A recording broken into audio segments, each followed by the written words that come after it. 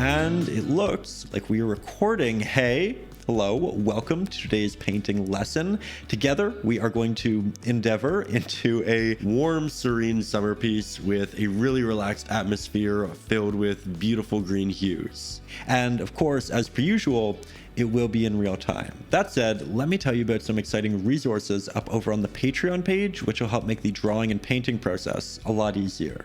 As a patron, you will get access to the traceables for these lessons, which will make it so you don't have to worry about getting your proportions or perspective right by yourself. Additionally, you can find my ebooks covering composition, color palettes, glazing, brushes, as well as just about everything you need to know about acrylic painting. Also, there are over 100 bonus lessons up over on Patreon that you can't find here on YouTube. And you can also get personalized art critiques from me, so you can get feedback on your work while continuing to improve your techniques. There are a lot of great resources up there. I do recommend checking it out. And with that, now we are going to jump into the lesson. It is a long one, it is a fulfilling one, and I think there are a lot of great little lessons within it. So let's relax, enjoy, and stay creative together.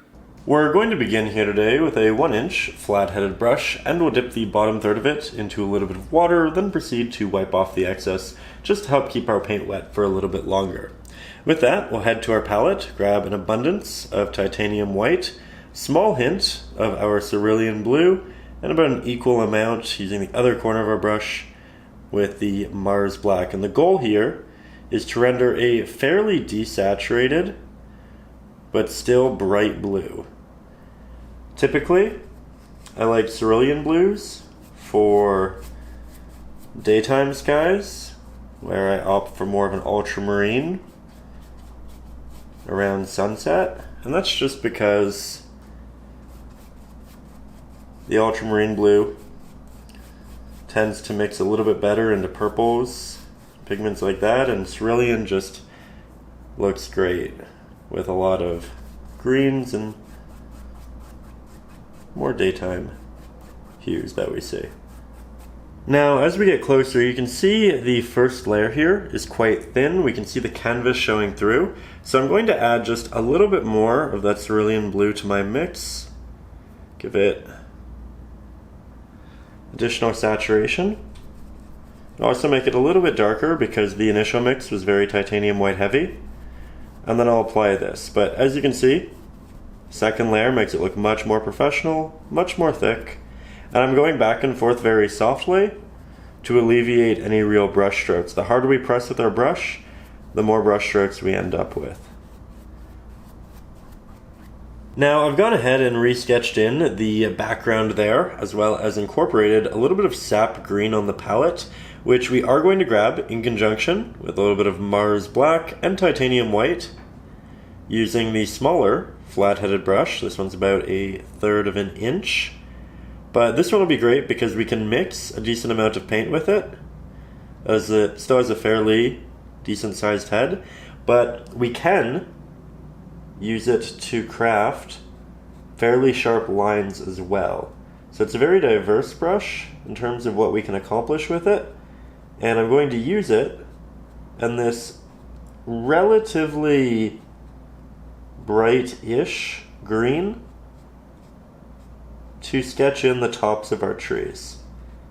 And I'm not doing all of the protruding pieces at this point, I'm just going in for the more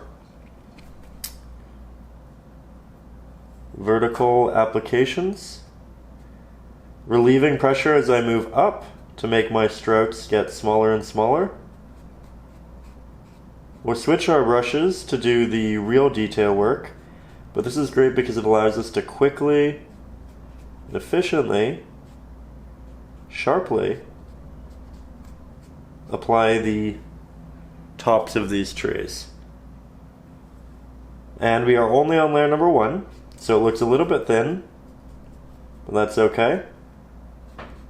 We're just figuring it out at this point.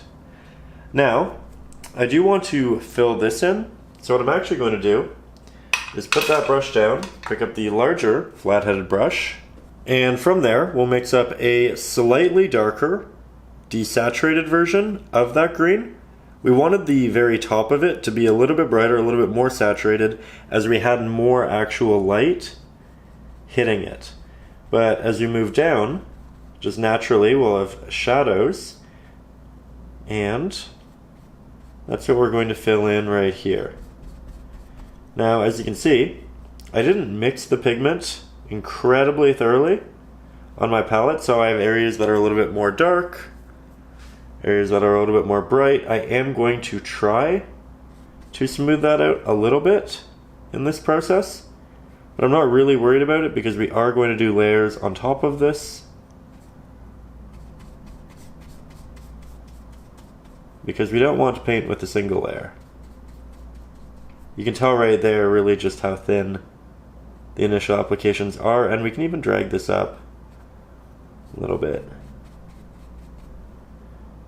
Now this does continue down here, but I'm going to leave some brush strokes intentionally to note that there's a bit of a change in the landscape.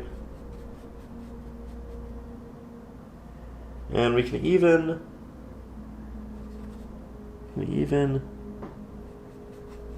note there. I think this will be water actually. So I'll just rip a little bit of that off. So I went ahead and let that dry for the most part. As you can tell, very thin. And that's okay because we're going to fix it in this next layer. Really like to make note of that. The thinness, the unfinished nature of a first layer. Especially early on in a painting, because I think it's so easy to get discouraged when we see that in our own work. And maybe we don't feel like continuing. But realistically, this is just what it's like working with acrylic paints. The first layers are often fairly rough, regardless of how talented you are with the medium. So, don't kind of lose faith in yourself in the process. It's okay that it looks this awkward. And here we're adding our second, in some places third layer of pigment. And just look at this in relation to this, right? So much better. This third layer also is a little bit more gray, a little bit less saturated. And that means two things. One, it likely has more titanium white in it, which it does. Titanium white's a very thick pigment in relation to the rest. And that helps us with not seeing the canvas show through and having a more professional look to the application. But additionally, it makes it look a little bit farther away as a subject, because often subjects are significantly more saturated, that have more distinct values in the foreground than they do in the background. They're a bit more subtle, they have more atmospheric light, it's all softer in the background, typically. There are exceptions to the rule, but this is helping push this all farther back, and it'll make our foreground pop to a greater extent. There we go. You can tell this is still a little bit thin. I'm just going to do slightly more pigment over it. Now we'll get in a little bit closer. We'll switch to our liner brush. It's nice and small, great for real detail work, and that's what we are here to do with it. So I'm just going to begin by expanding slightly on a couple of our more protruding trees. And I don't want all of my trees to look the same. So we are trying to be playful with these applications, kind of dancing back and forth, but I'm not trying to make the left and right hand side symmetrical. We want them to be diverse. We want openings, and if these applications are a little bit thin, that's actually great, because it makes it look like light is working its way through the trees, like some areas of foliage are more thin than others. So while we worked really hard to make this significantly more dense, here we get to play with opacity and have it slowly become more dense as we work down towards the bottom and the middle. But in this section, towards the top, it's brighter, It has that blue showing through. Makes it feel nice and cohesive.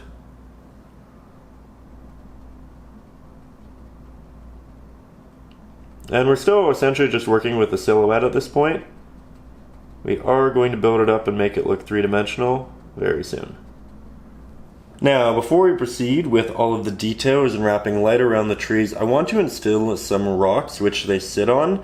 I'll do so with, again, the smaller flat-headed brush. We'll mix up a good amount of gray. We'll throw in a hint of cerulean blue for the cool shadows that will be cast upon it. Maybe we go a little bit darker. We do want this to be darker than the green, but not by a lot. And we want there to be significant room to get darker in the foreground. So we'll go in with a nice little test, and so far I think I already like this a lot. I'm going to make a sharp top for our rock. So I'm using the sharp top of the brush, but as we start to move down, and especially towards the left-hand side, I'm going to use the corner of the brush and I'm going to do little taps to make it look like it's getting lost behind a series of trees. So we'll just have those work its way down, and we can fill out these trees a little bit later.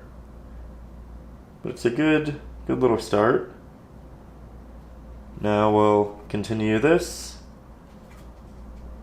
and then just have it fairly loosely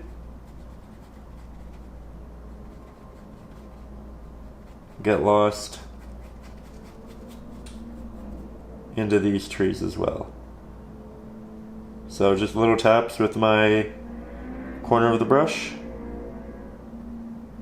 as it just dissipates into that distance there. Now we'll create some textured shadows within there, and we're back to the larger flat-headed brush for this. We want a green that's darker than that which we just used, but again, not too dark, because you want to save the truly dark greens for the foreground. This also needs to be fairly gray, so we're using a lot of titanium white despite the fact that we want it to be a darker hue. And here we have a nice woodsy green, so we'll put that down and we'll switch. If you've watched a lot of my lessons in the past, you probably know. Our stiff bristled fan brush, you can see it has all of these individual little bristles, perfect for making a myriad of markings with singular small taps. And here, we're essentially painting in the shadows that will be seen through openings in our trees. Great easy way of applying texture. I might also tap vertically up the left-hand side of my trees because the right is coming from, or the light is coming from the right-hand side. So we're just future-proofing a little bit there. We can also tap a little bit of this onto the exposed rock. We don't have to, but there will be greenery on that rock. It only makes sense that it's growing on it as well. While these are trees, there will be mosses and foliage and all of these other different things. So don't worry too much about that.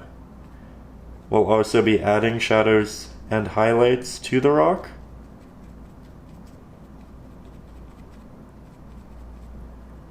There we go.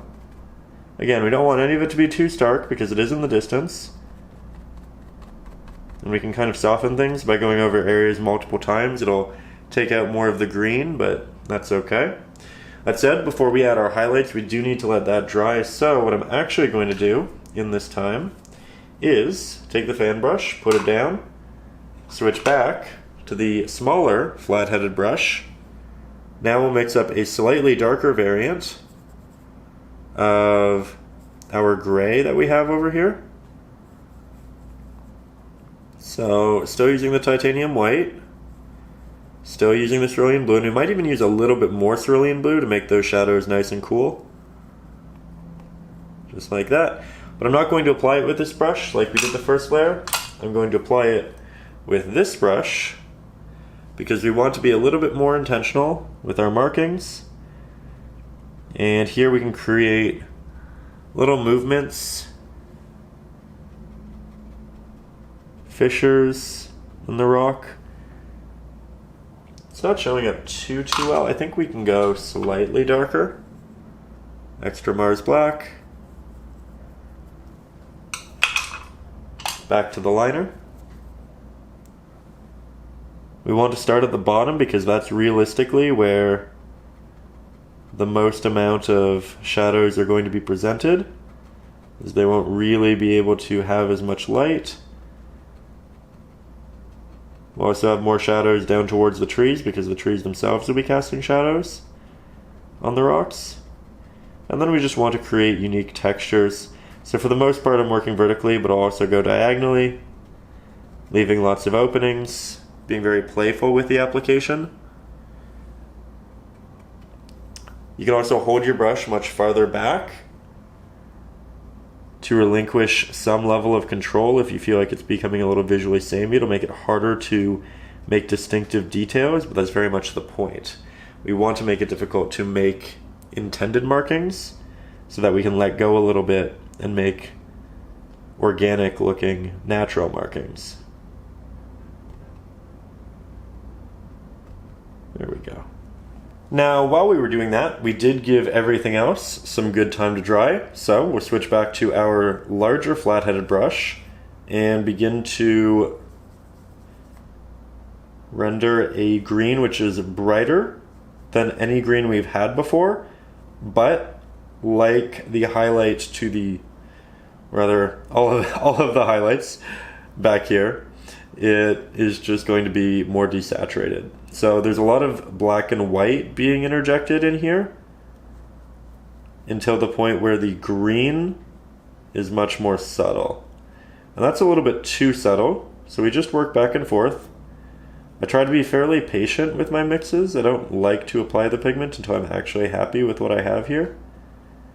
That means sometimes we end up mixing more pigment than we intended to, but I think it's worth it to take that time and get what you really want out of it. I think that right there is really pretty.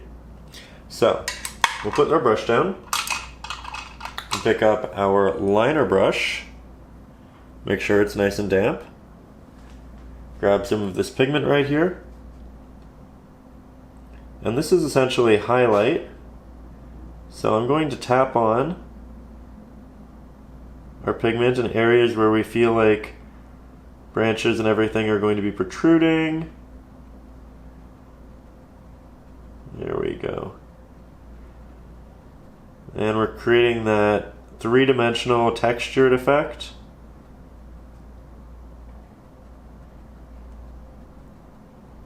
Where we now have our mid value, which we painted first.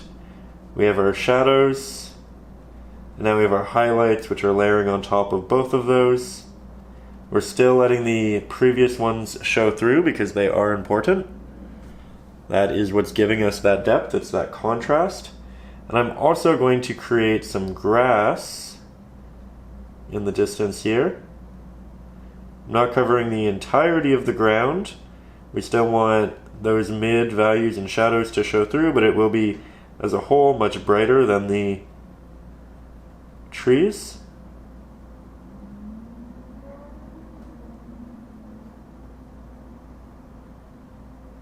There we go. Doing a couple layers to build it up just a little bit.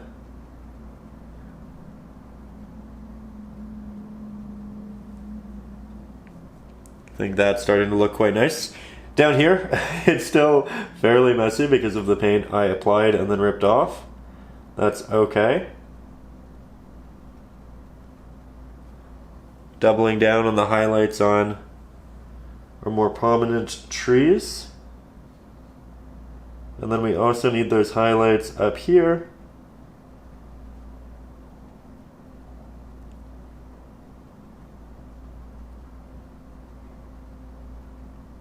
It's all done through a myriad of taps. We have multiple types of trees, so we have the kind that are very linear, very vertical, but then we splash in these rounded edges and applications. Trying to keep in mind when we have large trees like this, the area behind them is probably going to be fairly dark, so we're not adding highlight there because that does create a shadow, right? We can also have other trees that kind of protrude and stick out in these spots.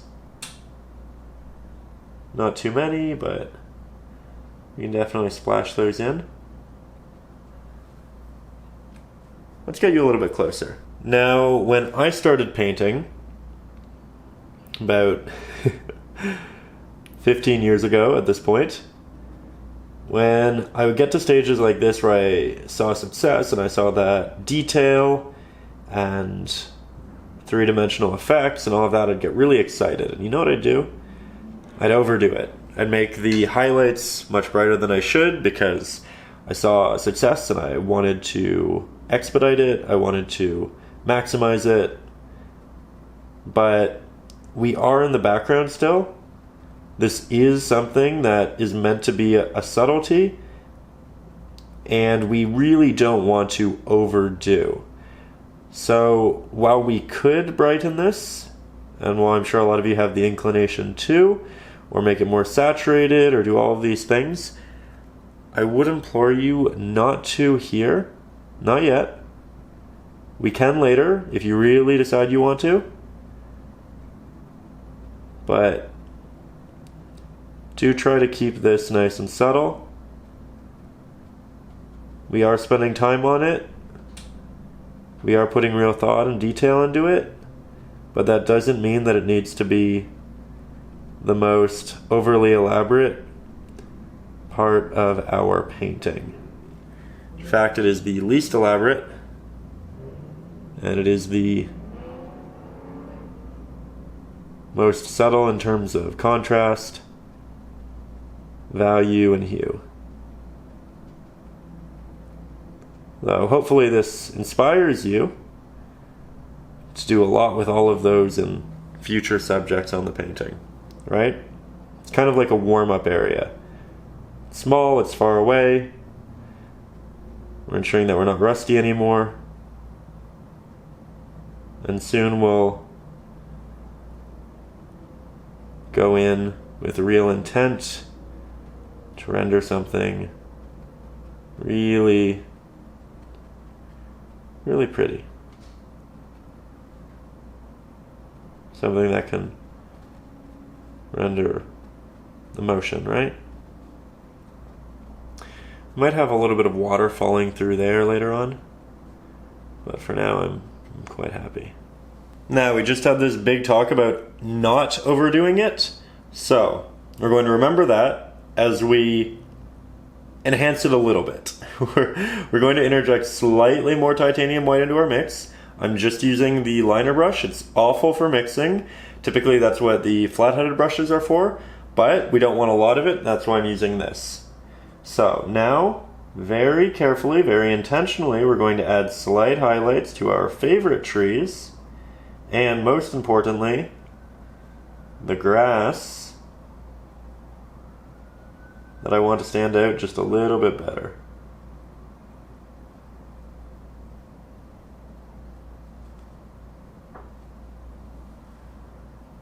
Like that.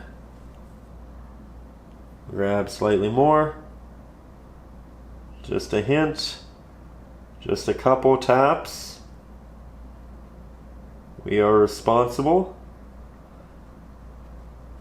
It's also not any more saturated. If anything, it's a little bit less. Just by a little bit.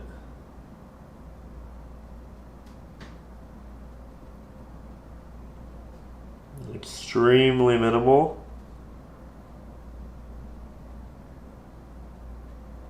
But I do think it made it better.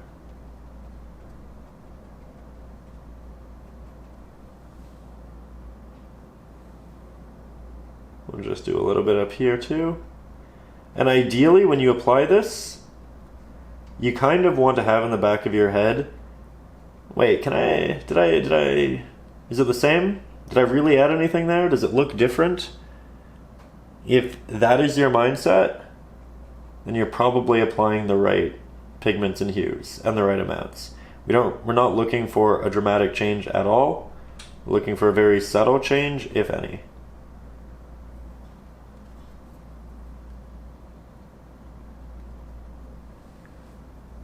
Okay. Now we'll head down in the painting and we'll tackle a fairly large area. For this, I am grabbing an abundance of Mars Black, a little bit of our Cerulean Blue, and Titanium White. Now, this is the darkest gray that we've used previously.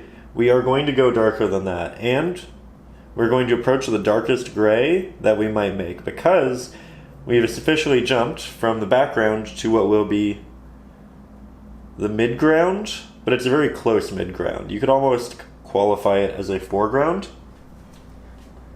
And we're going to layer this a little bit unintuitively, and that's okay. I'm going to apply this darker mix, which is still a little bit blue. We want the blue in there because it's a great cool hue for the shadows. We're going to apply that to the left-hand side and towards the bottom of this rock, as you can see. Nice thick application. These pigments will likely make it so you don't have to do multiple layers in the same way.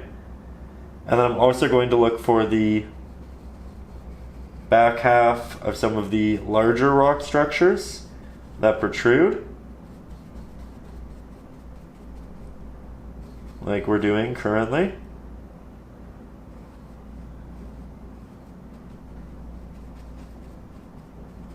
So here, it's the top of a rock, and it's the part that's facing us. Here, it's the part that's facing us. Here, it's the top and the part that's facing it. All of the darker areas that we're doing right now are on the left-hand side. They're opposite to where the light is coming.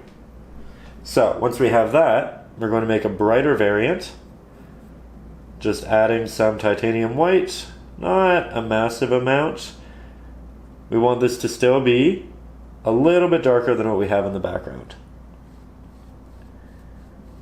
And this is something we can blend into that darker backing hue.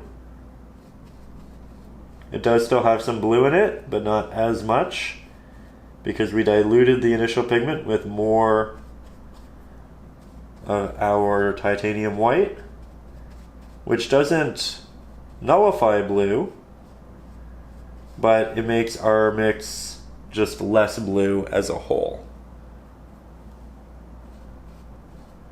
And right now we're just blocking in shadows, trying to make sure that I don't leave any of the white canvas showing. I'm also covering essentially all of our greenery and foliage that I drew in. Often I do get asked the question, why draw all of the greenery, foliage, all these different things if we're just going to cover them up? And it's a good question, it's a fair question.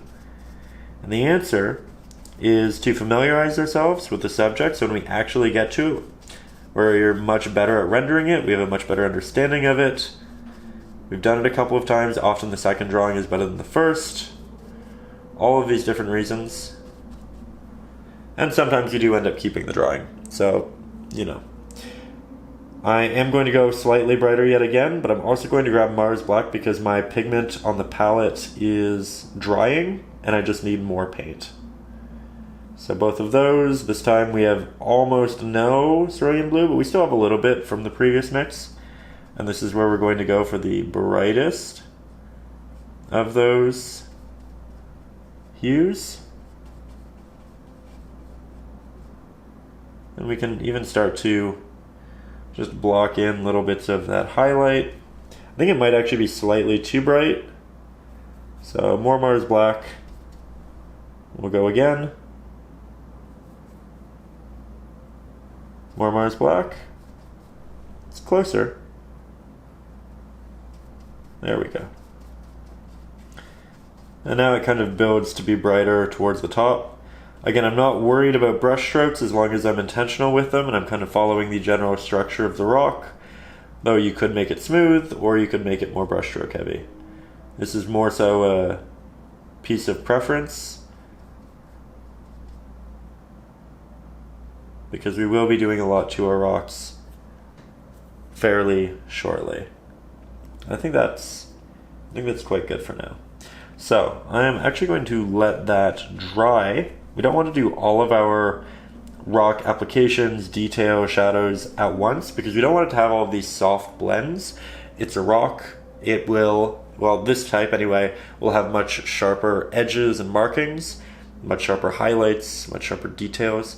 So if you want that sharpness, often it's best to let it dry and then do another layer. Where if you want softer rocks, which do exist especially near water, just not right here, that is when you want to do a little bit more wet into wet rather than wet into dry. Okay, so now that this is all dry to the touch, I'm going to switch back to the fan brush, which is clean by the way and dry. We want it clean and dry because we want all of those individual bristles to not be condensed.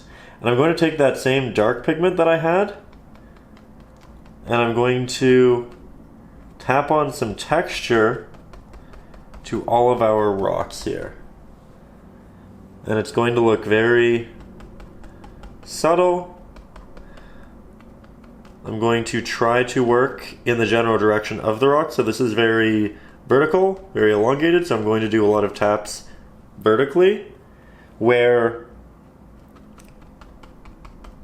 typically we want to rotate the brush and diversify those taps. We might do so down here a little bit.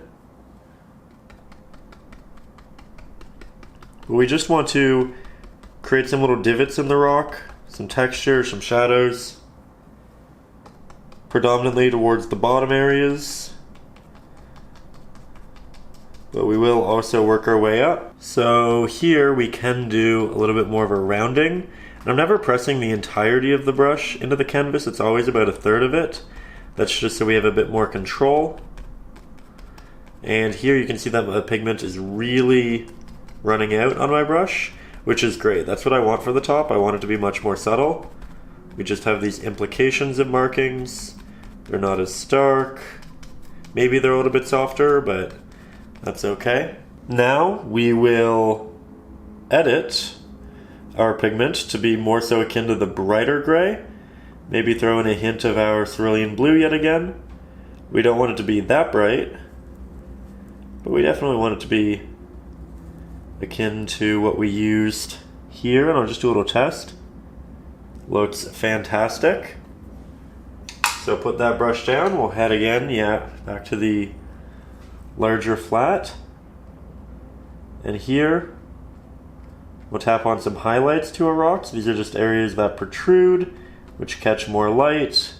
Therefore, we want to, instead of starting at the bottom, we start at the top, and we work our way down. Trying to keep in mind where areas were vertical. This will overlap some of the shadows, that's okay. Just builds really unique texture. And this is what we really want to do up towards the top here, because we didn't do the shadows towards the top to any real extent. It was just rather what was left on the brush after the bottom section.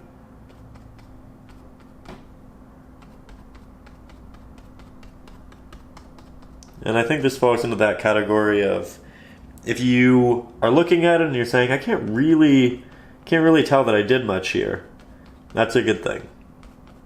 We want it to be subtle like that.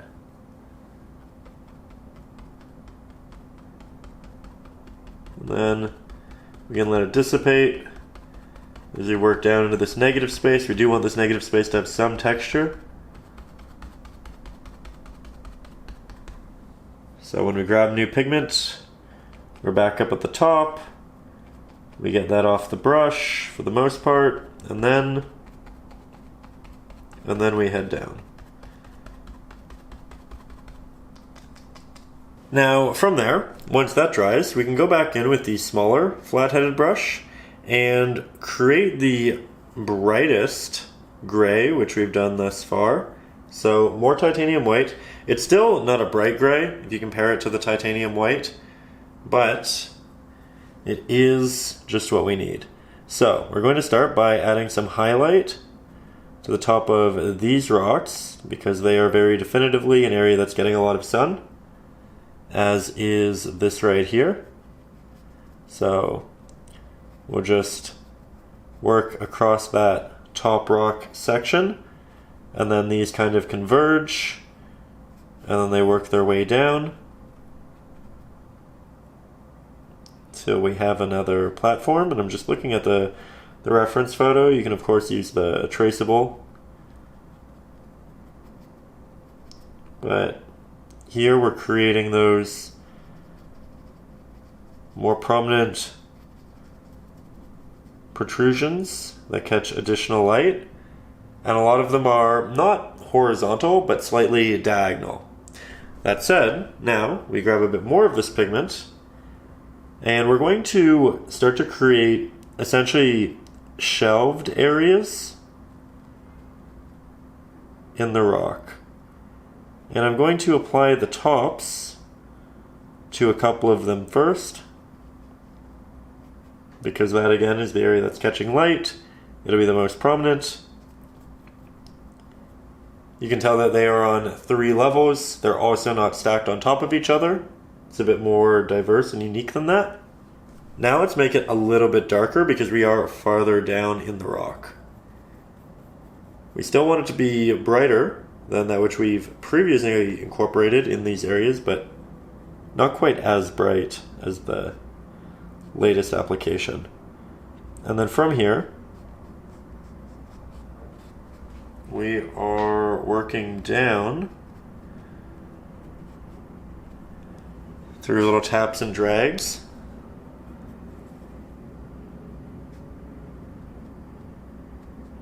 I have a lot of water on my brush here so I can get sharp markings, but if you don't have a lot of water and you get more of a granular, toothy look, that can also be great for rocks. I'm actually going to take a lot of that water off. We'll go back in. And we'll start to create, again, essentially these shelves of slated rock.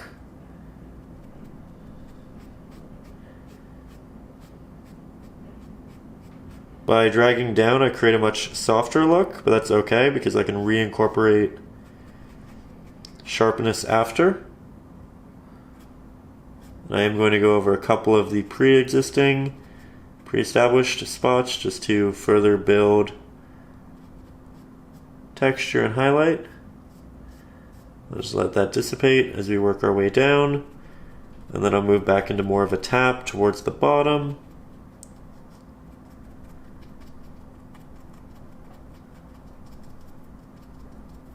Just like so. We can also have a couple little protruding areas through here, and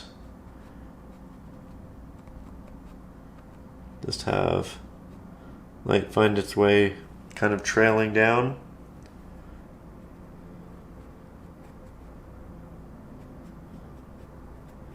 As it dissipates, I can kind of work in mid-value areas that aren't going to be that bright but are still going to be brighter. And all of that heavy light is still, of course, going to exist on the right-hand side.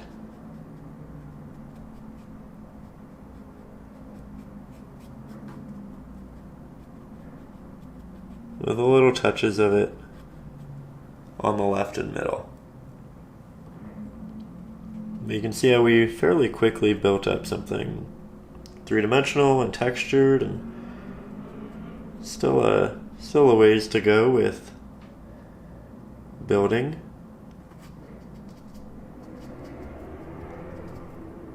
There we are. There's actually quite a bit towards the bottom here. Kind of protrudes, but it's facing this way for the most part. That said, I'm doing it as I almost ran out of paint so that it's much more subtle than the top, so we can expand upon it how we'd like to, but we aren't kind of forced into a much brighter hue than we want. Brighter value, rather. We don't have a lot of hue in this. There's like a little bit of blue, but not much. I think I need to move the camera back just so we can complete the bottom portion. So, we'll just continue to proceed to build this up. Again, it's a mixture of these drags for areas that I want to be a lot brighter as a whole, be a bit more blocky with it, but then we do the taps to interject that sharpness. And I'll let it dissipate as we get towards the bottom, which is where we'll eventually meet the water. And we can overlap the white of the canvas in that section. I also think we do have a little bit of room to brighten it, so we shall.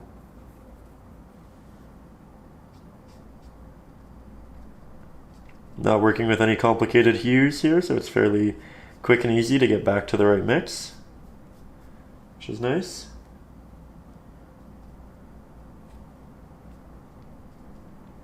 Have to be careful of unmixed pigment on the brush.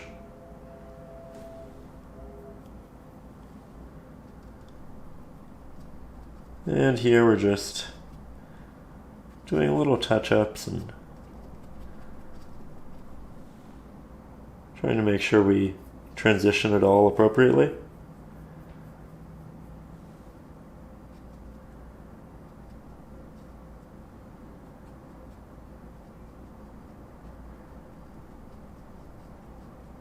There we go. Remember, the brightest of highlights need to go at the top. And then from there,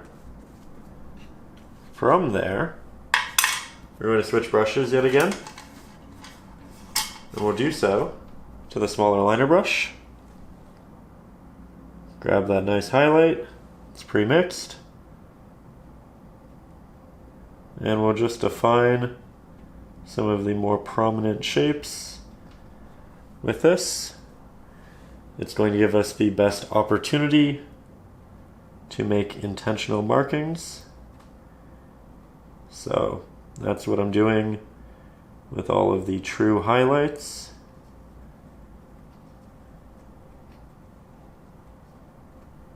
And you can see that as we do this, we're just slowly building these layers to the point where we have something that feels very cohesive, but textured and sharp and organic, and all of these different essentially keywords that we use, but they all do mean something important, and they all do add up and build into that which we're currently attempting to render, right? Just trying to figure this out briefly.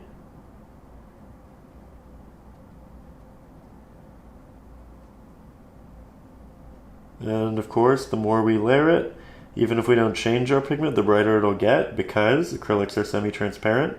We can see the previous layer through our new layer, especially if it's a fairly damp brush. And every time we apply it, we build the base layer to be a little bit brighter.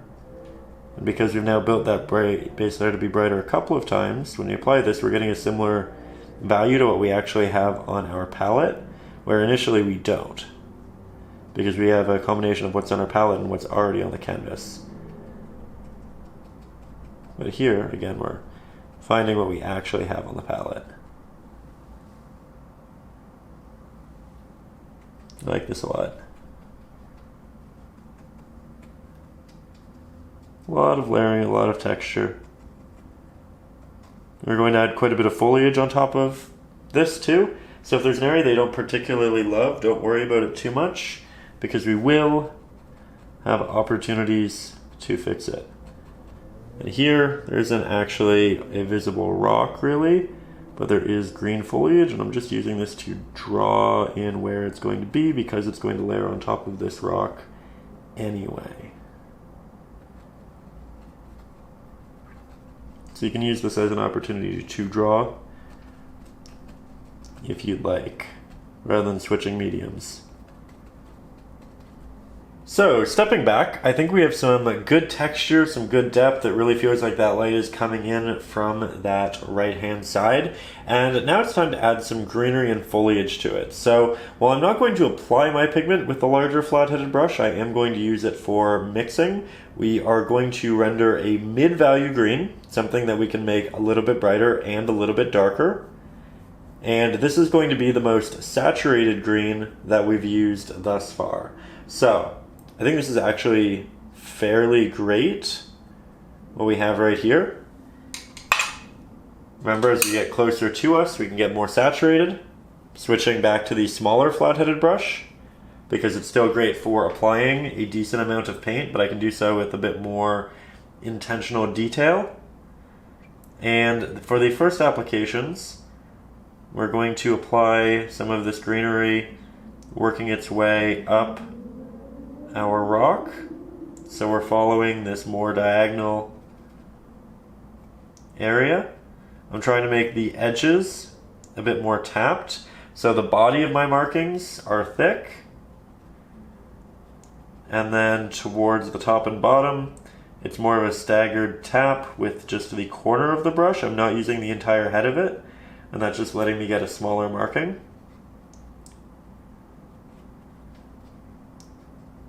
And now we'll start having it wrap around and up this area, and it blends really beautifully. And I don't mean technically blends, I'm not getting a wet into wet blend, but the value of it with the highlight of the rock looks really nice.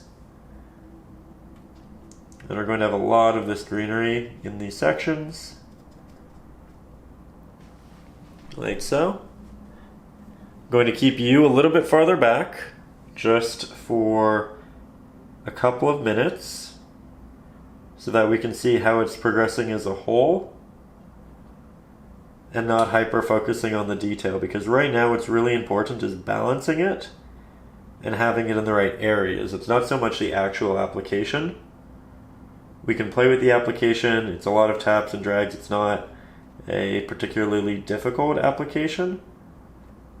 Again, it's more about figuring out where things are and balancing them appropriately.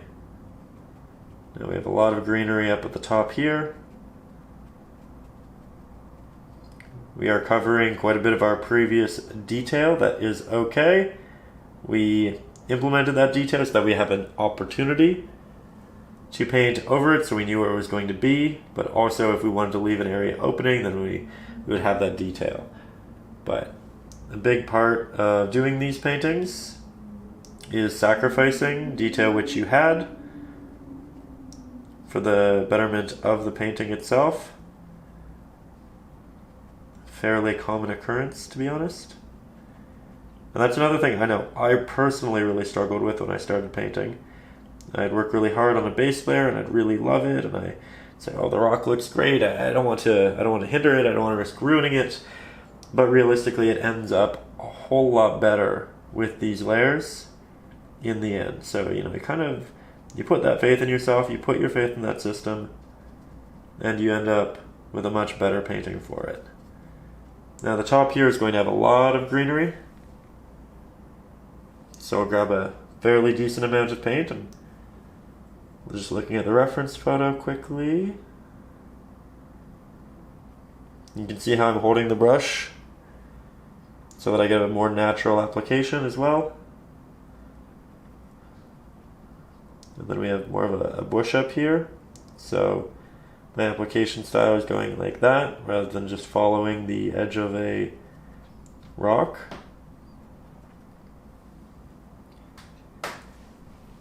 I'm going to have quite a bit of it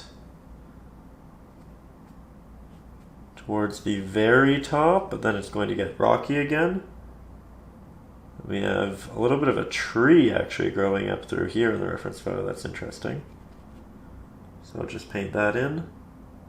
And we can always go back and add more greenery as we continue through. I do like to take a less is more approach for the most part, with a lot of additive applications like this.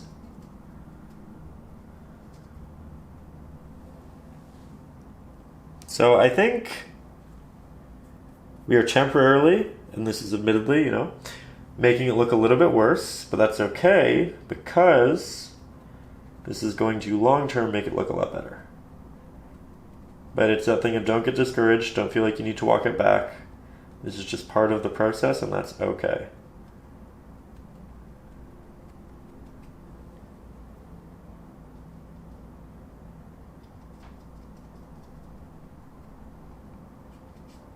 Okay, very good.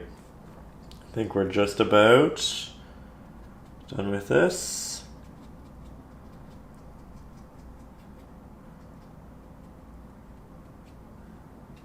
Now what we're going to do is we're going to take our larger flat-headed brush. We're going to mix up the darker hue that we actually had in the rock one more time. I say one more time. We will do it later again in the painting as well, but for now, we're going to remix it. There we go. We're going to switch back to our liner. And we'll just redraw some separation in portions of that green. We'll stagger edges. We'll just break it up where we feel it might have gotten a little bit too dense. And we can also use this as an opportunity to create extra detail in our rock.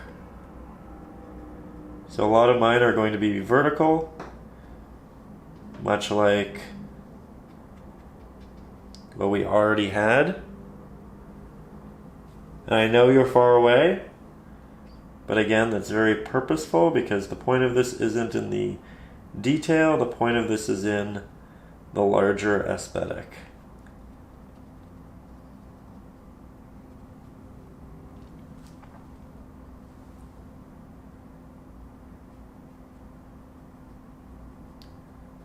Following a lot of the line work that we've previously established in these sections.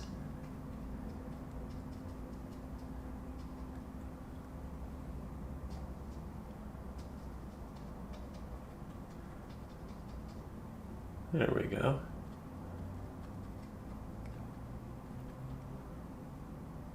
I like that.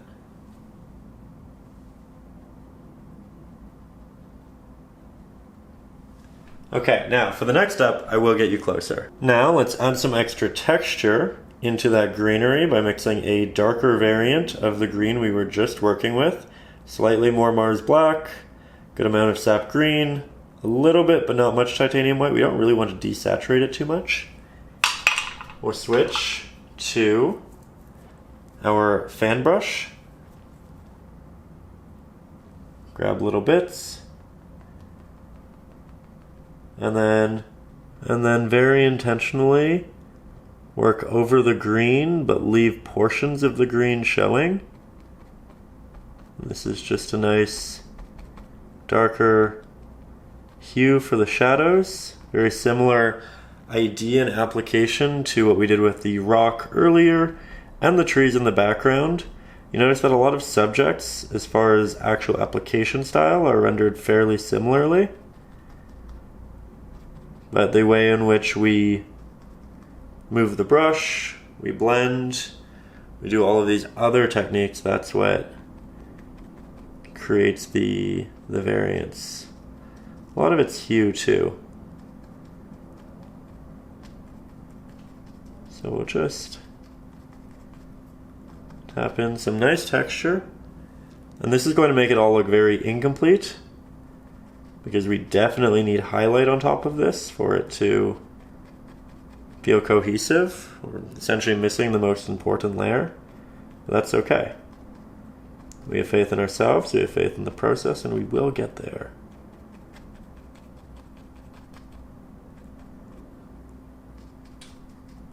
But you can see I'm being quite careful and not pressing the entirety of the brush. It's always about a third, if not less. Actually, you know what? I like that so much that I think I want to double down on it a little bit. So we're going to grab some Mars Black, a little bit of titanium white, hint of our cerulean blue. Create that really dark mixture that we used here, if not something slightly darker. Just like this. Fairly good amount. I'm stretching it wide on the canvas, or on the palette too, because it'll be easier to pick up with the fan brush. And there's still a little bit of green on the fan brush, but I am okay with that. And I'm just going to splash in a little bit more of that textured shadow into our negative spaces, especially that leads up into that green. It'll be best at the bottom here. This will make all of our rock look so much more sharp because it has these very sharp little openings and divots and fissures. There we go.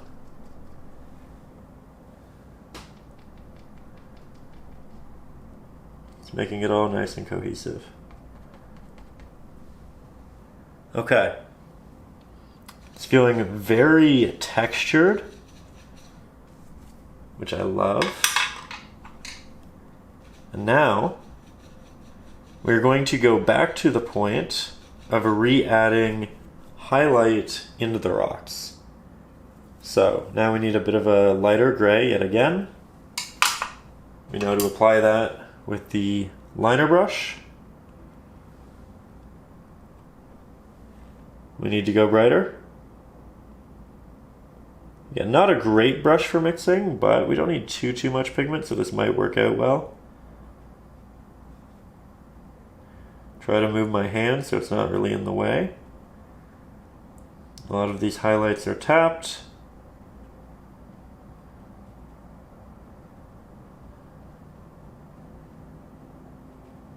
Kind of moving down the fissured openings. Reestablishing a little bit of structure.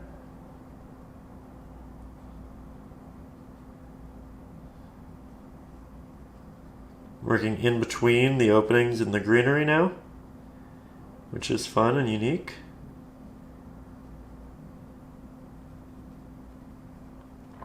Because there are going to be openings, and it's that back and forth that makes it look really nice.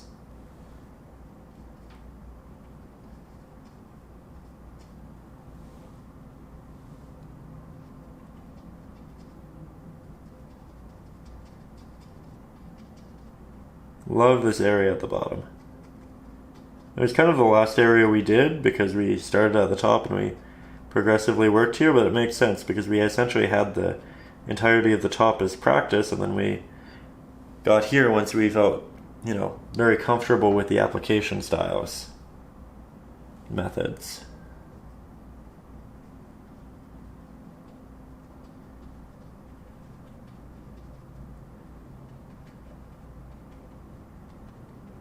Here I'm just amalgamating some spaces, building up the top of the highlight with the brightest gray. One more time before we do the highlights on the foliage and greenery. Working it down just a little bit, but for the most part it's staying up here. Just like so. And from there, we can switch back to the larger flat and our greens. We're going to mix up the brightest green that we've done thus far, or rather something akin to the brightness that we have in there, the brightest green that we have in this spot. But we're going to make this slightly more saturated than what we had back there.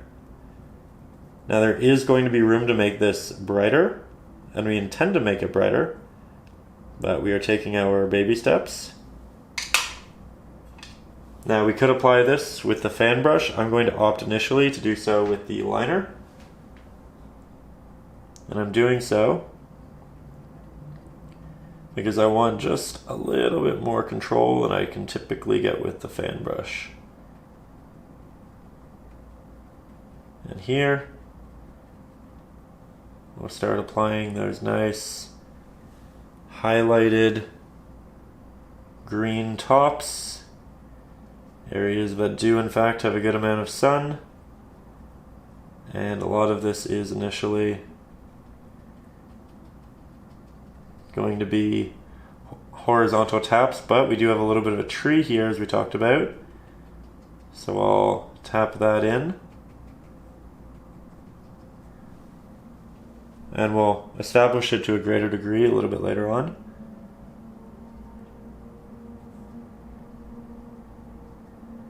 We're looking to build out from the highlighted areas for the most part, because this is greenery that does have highlight. Down here we have another, looks like a bush, looks like a tree. It's unique, it has openings. It's comprised of taps. There we go. Nice and easy. We have another one right here. And I'm trying to build on the right hand side and the centers of a lot of these. Where we're occasionally working down and, you know, creating these movements that follow the rocks.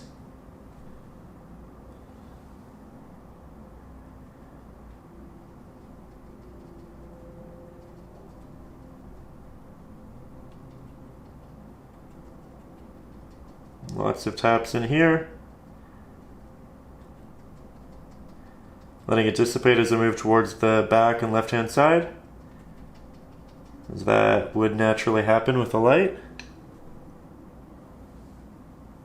Get you a little bit closer. Here again, going in with those taps. And we're going to start amalgamating areas, making more thick, prominent bunches.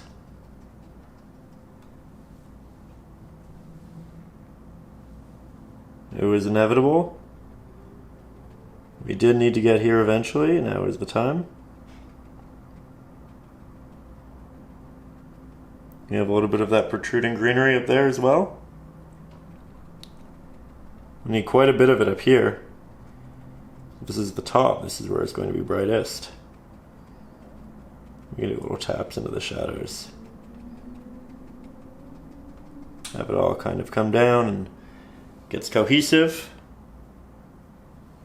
rather than being all of these little alienated spots. This is going to look a lot better once we get into a brighter highlight, but for now it's a good start. And as I start to lose pigment, I do work my way into those areas that do need to be done, but do need to be a bit darker.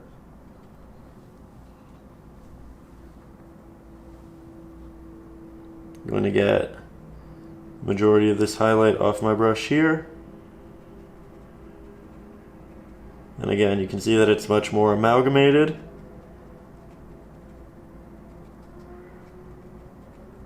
Because there will be a lot of highlight right there. And we can also build it up, give it that more organic look.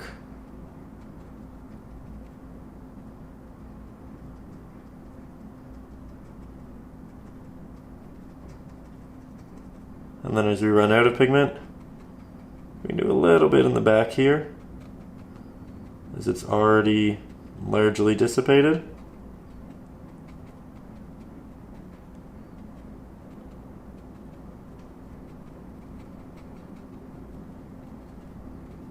Add some little bits of color, hue, texture, slightly brighter values to this back end.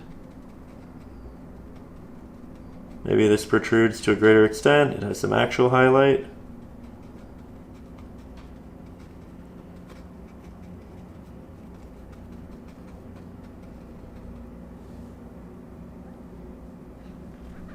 You can see it all slowly just builds.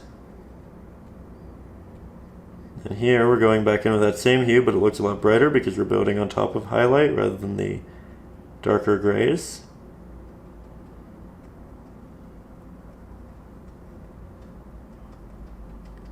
This is where it starts to feel fairly rewarding.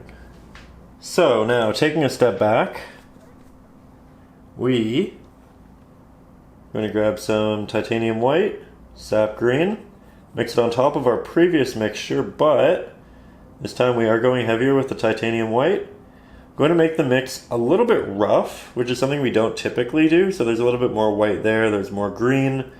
We can have a hint of Mars black. And I'm trying to get something that's a bit more unique and diverse and a little bit splotchy. Because now I'm switching to the fan brush. And I'm going to incorporate some highlights.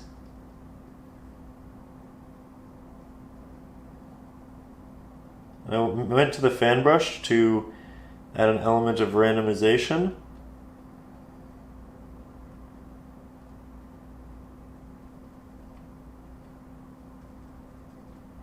This will really stand out. So we do want to be initially a little bit cautious about how and where we're applying it. It is a great way of building that highlight, texture, detail, contrast, all of it.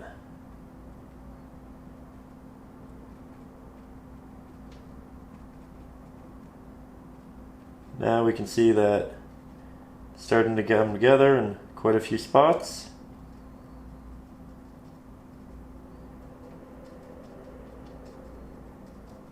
Our markings are smaller than what we can get with the liner brush because we're tapping with individual bristles and not a collection of them. That said, we are still going to use this one. We just want to essentially establish a lot of that randomization first.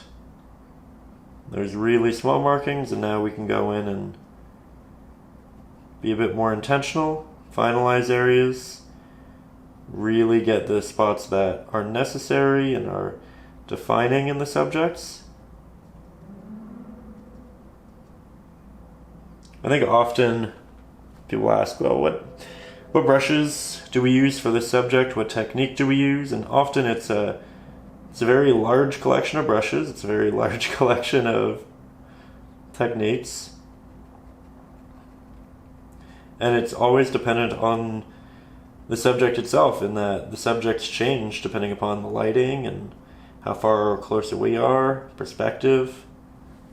So every subject I like to think of as a little bit different, an opportunity to learn. And, you know, I think that's why we don't get tired of painting trees or rocks or all of that. It's because there isn't one way to paint any of those subjects, and if we really look at them, if we really look at the reference photos, if we really paint from life, you'll see that every single one is going to offer you a new opportunity to learn and render something different.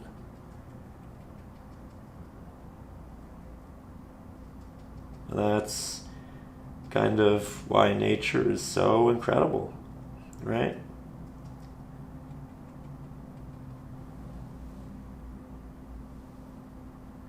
Really like what we have been able to achieve here with the greenery in this step.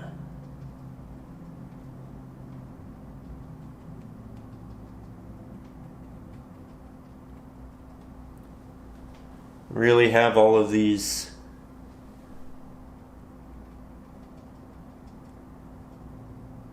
mountainous areas.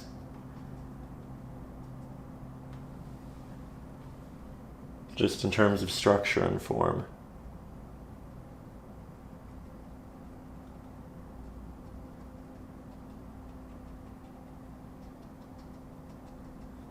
There we go.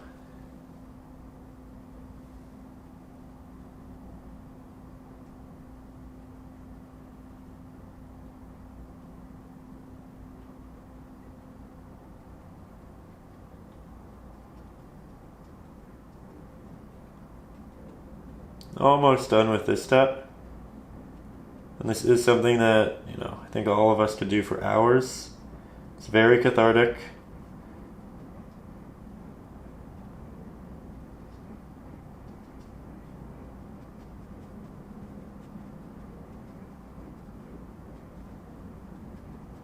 There we are.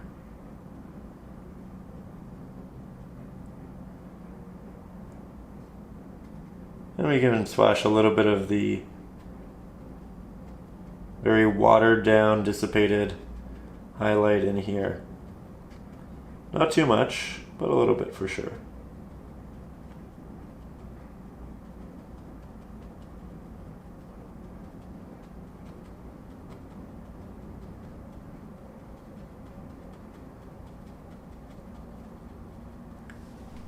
Now we're going to do two things as we move up. We're going to mix the brightest green that we will use here, and we'll apply that to the top.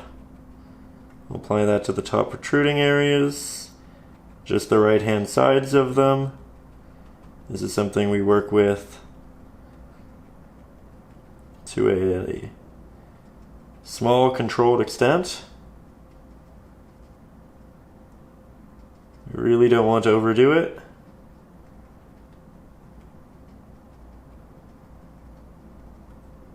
We want to keep the majority of it up here. Just like so. Now, you know what? I want just a tap of it here as well. Tap of it here. Again, slow and controlled. We add a little bit, we wait, we think about it, we measure, we go back as we should. I like that a lot. Now, we're going to render a gray, and a very light gray, a much lighter gray than we've used on the rocks before. So there's a little bit of green in it. And we incorporate the areas that are still bright and stand out, showing just how prominent that light on the top of the rock can be.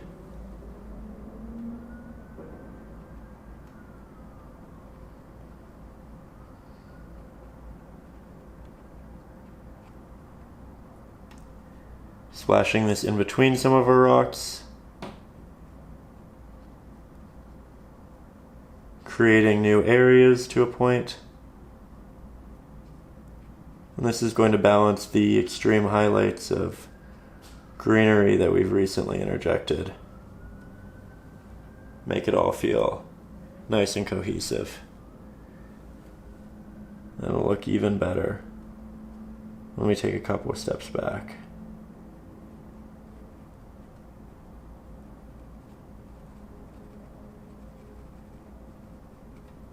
Might want to make it a little bit darker towards the left-hand side, is our general rule.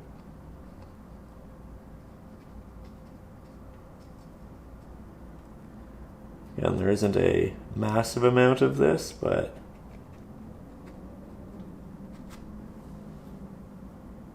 what there is will add a lot of dimension to your painting.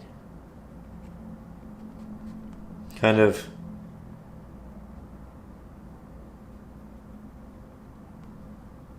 letting it become softer as we get a little bit farther down, less prominent. I'm just using my finger. If you do a little finger painting like me, be careful and make sure that your hands are extremely clean. You don't want the oils from your hands making in areas so it doesn't really adopt paint. That just means washing your hands before you go ahead and do this.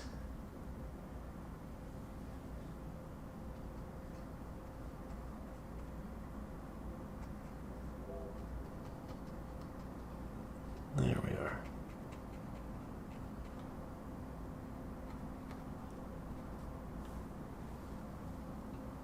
And make it a little bit darker as we get farther down, but we can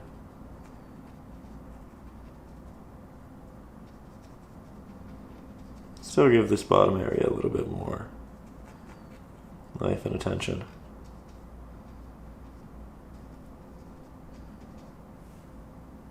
Now, from there, we get to proceed with a very fun step, which will cover a lot more canvas. We are back with the larger flat-headed brush, we are mixing a mid-value gray, similar to the mid-value gray that we have there. We're still going to interject a little bit of our cerulean blue, but we'll also throw in a little bit of our sap green. That way it's cooler, but it's earthy. And not by a lot, but just enough. And then I'm going to take this new pigment. We'll do a little test. We want to make sure that it's, again, good darker middle value. Not as dark as we can go, but also close. And I'm going to start using the sharp edge of this brush to cut in and around a lot of my rocks on the edge here.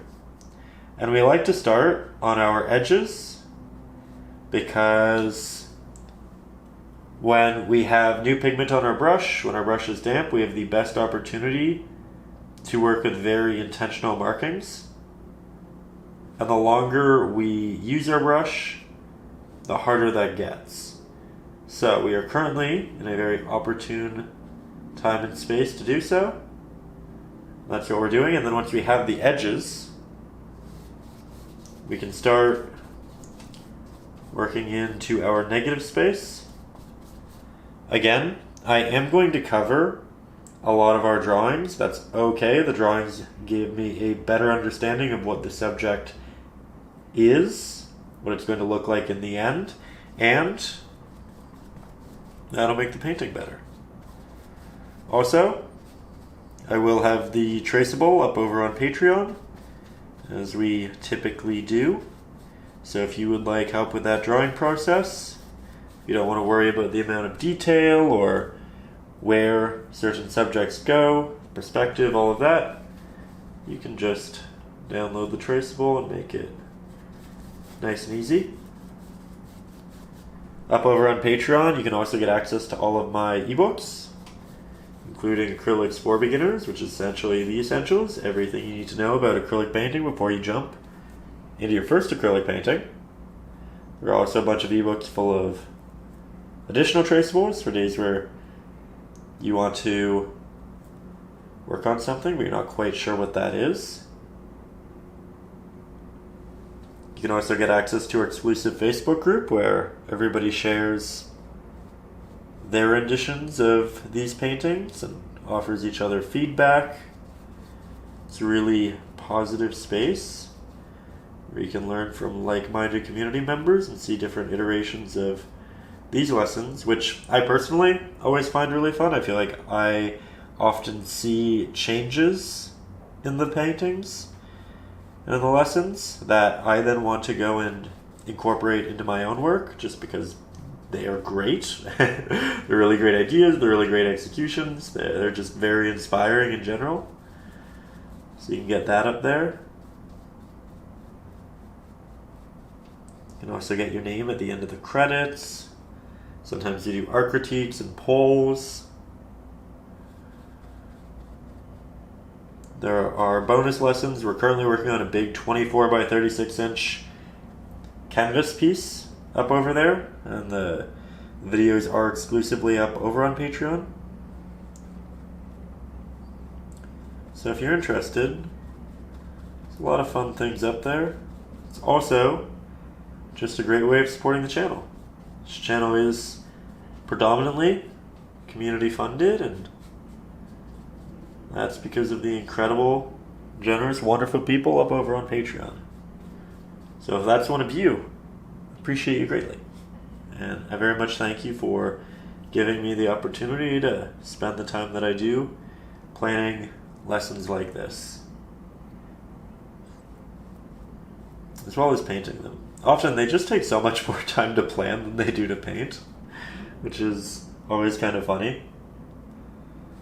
I feel like I spend so much more time in the kind of ideation phase and figuring out the steps, how I want to layer it, all of that. And then before I actually do the painting, I do an earlier version, essentially, just to make sure that the plan is correct. I feel like that's also something I should note. What you watch isn't always my first rendition of it. Sometimes it's the third rendition. and I've just done it a couple of times to kind of optimize and find better ways of doing it, better ways of teaching it, better layers of prioritizing different steps. But again, being able to do that because of you. So big thank you.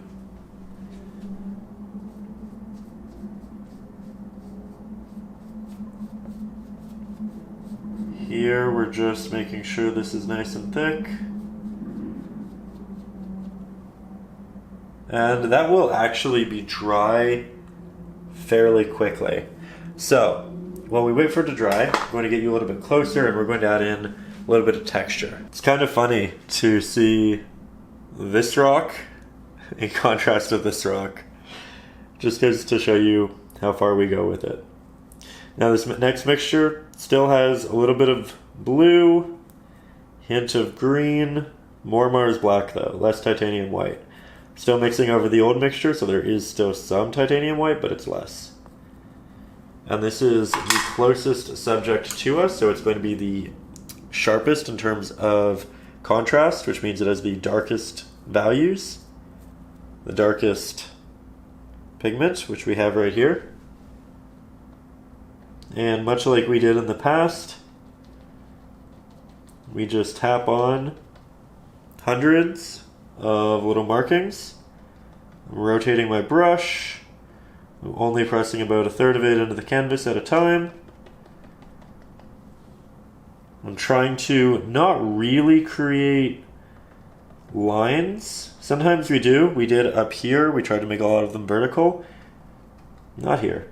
Here I just want randomized taps with a lot of essentially long-term implied texture. That's all this is. It's little shadows, it's divots, it's texture. It's areas where the sun doesn't quite find our subjects.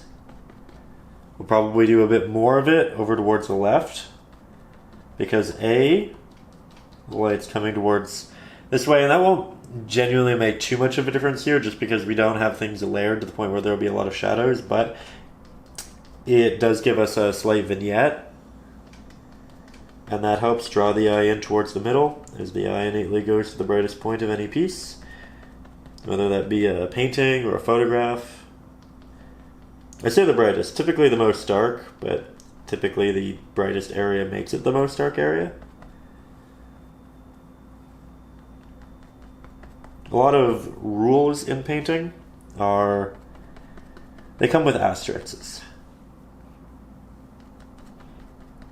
But that's a fairly consistent one. Wondering if you can see that fairly well. It's meant to be incredibly subtle, so you shouldn't see it too well, but I'll get you a little bit closer. So here we are, a little bit closer, a little bit higher. Same mix, same technique. You can see I'm rotating the brush in the air. We never rotate it once it touches canvas, because if we do, we get a swirl of paint, and that is not what we are looking for here.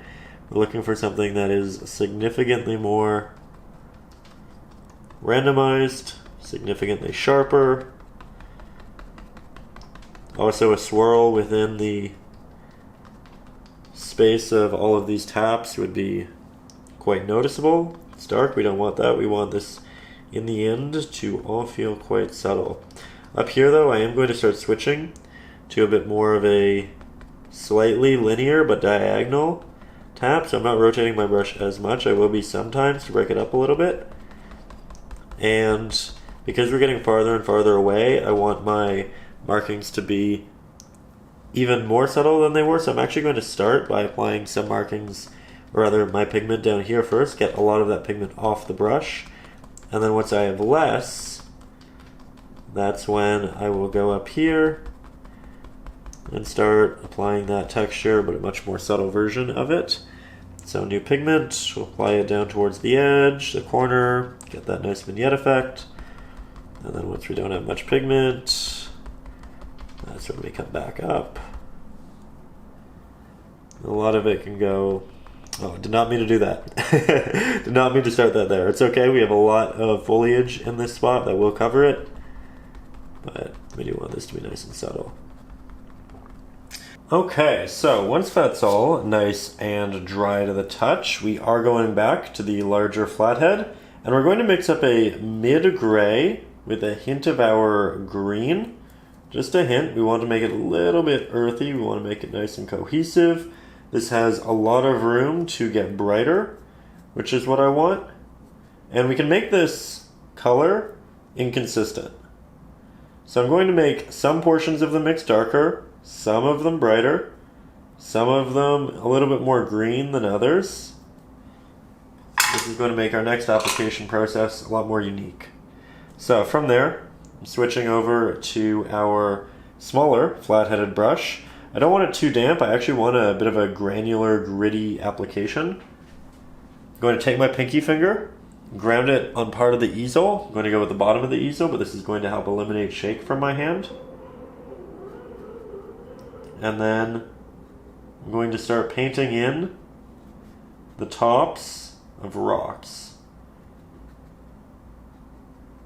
And these are going to be small for the most part towards the water. And the water is this open space we are yet to work on. As you can see, incredibly subtle up until this point, and they're overlapping with each other, and they're all different shapes and sizes, nice and unique as we always aim to make them.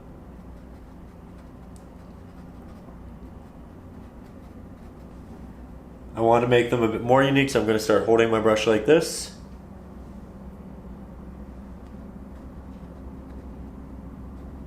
And as we get farther away, the rocks will get larger, less broken up and eroded by the water the farther out we get.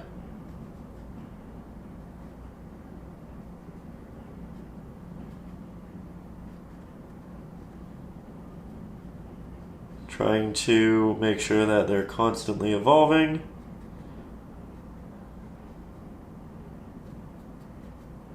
Sometimes I'm combining multiple small ones into new larger ones.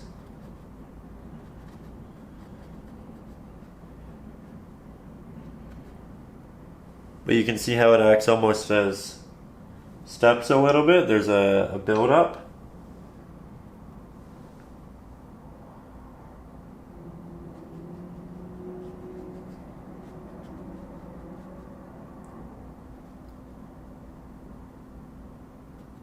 We're going to go over some of the tops a second time. That will make it slightly brighter because we're building on a mid value rather than a shadow value. As we get closer to us, they'll be a bit larger just because of perspective. It isn't that the actual rock is larger, it's just that it appears larger because of our closeness to it.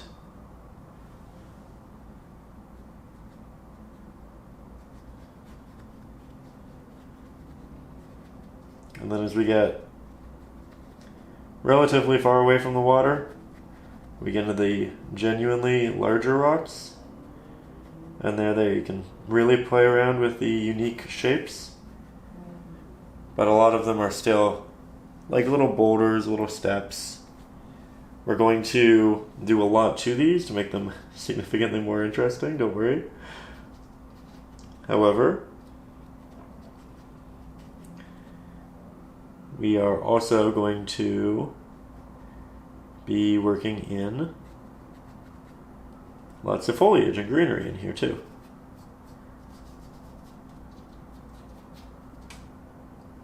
So here we'll continue. And I've noted that the rocks get a lot larger as we get towards the right-hand side, and they should, and they do. However, it's also worth noting that as we move upwards, both towards the water and the right-hand side, they need to get smaller. And it's not because the rocks themselves are more eroded up here, or more broken. They are just getting smaller because of perspective. So here you can see there's significantly more strokes, but less elongated ones. They're less playful.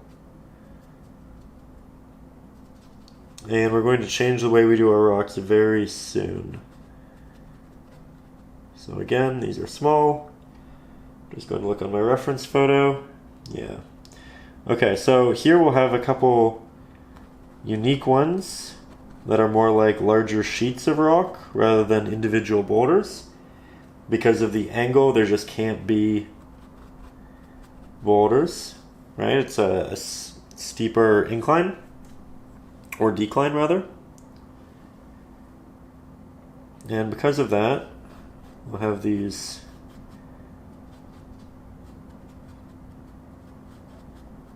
larger areas of it almost looks like slate rock. So I'm starting on the edge that's going to get the most light, and then I let it progressively work backwards, and I let it blend back. I might use my finger so that it gets semi-transparent.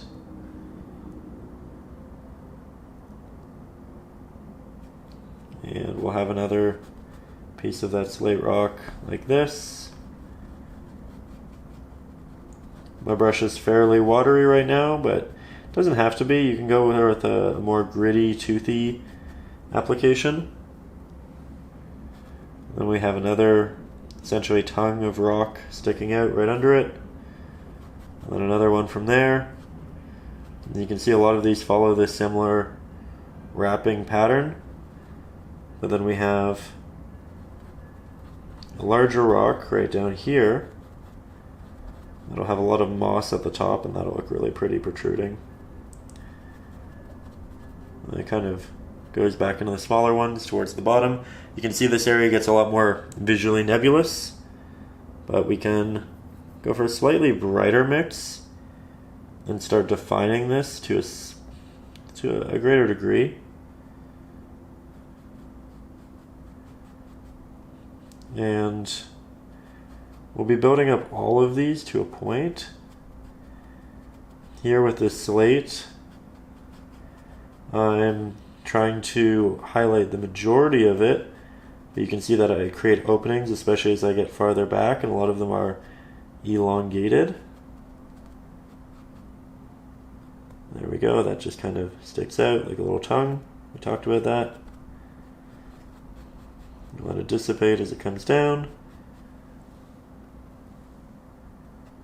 Again, this will look a lot better once we add texture and foliage and all of that, but for now we're just kind of placing our subjects. We're blocking them in.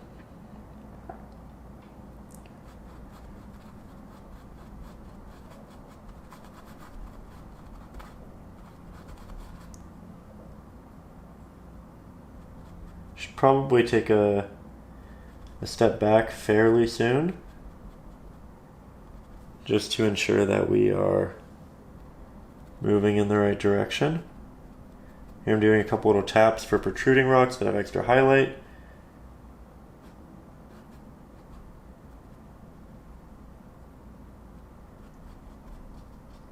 And then here, the reference photo, there's this interesting larger wall that protrudes like this and then comes out. So that I'm going to be a bit playful with it. It was like this essentially. We don't have to follow the reference photo, or the traceable for that matter, to a T, but it does offer a lot of great ideas. So, stepping back, I feel like it does make a little bit more sense. Let's continue with it. Make a slightly brighter gray. I'm going to mix it on top of my previous mixture, but as you can see, I'm leaving a little bit of that previous mixture on top. That way, I can see the contrast. I know we're getting brighter, but I know we're not getting too bright. So we'll grab this. I'm just going to move my reference photo. There we go. And this is, again, highlight.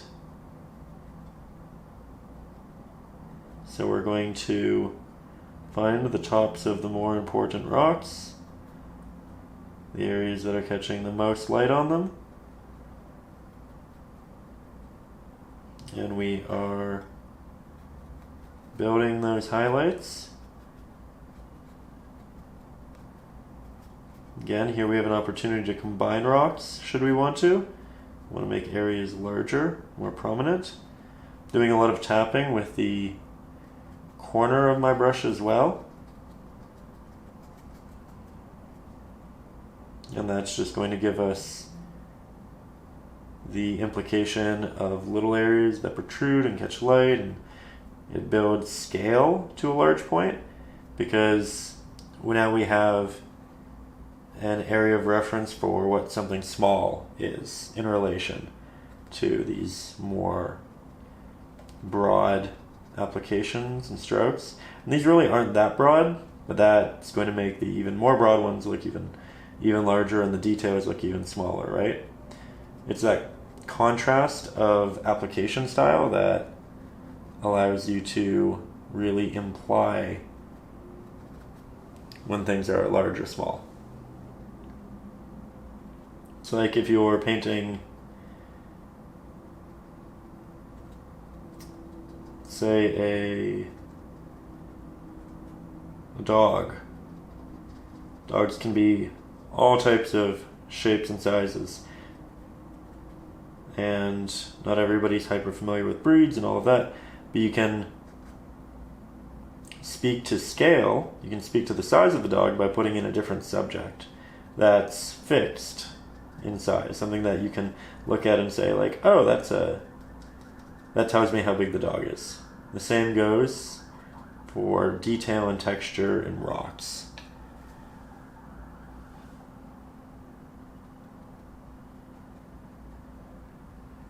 I'm finding that as I'm continuing this, well, a lot of them were initially much larger. They protruded to a higher degree.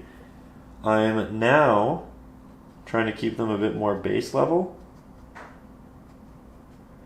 I'm also making the right-hand sides quite bright, so I'm going over them numerous times, building up that highlight, because that's where a lot of that highlight is seen.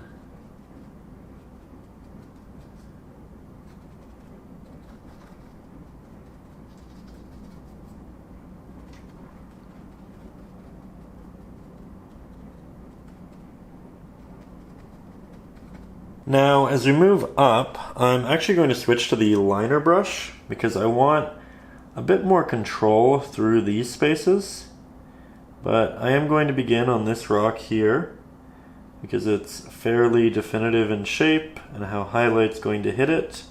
I know that this tongue, as we keep referring to it as, is going to protrude and catch a lot of light, as is the area that's right above it, particularly on the right hand side, and then I'll let it kind of do a blend back. And I do a blend with this brush by pressing essentially the top third of it into the canvas, and then I do a little wave with it back.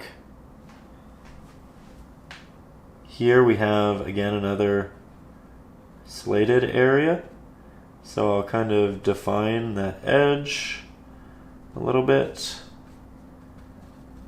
and then with the existing pigment we'll work it back. This gives us a neat new texture for rocks, which we can incorporate elsewhere and make it nice and cohesive, but it's a good little addition. It looks kind of odd when we only have it in two places, but we will add, we will improve. And then this protrudes, but it catches the most light over here, not towards that side, so we only do it through there. And then we have little areas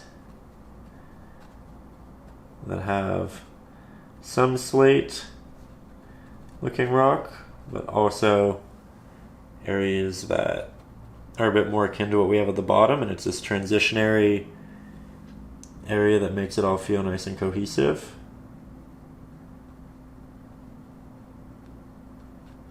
You can build it up into this. Again, cohesive.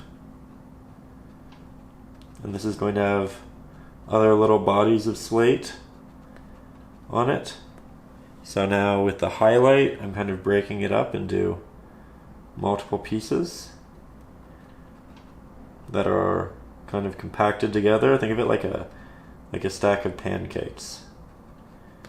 Right? There's the bottom one, and then there's one that's a little bit higher, and they're only, marginally taller than one another, but they stack. And right now they look very definitively broken up, but in future, soon to be applied layers, we'll kind of bring it back together. I'm also doing that thing where I almost exclusively work on the more cathartic areas, so areas that are just fun, but it'll make it look a lot better once I do some of these areas that are a little bit farther down, because these are what's going to make all of it fit together.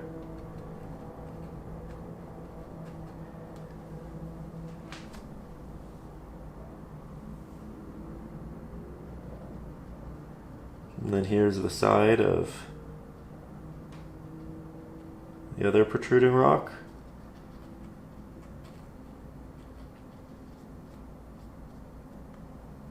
That's fairly fun, really unique to the space.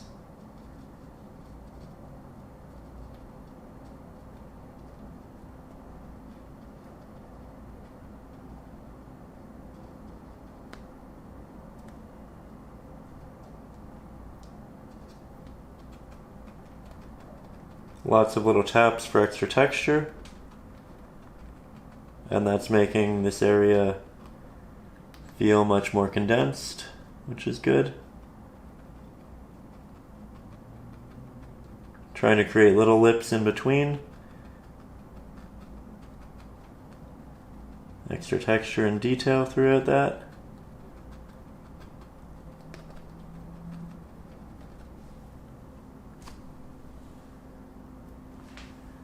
Again, still looking a little awkward. It's okay. Part of the process.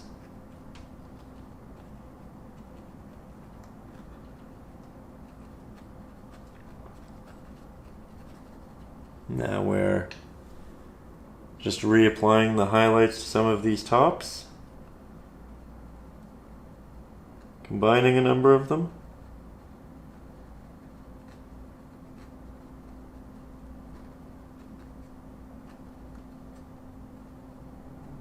The more times we go over these, the brighter they get. Similar rules to our other subjects. That said, as we get closer, they need to get larger, and the easiest way to make them larger is to combine multiple.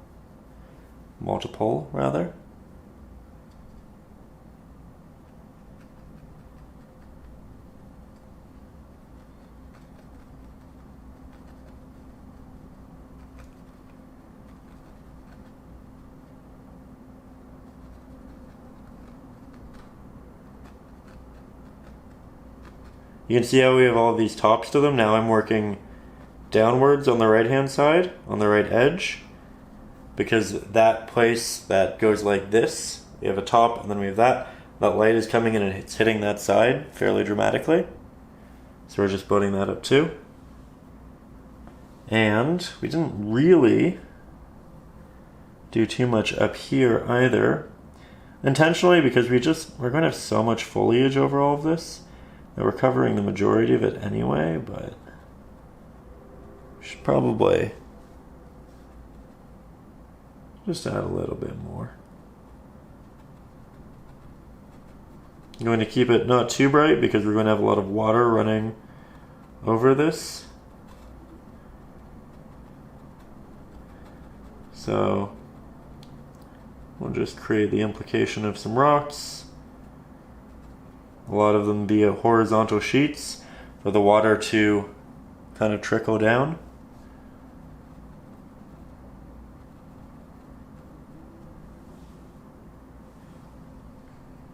Remember, all of your rocks here have been impacted by and are currently impacting the water, right? These are shaped the way they are for the most part because of erosion, and the water is being moved on them. They are the conduit for it. They are the road. They have a big impact.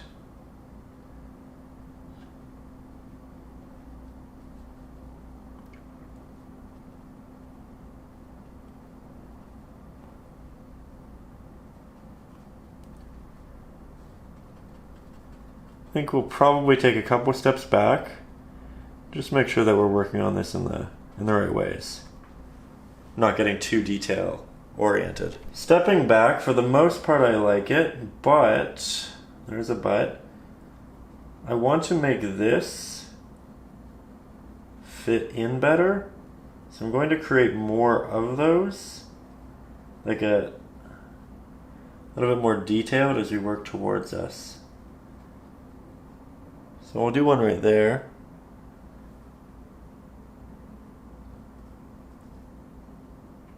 You know what, that might also just me being stubborn. So here we essentially have two options, right? We incorporate more of these to make it look like it makes more sense, or we take it out. And I like the areas around it. So I think the option is, I think we actually take it out. I like the idea of it. I think it's fun. We see it in the reference photo. I think it's better to just remove it for the sake of the larger piece, right? So what we're going to do is we're going to make a darker mix, and we're just going to make it into a more unique rock. Make it more of a bolder shape. Going back in with the darker pigment. Breaking it up.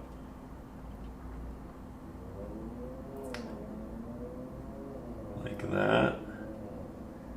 That's unique, that's interesting.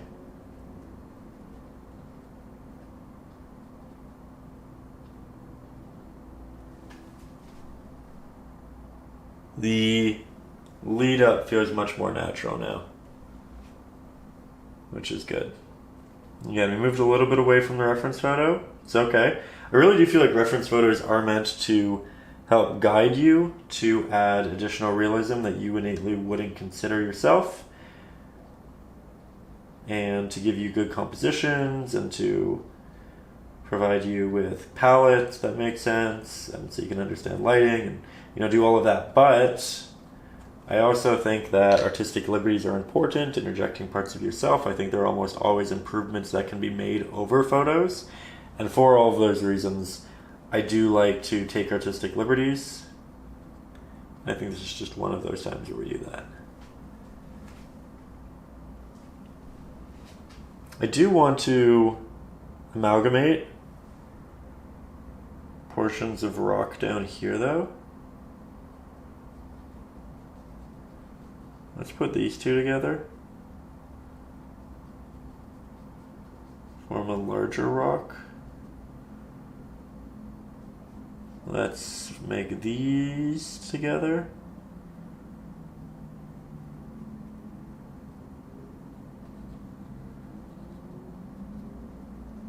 Almost feels like a series of steps, which is interesting. I think just bigger at this point is the goal down here.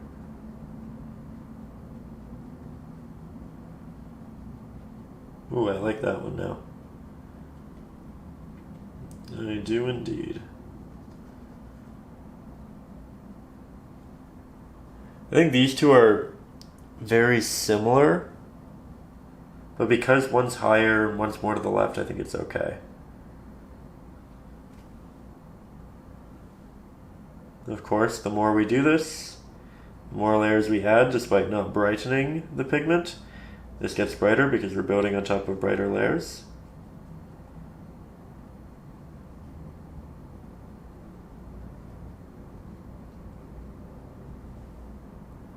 We definitely need to add some extra detail and texture up here because we have a lot right through here. We want it to make sense.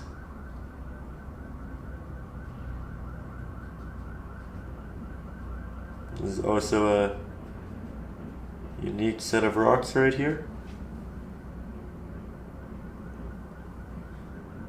Lots of tweaking.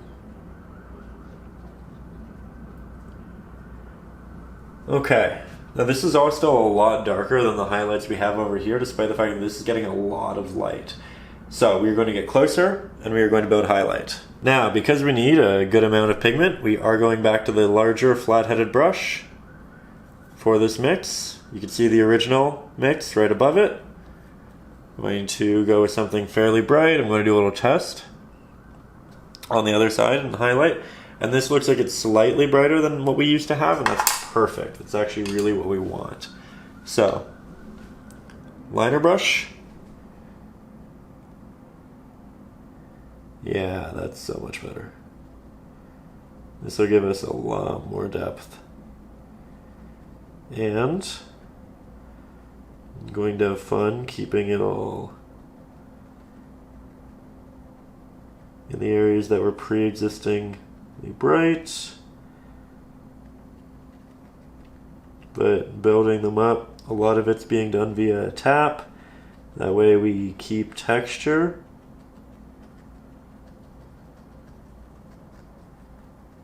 And you might feel like it's all very gray. It does have some green in it, but you might feel like it's all very gray. We are going to change that fairly soon, using a technique that we are yet to incorporate. But we are going to make it quite a bit more full of life in the near future. I'm also going to start simplifying some of the rock structures, as you can see, by filling in openings in negative space. You don't have to do that, but I personally feel like it's just going to look a little bit better if we do. If the rocks have more definitive surface area.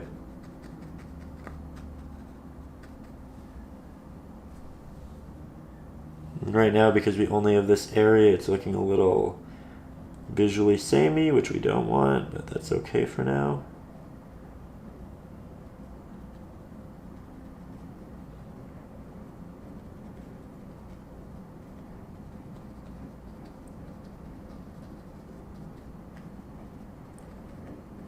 You can see that as we expand, it all starts to make sense again. And I'm constantly changing the shapes of our rocks.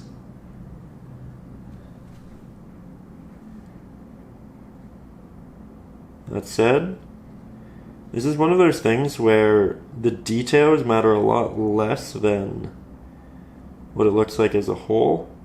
So in the next 30 or so seconds, I'm going to pull the camera back and we'll work on this from a bit of an afar.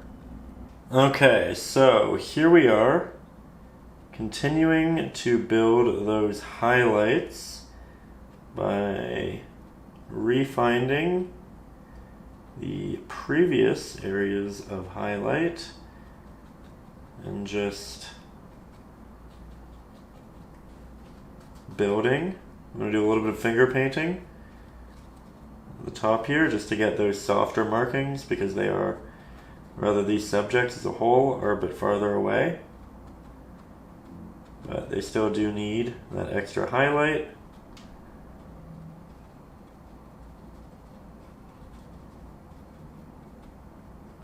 So we'll build this up as one does.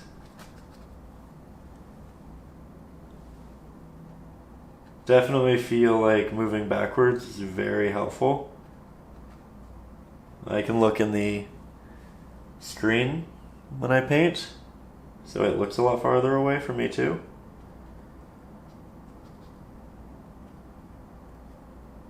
You can also put a mirror right behind you, essentially where the camera is, in between you and the painting, and you can look back at the mirror and you can paint by looking in the mirror, and it makes it look very far away, and it makes it just really easy to get that holistic view that lets you see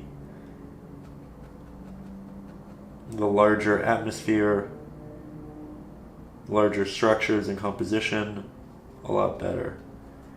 You don't kind of get too distracted by the details in that scenario.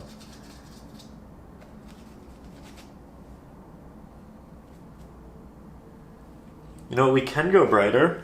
We can. But I don't think we want to right now. Okay. We're taking a brief break. We're letting that dry completely. And I think we're cleaning our brushes and our water because the next step might need another color. You know what? Slight change of plans. I took even more steps back. I was waiting for it to dry. And I realized the highlights up here are the same as the highlights down here. We want to make some of them more dramatic, like we did with the highlights up here. So we're going to do one more layer in this, and then we can do something a bit more unique. So here we have the pigment, that is the highlight. We're just going to interject more titanium white. We're going to test it towards the top here, and that's the same pigment. Perfect. So now heading to the smaller flat-headed brush, I'm going to find the corners and the edges, which are facing the right-hand side. And we are going to build specifically those highlights, which occasionally transition to the tops of rocks too. But here we are creating more dramatic contrast. And we're going to lose it as we move upwards because this is going to create a bit of a shadow on itself. Because this is a bit more flat to the ground, the light can come onto it easily. This is casting a little bit of a shadow, and then the top of it itself is going to create a bit more of a shadow.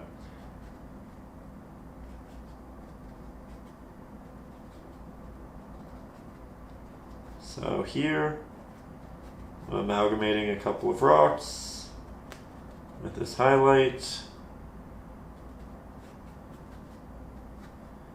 It, in the beginning, will always look a little bit awkward because it'll stand out. But as we continue to apply, it'll make more sense, it'll look better. I know we've had this conversation numerous times, but I think that it's important to really build that mindset, reapproach it frequently. That way we don't get discouraged, despite the fact that everything really should have those awkward faces because of the medium itself. Okay, taking a step back. We definitely have more depth. This is good. This is very good. We'll do a bit up here because it too will have significantly more light. And then as we start to move down, it dissipates less and less. And then this is really in large part where it stops. Then we can do a little bit more here.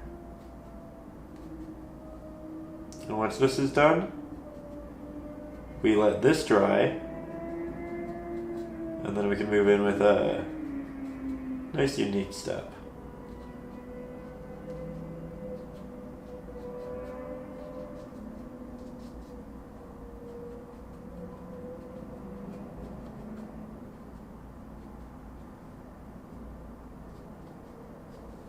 Now, the brushes are clean, the water is clean, the canvas is fully dry. This next step is a more unique one, and I would recommend you watching me do it fully first before you partake in it if you are painting along. It's also not something you have to do. There are different ways of going about it. I will talk about that, but we are going to do a glaze, and that just means we're going to add a layer of pigment a layer of hue, a layer of color on top of this, but we're going to thin it to the point where it doesn't really impact the value. So the difference between the lights and the darks, that way we still have our structures, we still have our lines, we still have our textures. It will subdue them very slightly, but not dramatically. And we'll play with that too. So why we're doing this is essentially we want a little bit more color in this. We do have some green, some blue, but it could have more, especially with the light coming through.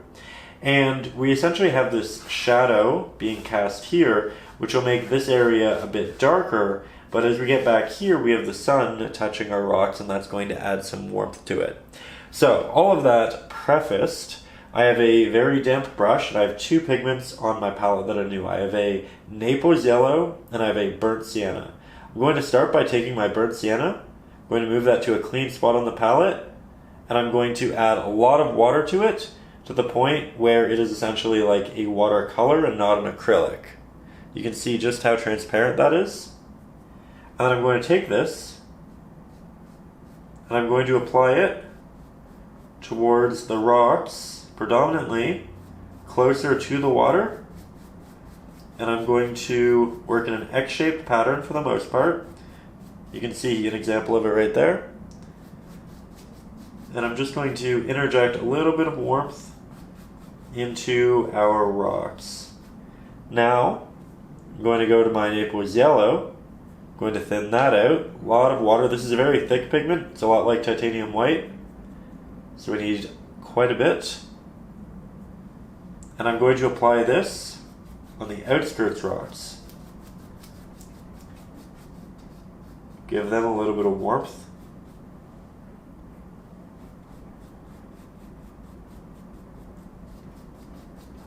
Again, X-shaped pattern for the most part.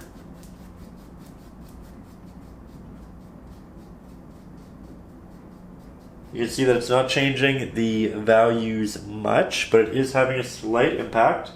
I'm also going to interject that towards the top portions of our rocks over on the right hand side. And again, you don't have to do this. It's purely if you want that warmth, if you want that extra hue. I don't think it needs it, but I thought that it could be a neat inclusion. And if anyone is going to do it and test it, I think it should be right here so that you can see, and you can see if you want to do it as well, right? So, just doing a little bit more. And now I'm doing it to the point where it is starting to impact the values. You can see that the darks are no longer as dark as they once were. It's okay because we can just take our liner brush, Mars Black, Titanium White, a little bit of Cerulean Blue. I'm mixing with the liner brush because I don't need a lot of pigment, so I don't need anything more substantial. And here we can just go in and reincorporate those darker hues. Everything we paint on top of right now is very wet. It is actually water. So we have that wet into wet blend right now. So everything we apply in this way is going to feel very natural. We'll be able to get some clean transitions should we want them.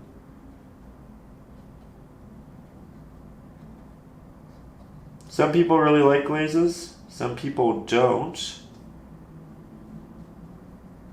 If you've never done it before, I do recommend trying on a canvas that you don't love.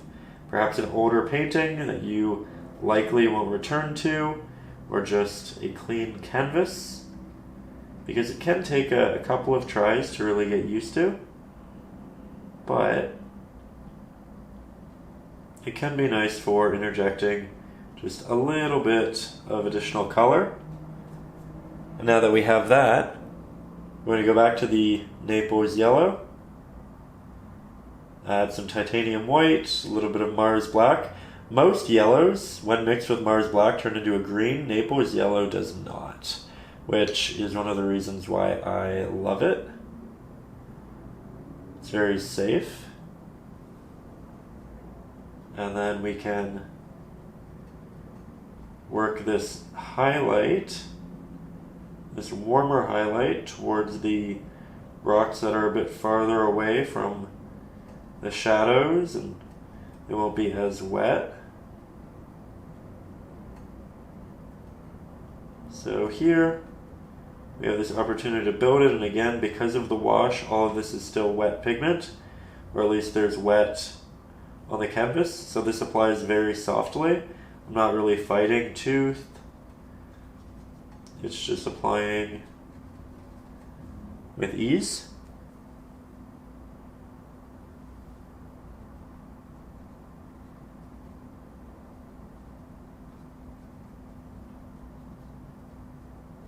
There we go.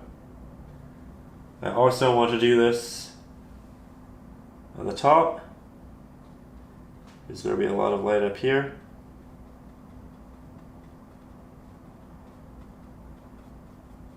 And it just makes sense in the context of this spot. And it'll dissipate as we move down.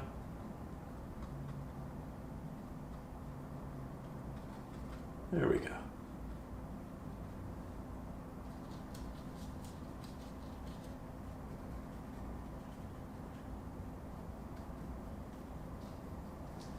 Now, before you proceed with adding foliage and really building on this, I do want to add a little bit of mist coming off the waterfall, which we are yet to paint. This is just the ideal time to do it, because once we start layering on foliage, it'll be really hard to work around that.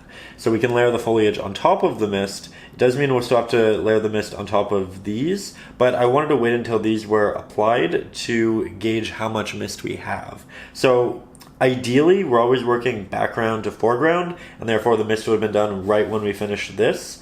But sometimes it's better to gauge what everything else looks like before you make that commitment. It makes this job a little bit harder, but it'll be fairly easy. We'll do a good job. With that, I have a filbert brush for the first time. It has nice little rounded edges, as you can see. Great for softer blends, like what we need for mist and all of that. I'm going to grab some titanium white. I'm going to grab a hint of Mars black. We're going to make a bright gray, just like this, maybe a hint of cerulean blue. I'm going to take the excess pigment off my brush, make my brush very watery. We're going to make a glaze or a wash of this, and you can see now it's just like watercolor.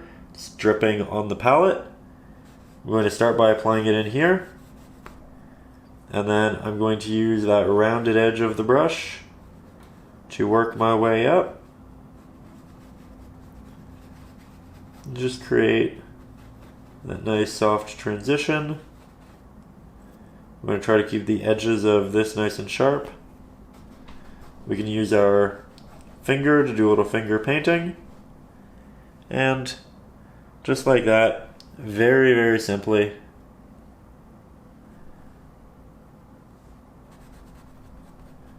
we create a wash, a glaze. Because we're working with almost pure titanium white, it's more thick than our past one, so we are editing our values to a greater degree, but that's okay. I want some of this to just get lost in that mist in the background. Here I'm actually just going to go in with straight pigment because there's so much water already on the canvas. Now you have this nice little transition.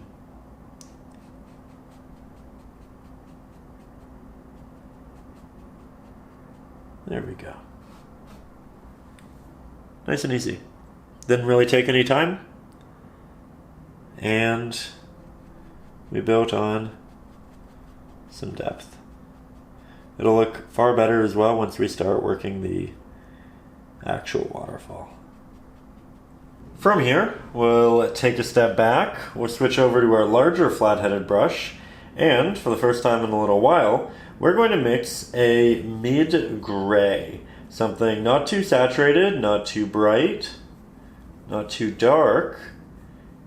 And I do want this to be less saturated than the greens that we had there, because we are painting trees that are a little bit farther away. I'm going to leave slight openings of the blue, just like this. Now remember, when we paint it over the blue for the first time, it is admittedly going to look a little rough. We will need multiple layers, but we will build those layers. And then we have a little protruding tree. Don't want to do too many protrusions with this brush because I want to wait until we have a more detail-oriented brush. But we can start right there, just using the corners. So with this, we somewhat want to let it dry a little bit just so it's easier to apply that second layer. But I think while we do that, we'll block in this next section. And that's just going to have a more saturated version of that mid-gray. So I'm just mixing a little bit of extra sap green into it right below. I'm keeping the original mix right there so that I can remix it when it comes time. But we do need a good mid-gray for right here. As the tree's a little bit closer to us, we'll be a little bit saturated, a little bit more saturated. At least they'll appear that way. And I need to mix a bit more paint, so we'll do so. If we have extra, we'll just desaturate it and we'll use it for the backing layer. So here, we'll work our way around a lot of the rock which peeks through. Cover quite a bit of that open canvas, always feels good to do. You can see that my brush strokes are going in a lot of different directions right now. Try to keep it look natural and organic. There we are. And while both of those dry, I'm going to mix even more of that pigment, maybe go a little bit darker. We still want it to be nice and saturated though, because we're working in the foreground. Just like that. And we're going to start to block in foliage, as well as bushes, little trees, all of that down here. This is another one of those situations where, yes, we are covering a lot of our hard work, and it's for the betterment of the piece as a whole. So it's okay. We always intended to do this. This just allows us to be a little bit more picky with where we do so. Also, if you're working with the traceable, feel free to copy what's there, or maybe it's just best if you work it around your piece, because I'm sure our rocks are going to be somewhat different. And we're just looking for openings and the different crevices and spots like that to interject more of this greenery.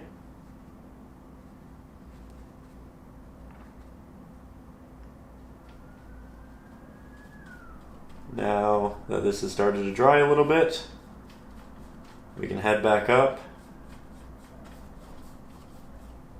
and fill it out.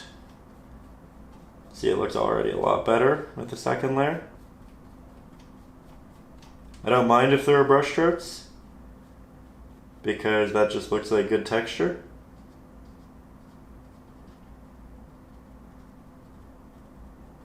Again, we can do little taps and things to make the edges feel more natural, but that's likely best done with a different brush a little bit later on.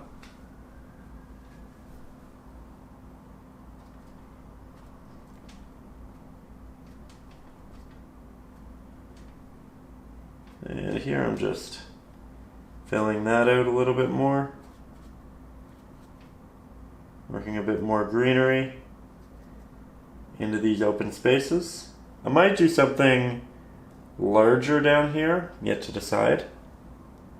But let's make a more desaturated version of that green we are currently painting with. And let's go up and finish this backing spot. You're going to be slightly more green.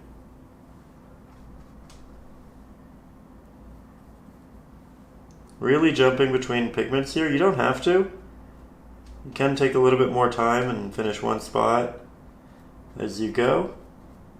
This just all required little bits of dry time, so I figured we'd do a number of them simultaneously. There we are. You can see how that looks farther away because it's more gray as a whole than what we have through there. Evidently, none of it looks like it works, like it makes sense within the current setting, but that's okay. We knew that would be the case. I'm just going to do a quick second layer over some of our greenery down here. Make it look a little bit more professional. Less semi-transparent, more opaque.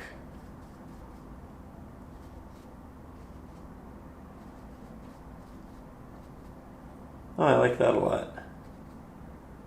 This is one of those things where I think the more green I add, the more I'll like it, but I don't want to go overboard quickly or initially.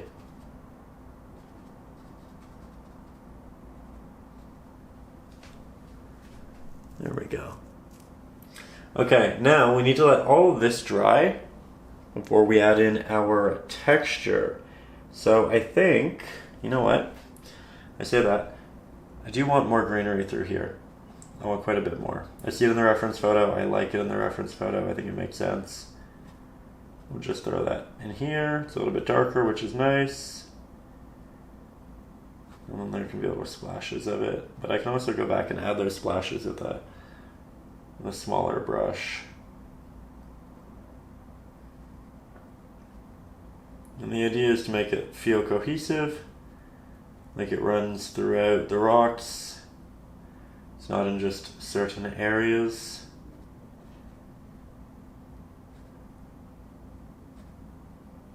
Okay. Very good. Might make the edge on the top corner a little bit darker for vignetting, or probably just the edge towards the bottom because that's where we'll have shadows. We can leave that to be brighter.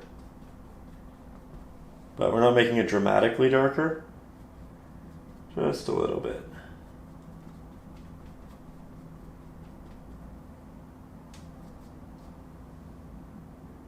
Just a little bit.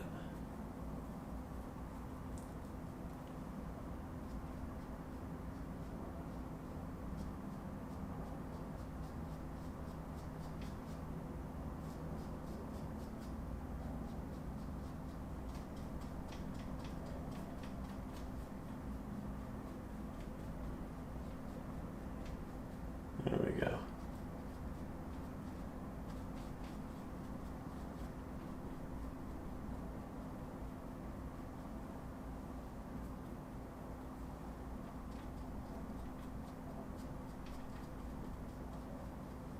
Slowly just building it up. Now, once all of that is nice and dry to the touch, we are going to head back to the palette, mix up a darker shadow pigment, as we did quite a while ago for our trees in the background. First, we're going with a slightly less dark, slightly less saturated version of it. So here is a nice stepping stone. We'll grab our fan brush and we'll just tap in that nice texture. It's not too dark. I am making this fairly linear. A lot of it is horizontal. There are slight changes here and there. There's slight bends. But for the most part, we are working our way upwards.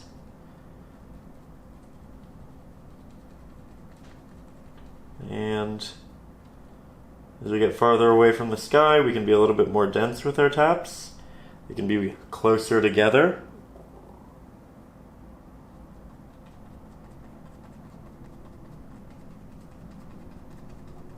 But it's a process of layering and building, like all painting. A little bit more towards the bottoms. There we go. Okay, now while we wait for that to dry, this is a beautiful part of this whole section, while we wait things to dry, we can do other portions. So I'm going to make an even darker variant with more sap green. So it's darker, it's a bit more rich in saturation. It's probably akin to what we have over here. Maybe a little bit of titanium white, not much. Spread it well.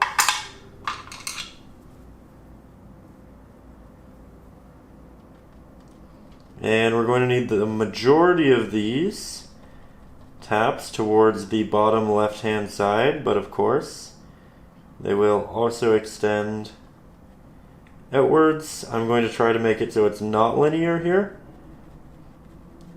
I want more of a randomized pattern. I'm starting on that edge because that's where we need those stark applications.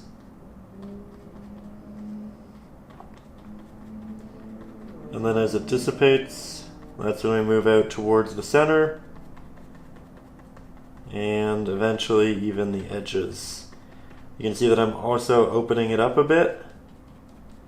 My markings are farther apart towards the edges than they were over there.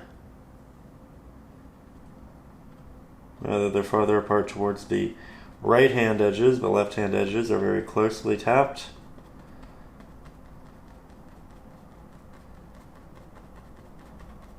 Though I am going to create some portions that are a little bit more dense, as you can see.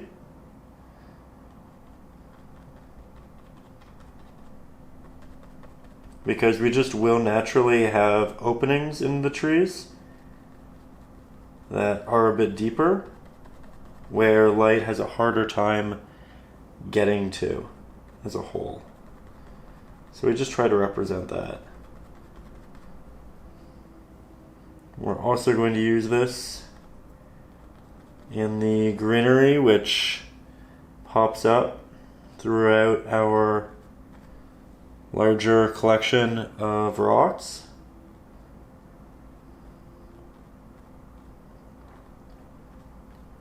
Predominantly we're aiming for the middle of these, but occasionally we will get some of the edges and even out onto the rock to a point.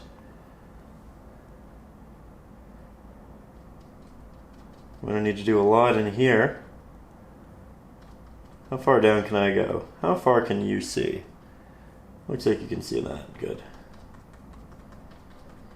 So I start at the bottom and on the edge to the left, and then I work towards the middle and towards the right edge as it dissipates. Same rule as above.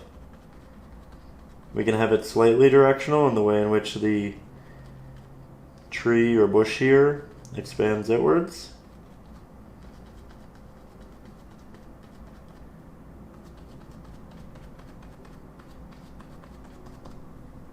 Love that.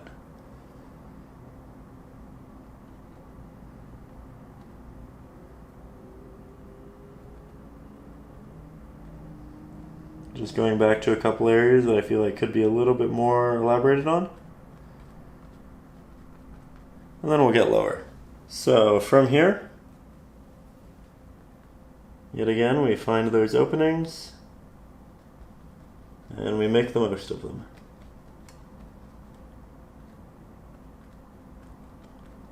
Lots of little taps. I am overlapping the rocks in a couple of scenarios. That's okay. We are going to touch up our rocks a little bit later on.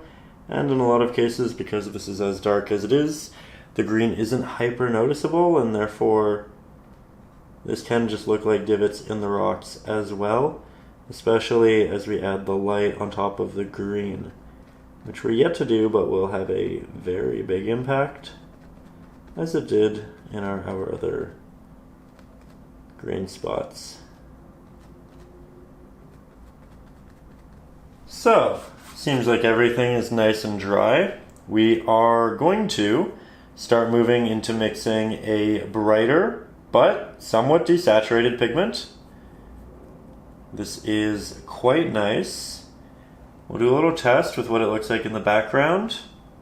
I like it. And we'll apply it, as I'm sure you know, with that fan brush. This is for the foliage, for the trees that are a little bit behind. And again, we can work this over the blue and have some of it semi-transparent, because it'll just look like the light is working through it in a very natural way.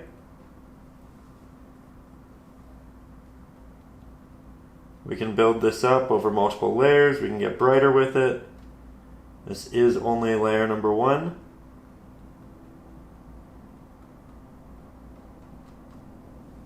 That said, quite a bit of this will get lost in front of, or rather behind, the foliage and the trees that are in front of it, that are a little bit more so in the foreground.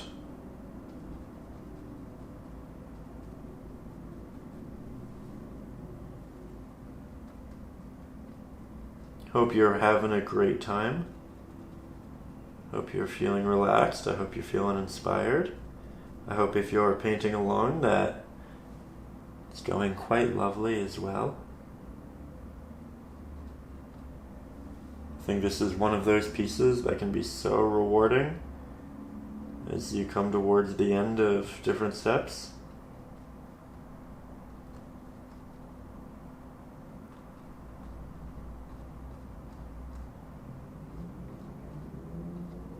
I'm going to go in with a bit of a horizontal stroke just to switch things up a little bit. And then we'll switch to the liner brush. That way we can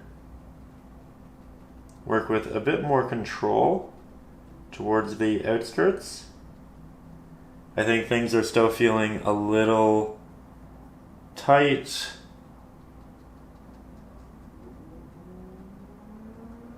Very similar, or it doesn't have to.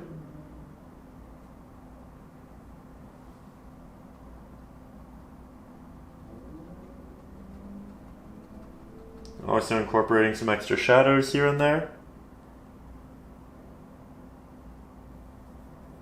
Changing the brightness and the hue slightly for variance's sake. And this brighter pigment is just going towards the right-hand side of the trees with small hints towards the middle.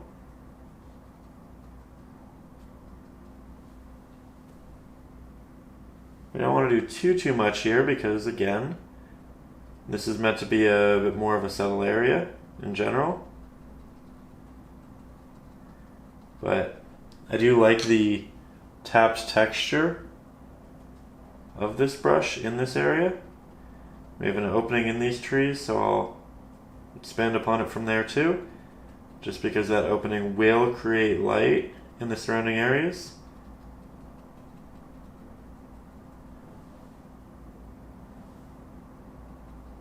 And just like that, I think we can conclude this spot for now. From here, we're going to get a little bit closer. I thought this was something we needed to do from a bit of a distance because it needed to be more saturated and more stark than this, but less so than this, and I just wanted that much wider view. But now we're getting into something that is very close to us. It's a lot easier to read what it should be.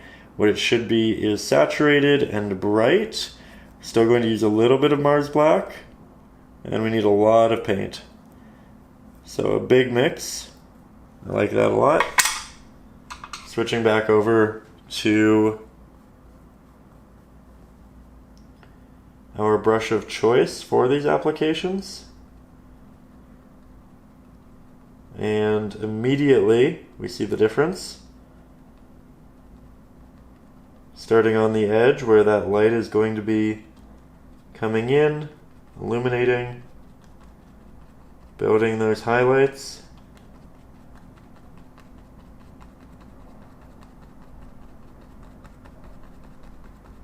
Remember to leave openings. I'll make it a bit more unique towards the top a little bit later. But for now, we'll work on this and then we'll start heading towards the left.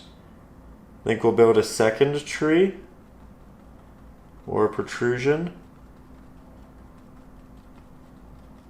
right through here. So you can see how it was brighter and then it got darker, and now all of a sudden it's much brighter, and it's going to get darker again as we move towards the left again. And I'll take this little bit that's left on the brush to fill in a bit of that negative space.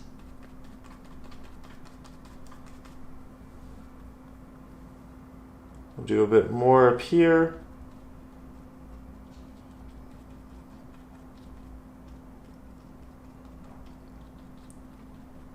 And much like the others, we'll just let that dissipate as we get farther down towards the edge. There we go. It's very realistic.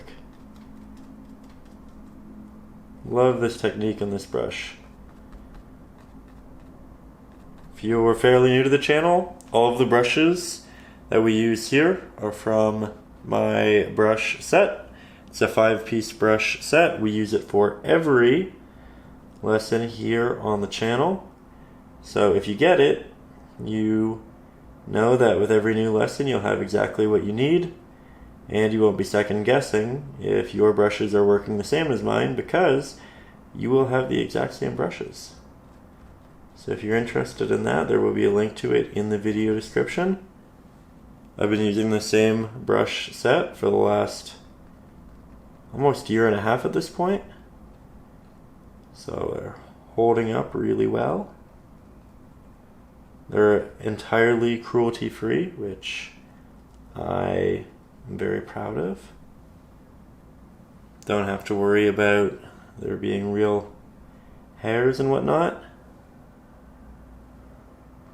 This is a little too visually similar. I'm going to combine them. I know we're using the more saturated pigment at the top, but we're doing it in a very bright area, so I think it's okay.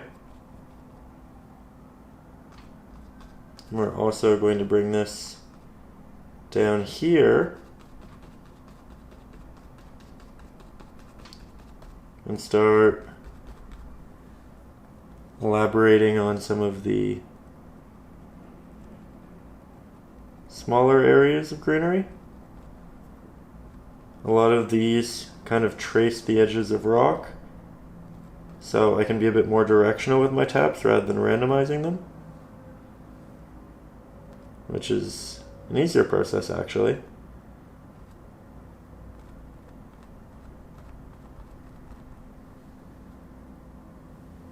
Almost there.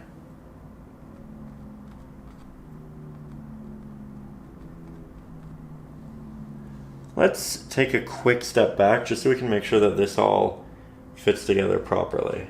So from here, we'll grab our larger flat-headed brush. We'll remix a lighter green, though we will still have a bit of our Mars black because we don't want it to be too saturated. We want it to be somewhat saturated, but just not to such a great extent. And I do want a lot of it because we're going to cover a fairly large surface area. I'm going to do a little test over here next to our pre-existing light hues. I can tell this does need to be a bit brighter. This will desaturate it. That's okay. We'll do another little test. It's far too large. That will happen here and there. I like it. It's close. Let's go slightly more Mars black, just to desaturate it a hint more. Go in with that test. Perfect. Okay, so now that I have the pigment that I want, I'm going to spread it out fairly well and we'll revisit the dry flat-headed brush. Grab some pigment on both sides. And here again, the light's coming in from the top right-hand side. So the top right-hand side of all of this is going to have the highlight. And I'm going to separate some of our greenery and foliage with this. And I'm essentially painting an edge right now through a series of taps. This is where all of that light is initially hitting. And once we have the majority of that pigment off of our brush, we can start to move inwards a little bit. We'll make our markings not as dense. We're applying very little pressure. We're letting it all just naturally get quite soft. I'm still rotating the brush in the air so that I get slightly different markings for when it is a little bit more linear.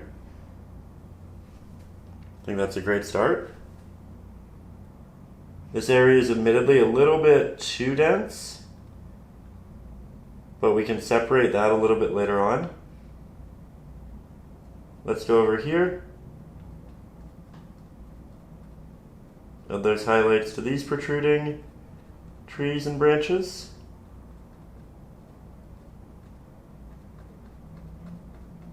Continue to work on building those shapes and clusters. And it's this top area that's going to receive the majority of this light, because we have the larger rock right through here, which is going to darken quite a bit of it as well.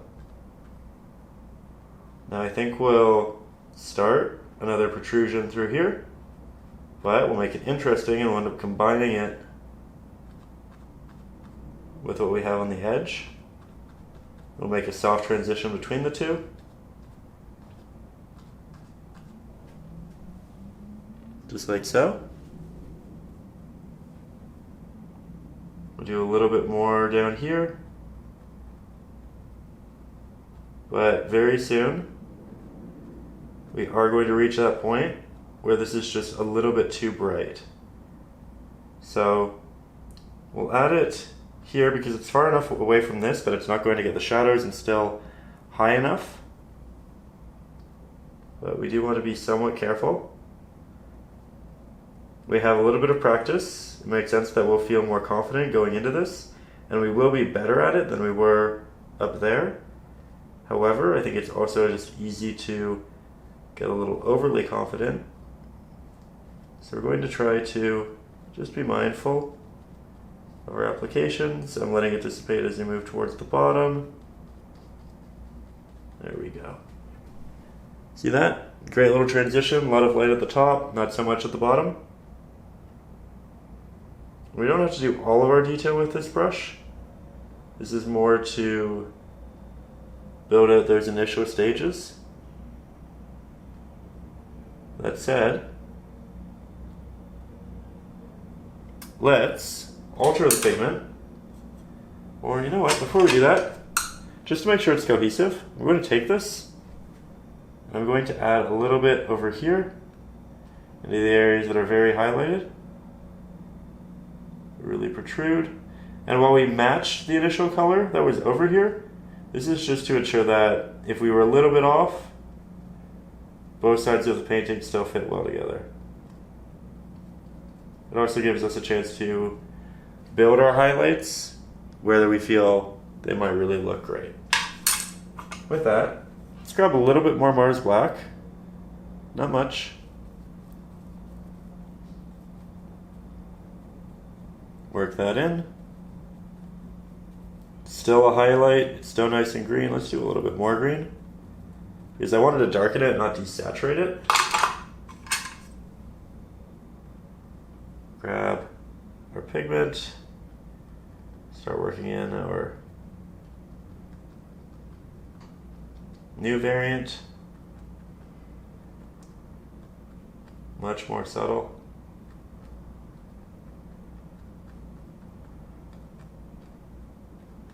tapping it onto the rock here and there to build up texture, make it cohesive. I'm predominantly just applying it in areas where highlights are pre-existing.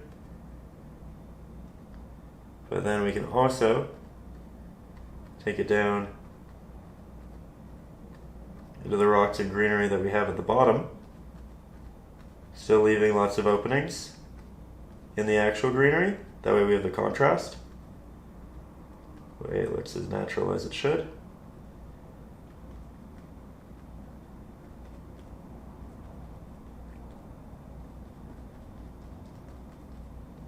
Not applying pressure. If we need more paint, we can always go back to the palette and grab it.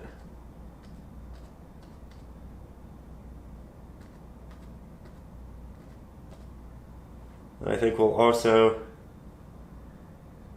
do somewhere there isn't pre-existing green, but perhaps closer to the highlights. There can just be this great little bit of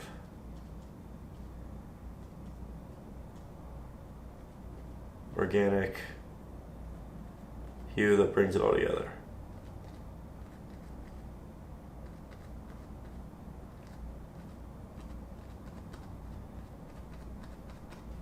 Now we'll get closer.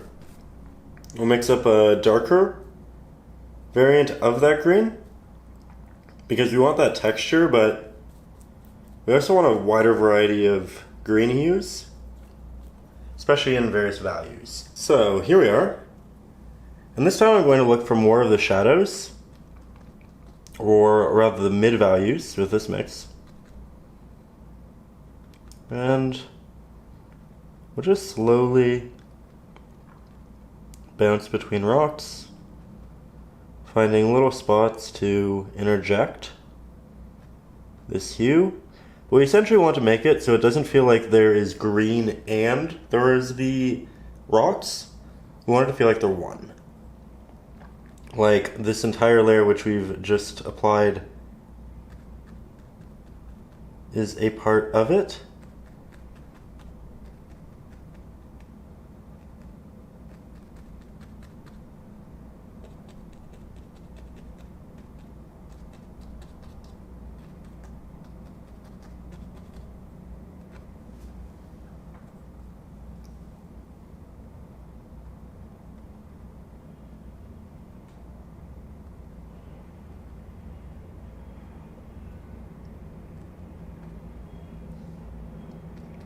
There we go.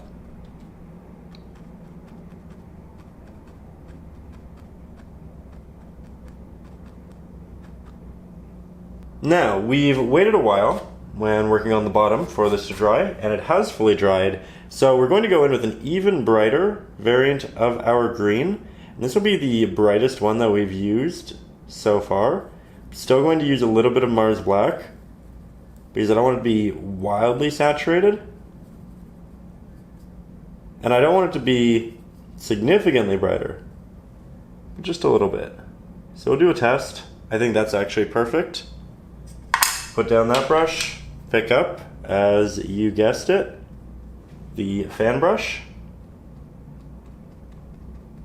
And the fan brush has been cleaned since I've worked with the darker pigments, as I didn't want to dilute what we are currently doing with the highlights. But as you can see,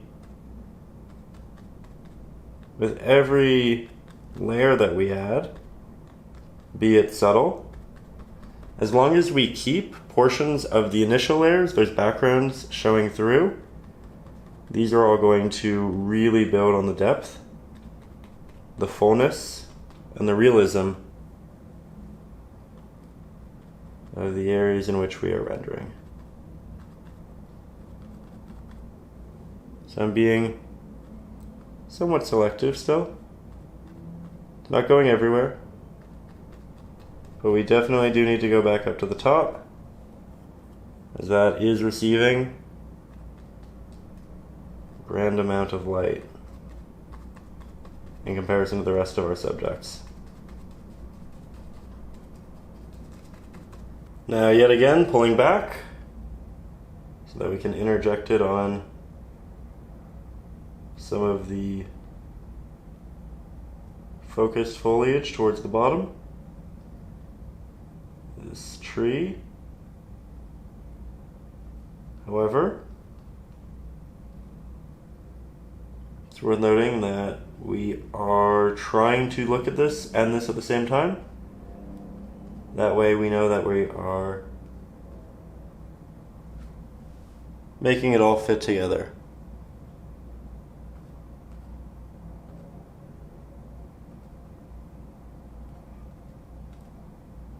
Trying not to be too dramatic with a lot of these. Almost don't have any pigment left, so I'm doing some tapping at the bottom now, on the left-hand side.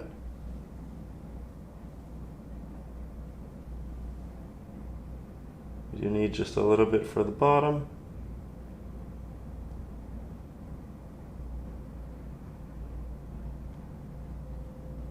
This may prompt us to brighten some of the rocks. It's not a bad thing.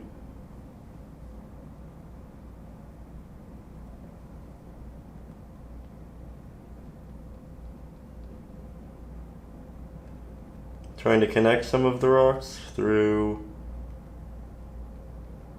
what would be moss.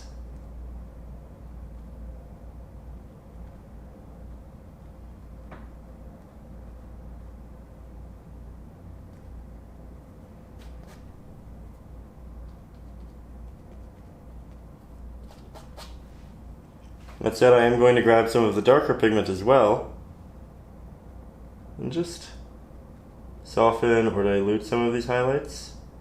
That might just be a little bit too strong. It's a lot of going back and forth.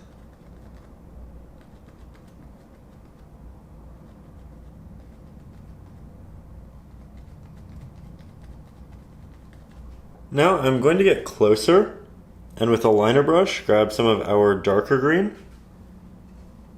Start to very intentionally work my way around the rocks on the left-hand side and start to make this greenery a bit more full.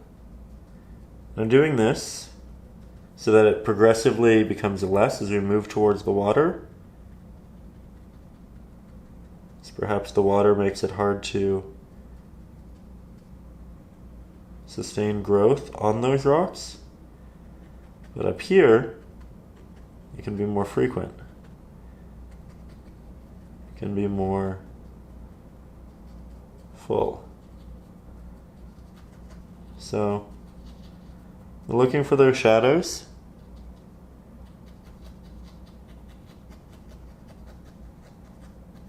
And how we can kind of just bring it all together. Now we'll grab some of the mid-green, and through taps we'll work that on top of our new applications. Because our last layer is still wet, this might look a little bit softer, but I'm okay with that because it's the true edge. Then having more sharp detail in the middle is, or rather can be, beneficial to drawing the viewer's eye in. So by purposefully sacrificing some level of sharp detail on the edge, we can keep the viewer's eye in the painting for a longer period of time, keep them a little bit more invested. I'm also going over some of the highlights to dampen them a bit, make them a bit muddy, so that it's not too dramatic.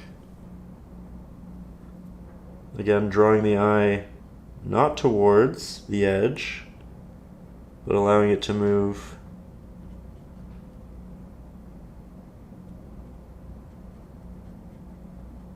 to the center.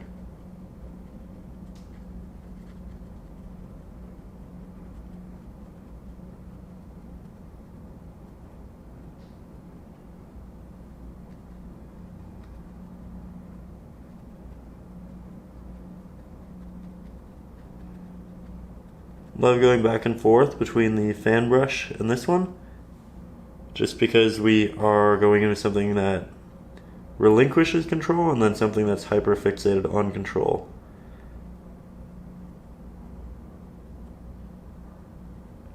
Here I'm just breaking up some of those highlights. From here, while I think we can make our foliage A, brighter, but B, warmer, and I think that's really what's going to make it special, we're going to take a break from that because I want to do the base of the waterfall first so that I know how bright and how detailed I can make this without having to overcomplicate this. Again, it's a lot about larger balancing towards the end.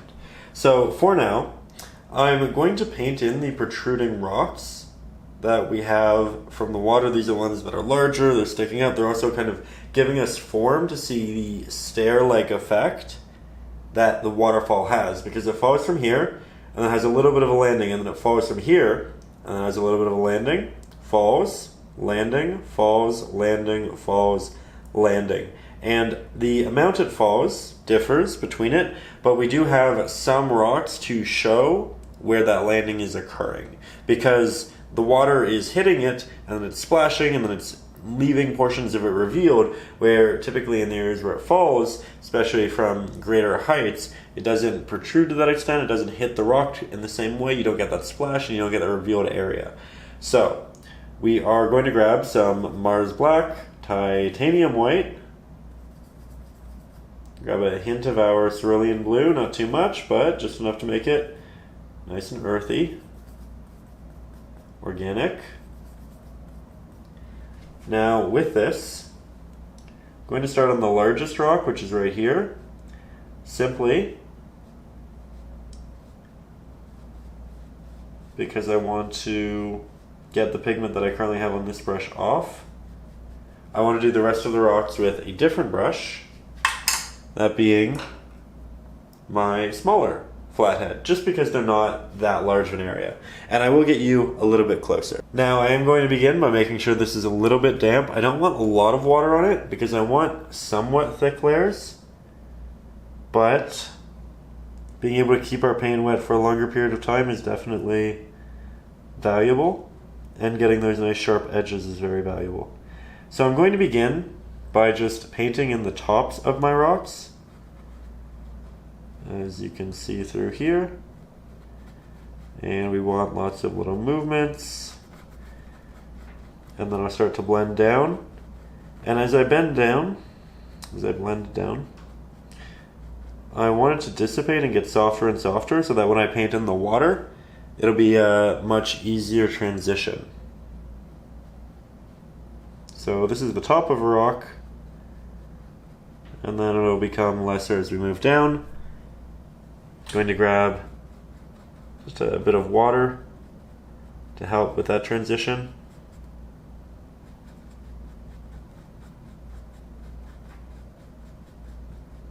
There we go. Doesn't have to be perfect, just softer. Now if we move over to the right, we have another rock. This one's going to be fairly large, not only width-wise, but also height. So I'm not going to have this one dissipate like the others, not so dramatically. Just a little bit towards the bottom here at this next shelf. And I will thicken up the tops that are blended out of these marginally. There we go.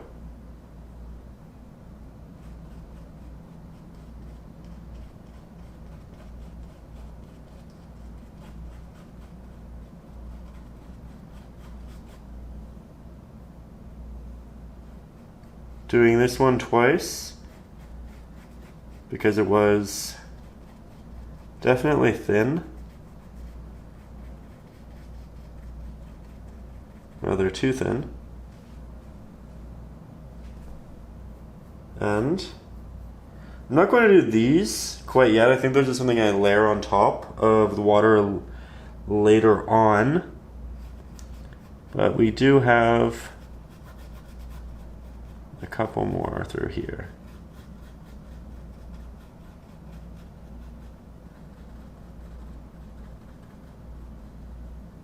great. I am making changes from the reference photo, but for the most part, I think this is working very well.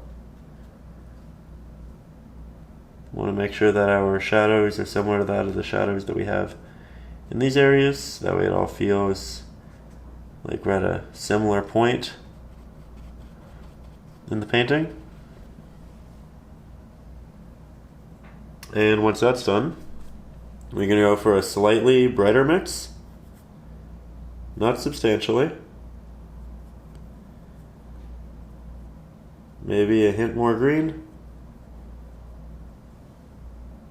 And we can interject a highlight. Soft one. Our markings are still sharp though. It's a soft highlight in that the value is very similar. It's not dramatically different, but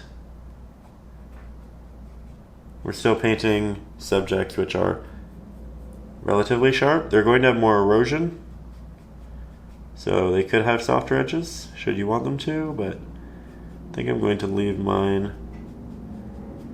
more dramatic. Okay, now I'm going to brighten again. And it's important to note that all of the top edges that we are doing currently are going to be changed, because when we go to paint in the actual water, we're definitely going to overlap it by accident in a lot of places. So there's acceptance that it doesn't have to be perfect here.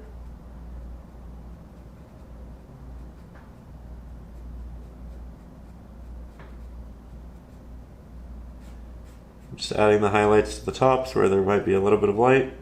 And there won't be a lot of light because this area does have a lot of shadow from this. But there'll be enough that it looks dimensional. Three-dimensional.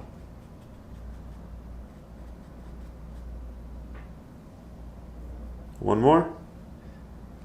I'm really just trying to get it to the same value that we have on the side.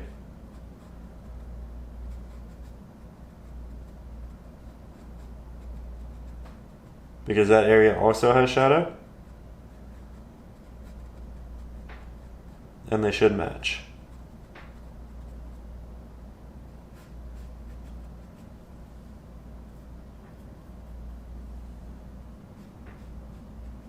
Still a very dark gray.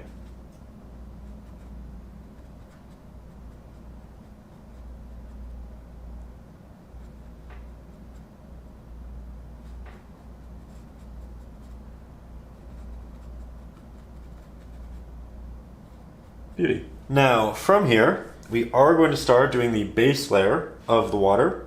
And I'm going to begin with a lot of titanium white. A little bit of our Mars black. We do want a gray initially.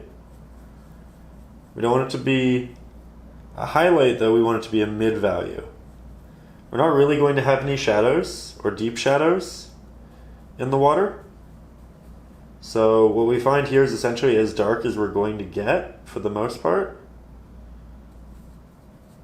We'll just build that up. I like this. Now we'll interject some blue. We want it to be a cool gray for the shadows. Because the water too, much like the rocks and the foliage, will also adopt shadows. So we'll start applying that right here, as it's behind this larger rock. You can do so with a smaller brush, if you feel like you want a more concise way of making these markings. I think I'll do just fine with this though. And then I'll do a soft little blend upwards onto that rock and this one as well.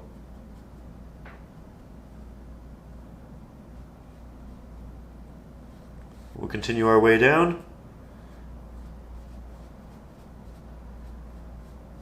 I like to hit the tops of these rocks when it still feels like my brush is quite damp and I still have a good amount of pigment, because it's a lot easier in those periods.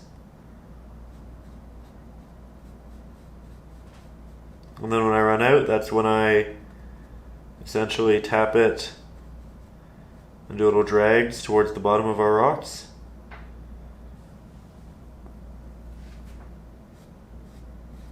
This is another area that's moderately difficult to be mindful of hand motions where the camera is while I paint it, just because it's very focused.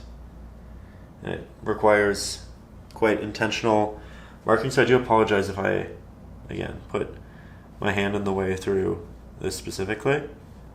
But I am just cutting around the edges, keeping a lot of this nice and sharp. We'll definitely need to do 2 layers.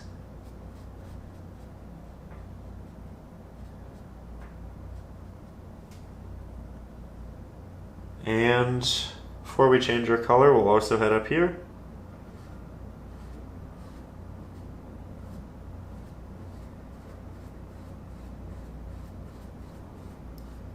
Fill this in as well. Get a little bit closer for our second layer. But as always, despite the fact that this is still a flat layer, it's not 3-dimensional, we don't have texture to it, we don't have a variety of values, it doesn't have highlights, it still looks a lot better with the more thick pigment.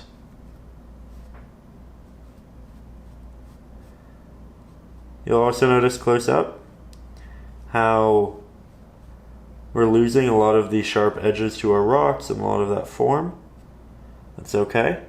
I'm also digging into little portions of our rock with the blue.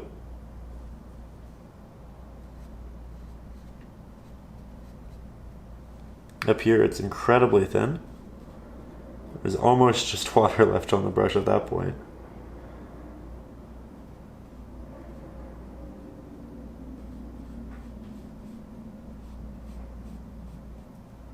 Tempting to be mindful of the camera.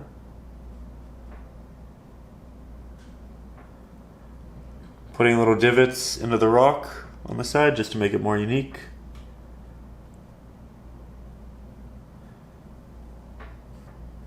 And we do need that on top as well, though we will add a lot of highlight to the top. Okay. So far so good. As you move down, we're going to make this little step area a little bit darker. So additional Mars Black, and that's really it. I don't have much water on my brush right now, so I'm getting a nice thick application this time around. We don't have to work around a lot of rocks, so it's not really necessary to add all of that water. And then again, just little taps and drags towards the bottom. Might do a little bit more here. So you like get lost.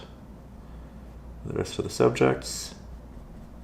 Okay, from here, titanium white, a little bit of our sap green, cerulean blue, and yes, we are mixing our sap green into our cerulean blue this time. We're making a slightly more vibrant, brighter gray. Not substantially, but there is just going to be more light on the water down here post the effects of this larger rock, right? We can do a bit of a blend into our previous gray, but as I have this new pigment, I'm going to start by cutting around the rocks to the left-hand side, as that's where the majority of our detail lies. While I drew these, and I don't really care about them yet, It was more just to see if I liked the idea of them there.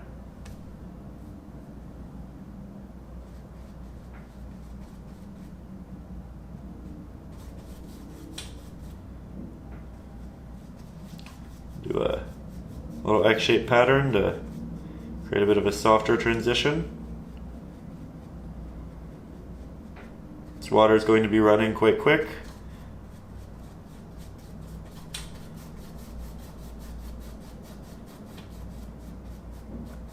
Here we have a closer shot so you can see the difference between the thin layer and the thick layer.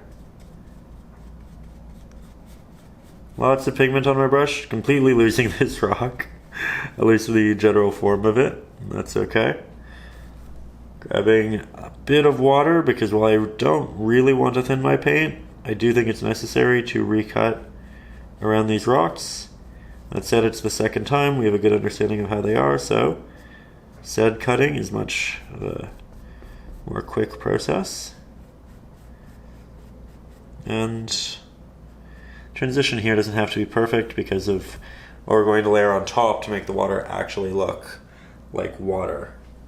Said, let's make it slightly darker maybe at the top because there's still going to be a little bit of a shadow there.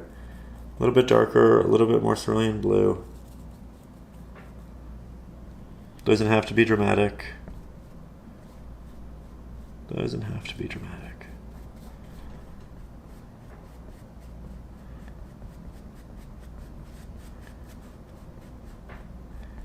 I actually really like the variants. That'll look quite nice later on. So at this point, I'm quite happy with how it is. Though before we start adding in a lot of that splashing, moving water, making this three-dimensional, I want to finalize a lot of the rocks on the edge here and some of our foliage that gets close to the edge, because we're going to be layering the splashes over top of all of that, and it'll just be significantly easier to proceed in this way. So we're going to give this a little bit of a break. We're going to go back to our Naples yellow, grab some titanium white, Mars black, essentially render a nice earthy golden hue. And we want this to be, in the very least, as bright and saturated as what we have up here. So, once we have that established, and I think we do quite well, we'll put down our brush, we'll pick up our liner brush, make sure it's nice and damp, grab that pigment, going to head to the edges of our rocks.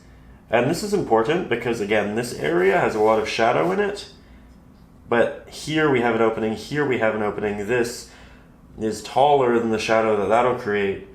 So we have three areas that we can really build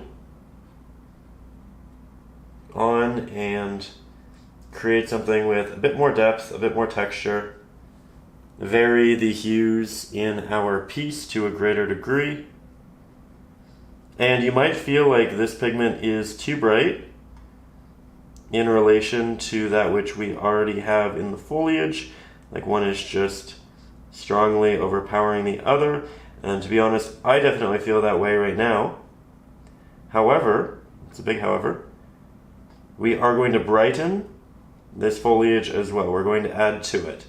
Right now I'm working in between a lot of those little pieces, but I'm starting off with the camera quite far away. I'm standing a bit farther away because, well, we want to add all of this. What's really important is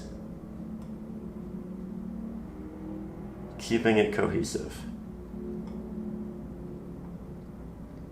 So I'm kind of bouncing in between greenery, essentially highlighting past pre-established highlights. Doing so with lots of little taps.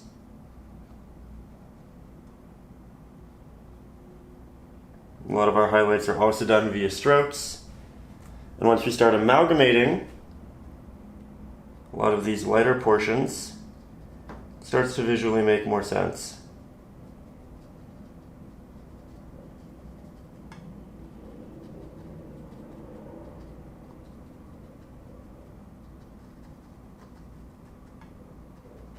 There we go. I think this is where it comes together. That said, you are looking at this from farther away than I am, so you actually have a better view of what it really looks like as a painting. I'm going to take a couple steps back. I like how this and this match each other, or at least are starting to. It's showing me that we do need to do more up here. That we need to build it out. Also that we need to build this area out. But it's all a good sign thus far. And we are going to have some of this highlight work its way down and through the foliage on these rocks, because this part is still high up, this part is still receiving a lot of light. This part still deserves that treatment. And already you can tell now that looks a lot better because it's balanced by those. And once we build that balance, then we can go back to down here and we can even further build those highlights. But we didn't want to do this before we essentially checked the other areas. And this is another process where we likely won't finish all of this greenery, all of these highlights just yet, because we want to go back up in the painting, reestablish those hues, those values as something brighter. And again, I know you're far away, but I can ensure you that here it is for the best.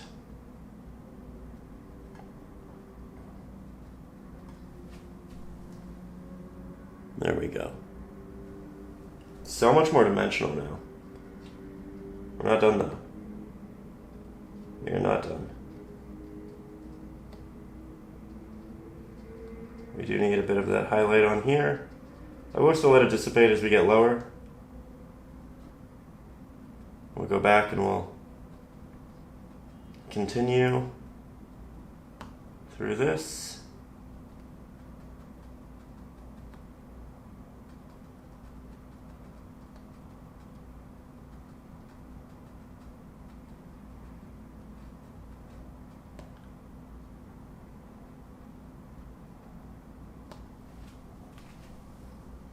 Okay.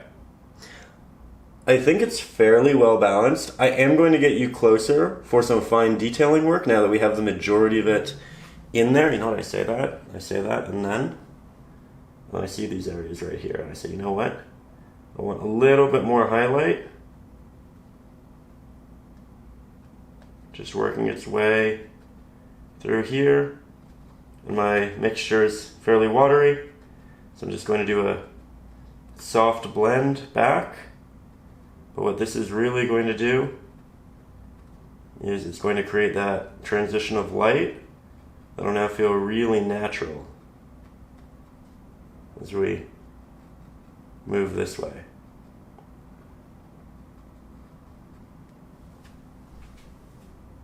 Love that. Okay, much better.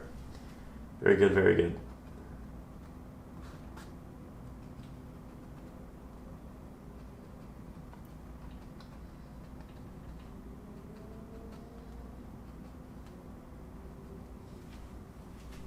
Okay.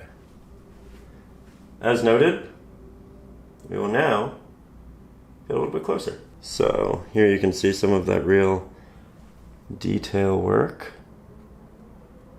And we can have fun building this up.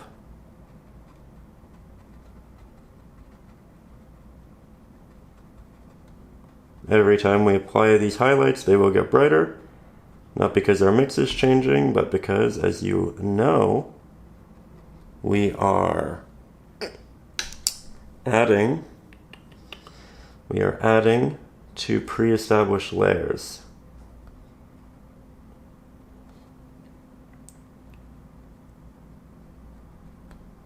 Trying to show some of that rock through the foliage.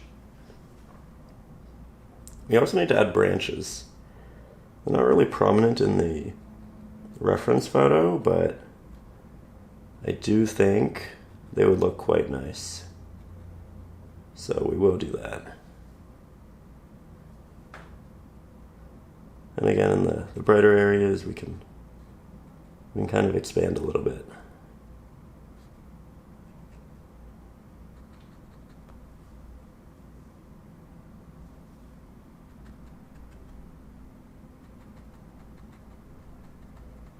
Oh, I like that a lot. Feels so much more natural now. Doesn't take much time at all. It's one of those easy additions, but really makes a difference.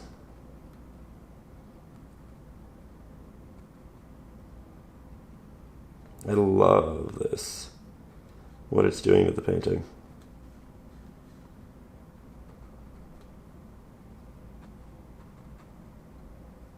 There we are. Now we'll take a step over to the right, grab more of that pigment, establish highlights to a greater degree. We've already done a lot here from previous steps, but we can reinforce that which we've done. We can combine areas, we can sharpen areas, we can also do what we just did over on the left and interject them in between greenery. Like so.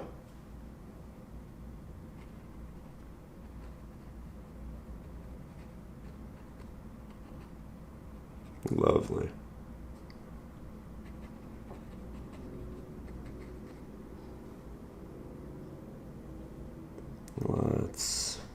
Lots of light. Finally, we'll head down to the bottom here.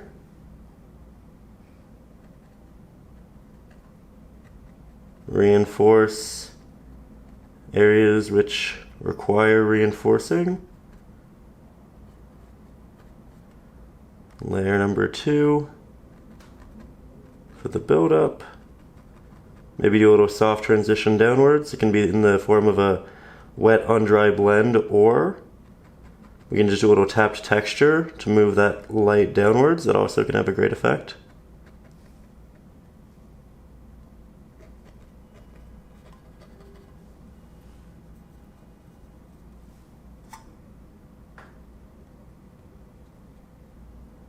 For everyone sticking around, I know this is a long one.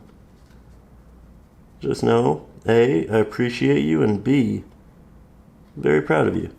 Putting a lot of time, thought into making this, and really the best version that you can of it, with all the information possible, right? Didn't just skip through, didn't just look at the end and say, okay, I can kind of put it together.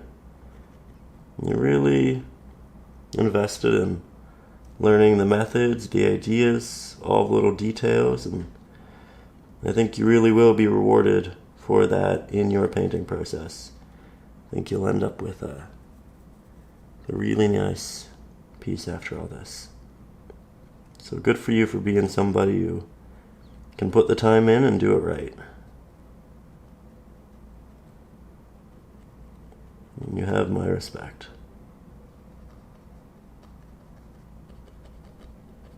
Now, yet again, we are taking a step back, and we have a new pigment on our palette, this being a cadmium yellow medium hue. I'll grab a little bit of it. I'll grab about half that in our Naples yellow. We'll grab some of our sap green, titanium white, and what we want is a brighter, more yellow variant of the greens that we've already used. We don't want it to be substantially brighter or substantially more yellow, but we want to move in that direction. If you look at these two, I think you can see that we are definitely going in that space. I am going to still interject a hint of Mars Black because we don't want it to be too saturated, and that's quite natural.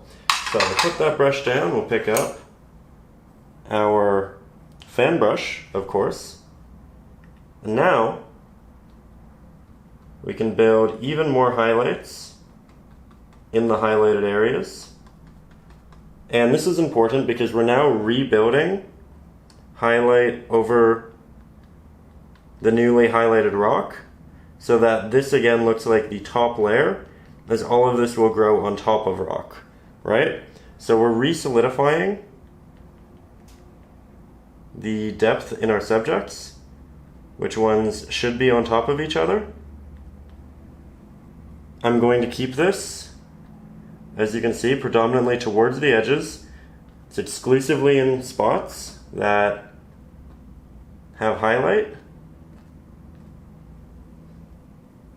And we're really bouncing around with this pigment as it's brighter, and we want to make sure that we maintain a balance throughout the piece. We're also going to put a little bit of it into this, but not too much, only towards the tops. And I think we need more pigment. So I'll get you closer and then we'll continue. So here we are, zooming in a little bit, establishing greater highlights in the protruding areas. Our brush is nice and sharp, our bristle is individual, our application is made, while somewhat randomized due to the brush choice, intentional. I think this is looking a lot better with these highlights matching that of the rock. Then we can push them back a little bit, but not too much.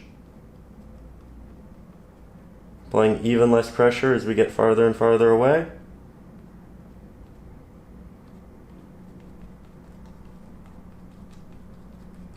More highlights towards the top.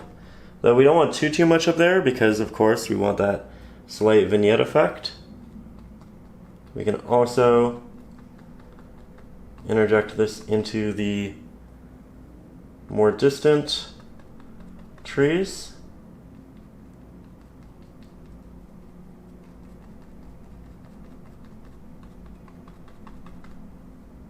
Trying to rotate my brush in the air to establish those more varied markings. That looks a lot better. A lot better.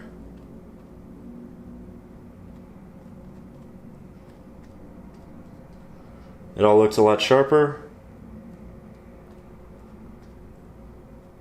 Fits so much better with the highlights. Goes to show what just slightly more brightness and saturation can do. We don't have to bump it up a mile. We can take those baby steps and be very much rewarded for it. Had we not added in the Mars Black, it would have been far too much.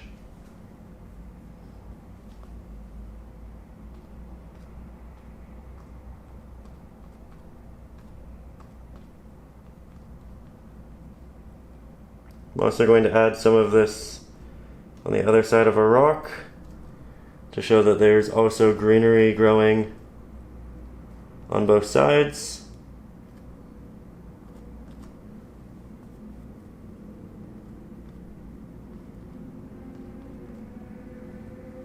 Very good. Very good.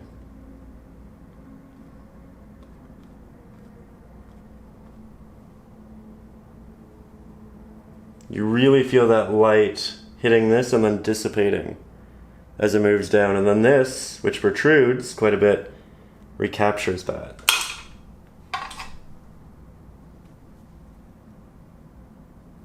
Yellow, white, green, white. Fan brush.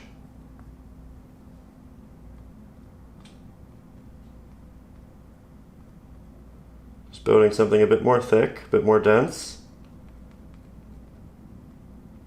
Letting it hold its own, be prominent, and then dissipate. Remember that it will cast shadows on itself, so it really does need to get darker as we move downwards there. However,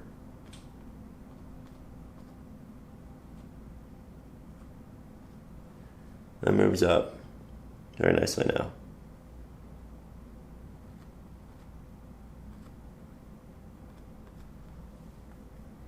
Being incredibly intentional, just using about 1/10 of the brush here.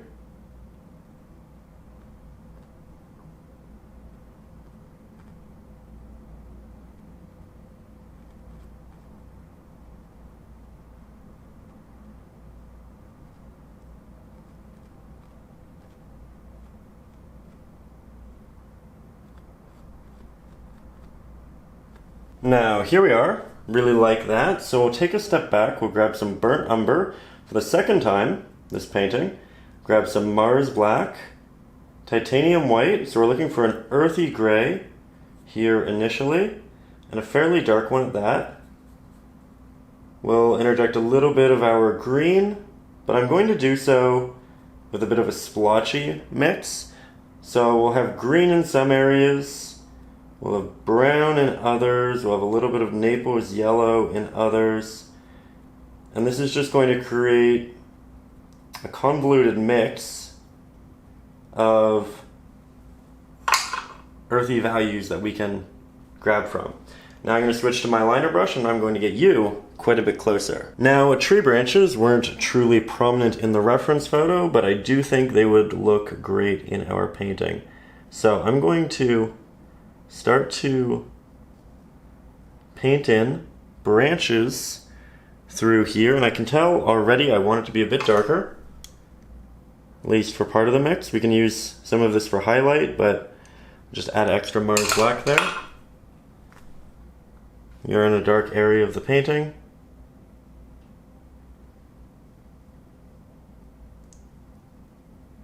And we want to work this through openings or perceived openings of our greenery. We can have multiple of them. We don't just need one line.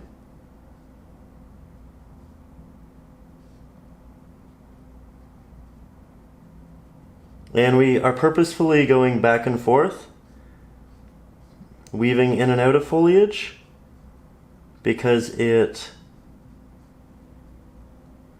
essentially makes it look very three-dimensional, right? Sometimes the branch in real life is in front, sometimes it's behind. It doesn't just move back and forth, it also moves diagonally into the sides and all of that, and it's important that we think to incorporate it in such a manner.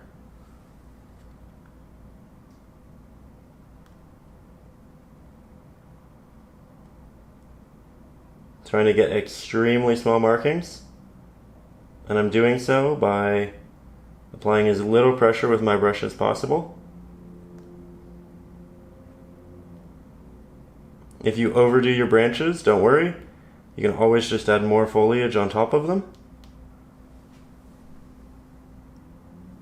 And I will most certainly be doing that.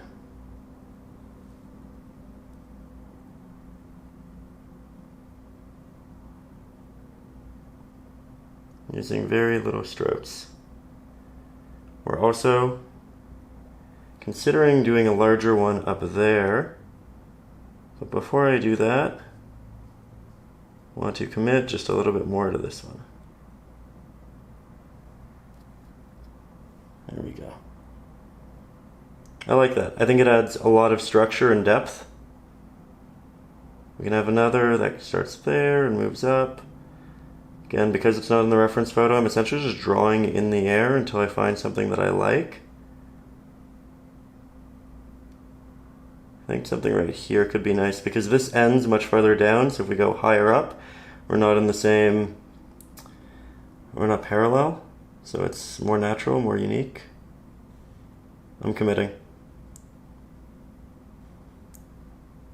We're not going to make it too wide because we can always go back and make it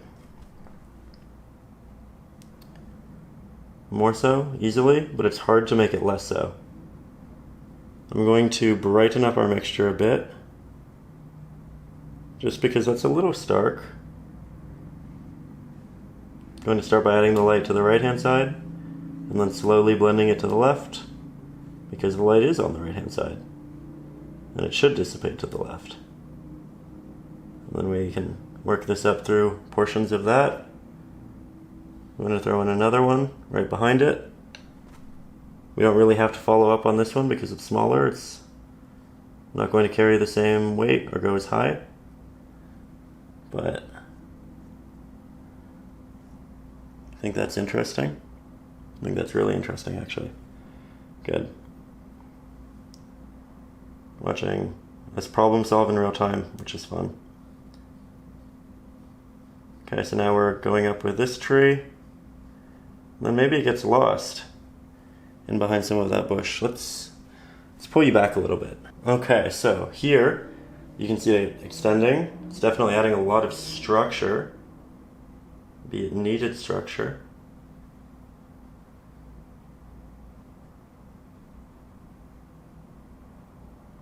Yeah, we can make it look like it's actually a part of this. Like it's stretching back and this is coming out.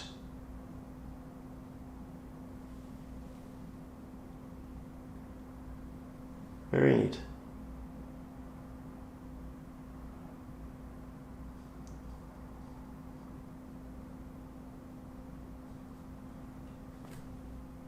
And then we can do little branches through it here as well.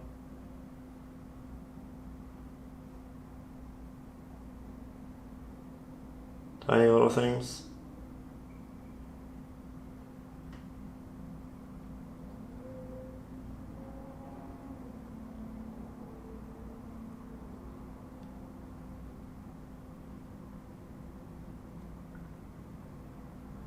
Again, there are areas that I don't love, but I will cover them up in new layers. So I'm not worried.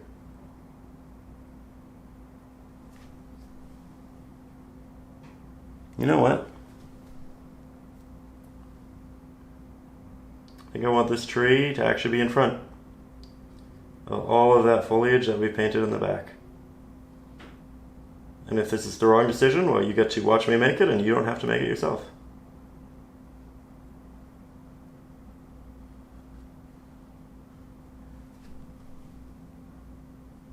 So far I like it. Again, it's just creating depth.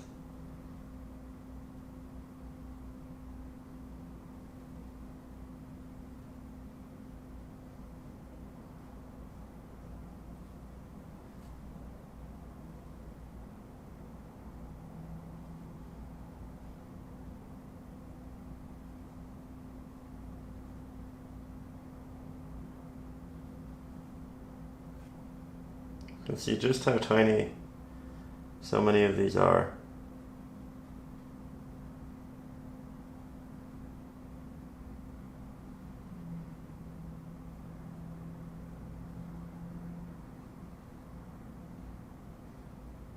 Getting smaller and smaller the higher we get. As I run out of actual pigment and my mixture becomes more watery, easier to create these smaller markings. Lots of crossover in subjects.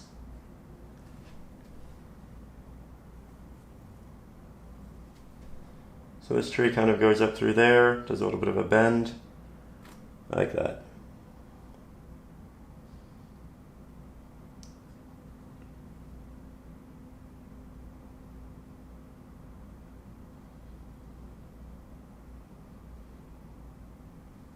And this is just one of those trees where if we go with a lot of branches, we just continue branch on branch on branch. Have them crisscross, and we're really covering up a lot of our foliage up here, but I am a big believer that it can exist as a great background, and we aren't covering up hard work, we are building on hard work. There's a big difference.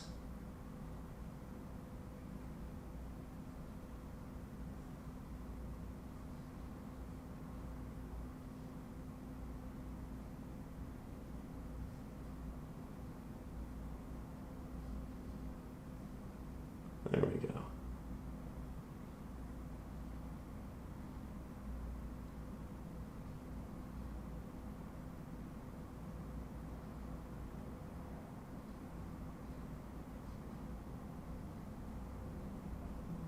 Now, before we re-interject foliage, let's create a brighter, earthy mixture using our Naples yellow, burnt umber, maybe a little titanium white, Mars black, because it's still in that mix. We'll add a slight highlight to the larger bodies of the right-hand sides of our tree. That way it too is three-dimensional and not just a silhouette. If it's just a silhouette, it's probably going to look pretty awkward. And like it just doesn't fit in with the rest of the painting. And the goal here is to, make this three-dimensional, make it a little bit more lively. You can do this through a tapping motion in the larger areas and then a drag in the smaller. And we like the tap because it gives us texture, makes it look organic. We only use the drag when we have to, and we avoid the drag for the most part because it can look a little artificial if we're not careful, if we do too much of it. But we're being careful. We're finding that balance. We're also trying hard not to make our branches a lot larger in this process. It's easy to do as you try to focus on one side of an already very small marking. However, it's doable. And we just take that time and do our best.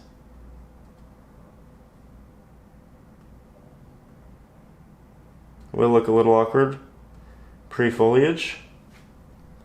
It's okay. Going to go brighter. More Naples yellow, a little bit more titanium white. Maybe a little bit more burnt umber. Don't want that much pigment on my brush, so I'm going to take off the excess, go back in, grab more. Clean. And that, my friends, is too bright. So we'll make it darker. We'll just do a larger mix of the previous pigment. There we go. That's much better. We found our middle ground. And this doesn't have to go on all of the branches, just the larger portions of the main ones. Again, keeping our brush nice and damp, but not too damp.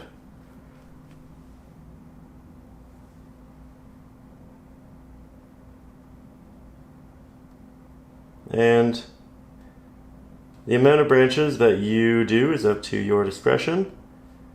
This is a pigment that we can expand our much more elongated portions with because it's brighter and it'll just make more sense in the setting because more light will look like it's running around it, wrapping through it.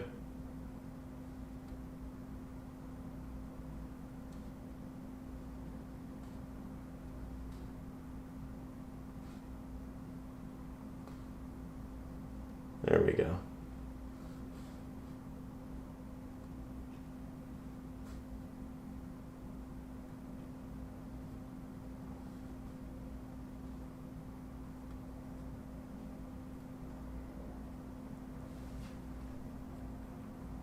Looks much better, right?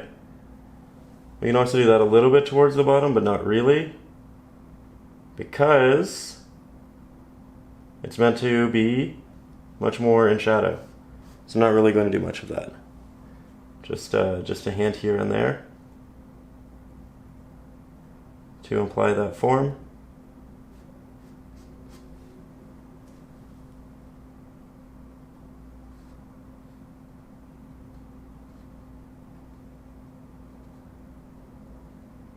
Now, it's worth noting our next step is foliage. However, It's very bright foliage, and we aren't making it with the fan brush.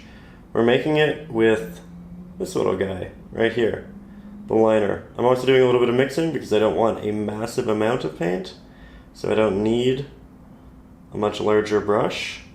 But I'm essentially recreating the green that we have down here. Might go a little bit brighter, but I think that looks awesome. So we'll take the excess pigment off of our brush, make sure it's nice and damp.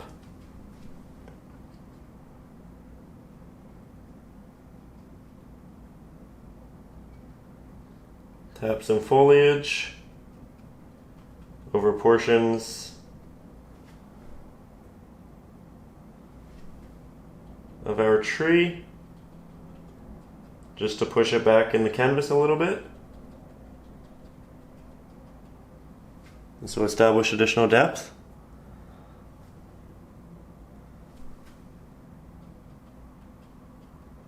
Will especially stand out down here.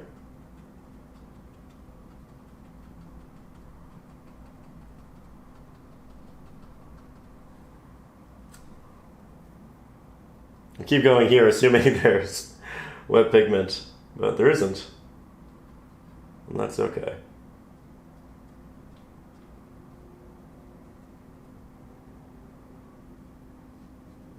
I might make some intentional markings out of this one.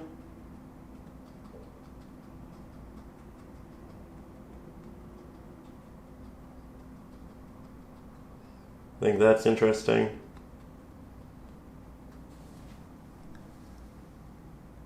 Now it just feels so natural.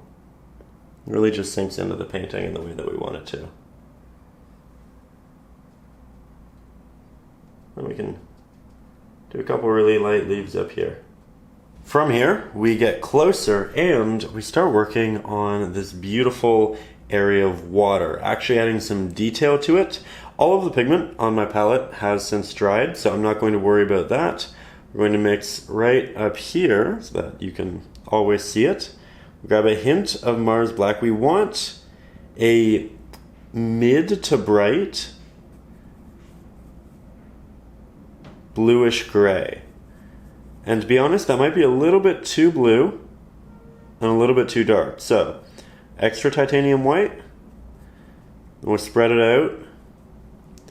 Put that brush down, and we'll switch to our liner brush. Though we will make sure that's nice and damp to condense our bristles. We'll grab this pigment, and then we're going to have the water work its way down here, and I'm doing tapped smaller strokes. That way there's small portions in between where we can see. Then we're going to have that water work its way around this rock. And it's more complicated in the reference photo, but I am going to simplify it just because the size of our canvas is a lot smaller. And we're not able to incorporate as much detail as is seen in the reference photo. If we were working on a canvas that was, maybe 6 feet tall, then perhaps we would have that opportunity, but we can still render something through implication and our techniques that'll still look really beautiful and detailed and quite special. So here I'm wrapping it around this rock a little bit. You can see that I didn't just go behind it, it's also going over top.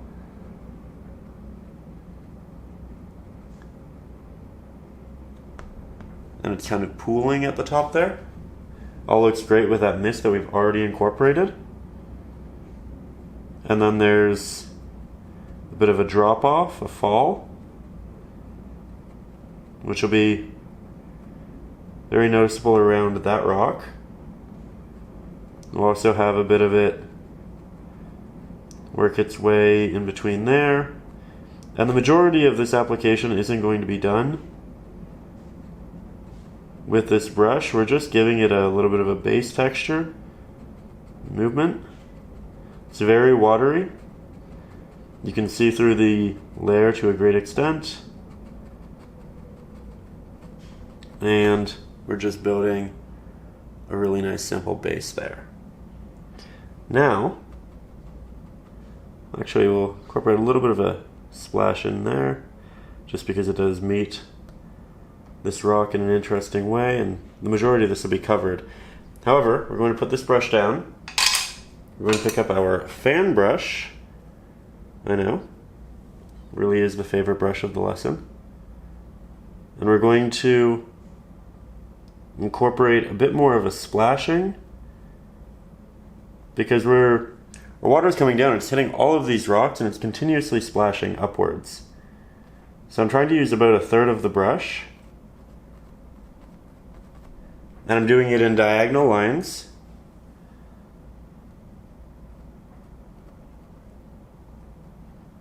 Trying to imply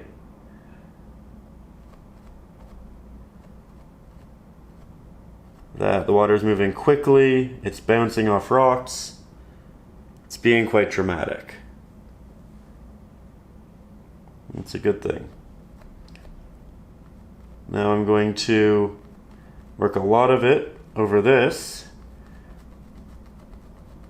You can just see a hint of that rock showing through. And we need significantly more paint on our palette.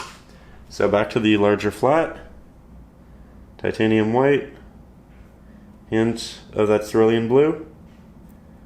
I'm going to mix more pigment than I did last time, because we know we like what we have now. And I'm just going to find a spot for this brush here. Switch back to the fan. And again, there's a lot that's falling through here.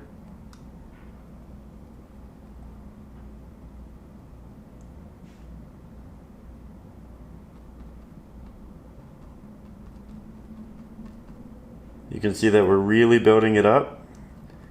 We're not leaving too much of the underlayer showing through, but we have enough that there's a contrast, and that's what's really important right now.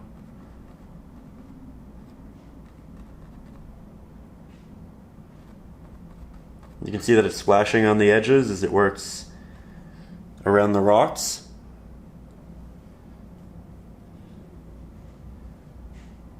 I am going to take my time through this. Again, we're falling, so I'm working in the angle that it's falling for this part.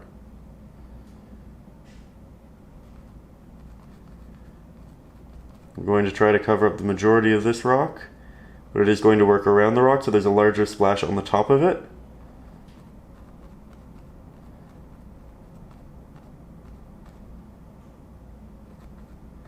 And then here, it gets a little bit more flat just for a while. And in that area where it is more flat, my strokes become a bit more horizontal.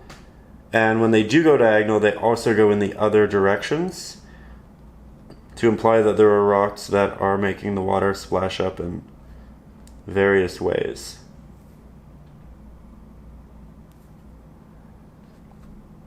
And then this is also a drop right here. And I'm going to work around these initially, recognizing that water will be falling on top, and then occasionally through and around. We approach it minimally because it's a lot easier to add than it is to reduce.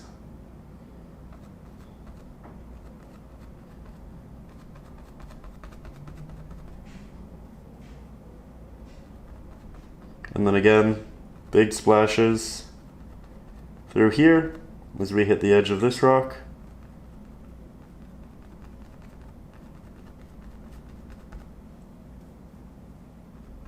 And when the markings are very diagonal, you can really feel that jump in it. That said, I do recognize I need to move the camera, so we will do that. So again, here we have that prominent jump through so many of these, and there'll be a bit of a build up on this rock as it works its way down.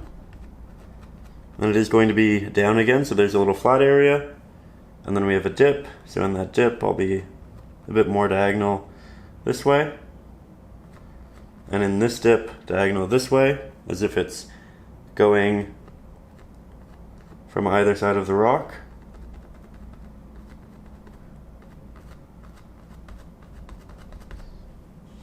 And then here, of course, we will have a similar effect towards the bottom where it's crashing and bouncing. That said, I need more paint yet again. So titanium white, cerulean blue, Mars black.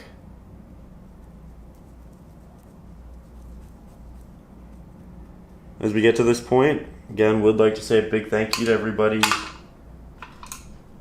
who supports the channel, the lessons, and the ways that you do, whether that be watching the videos, subscribing, sharing them with friends, or if you are a direct supporter up over on Patreon.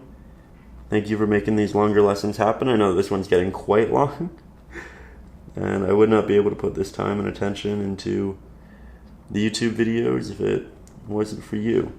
So thank you.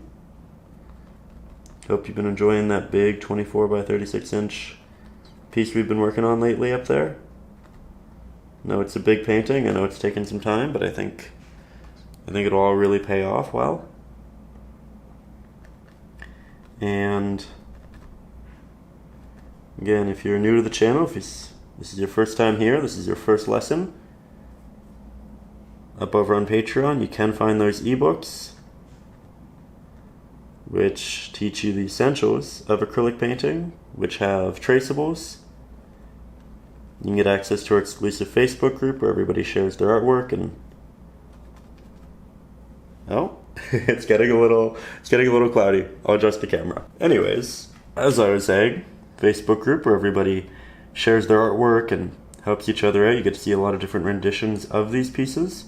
Great for getting new ideas and just seeing how you can tackle additional subjects. Also just adding additional subjects. I feel like a lot of people like to add wildlife and even people into these, and I love seeing that.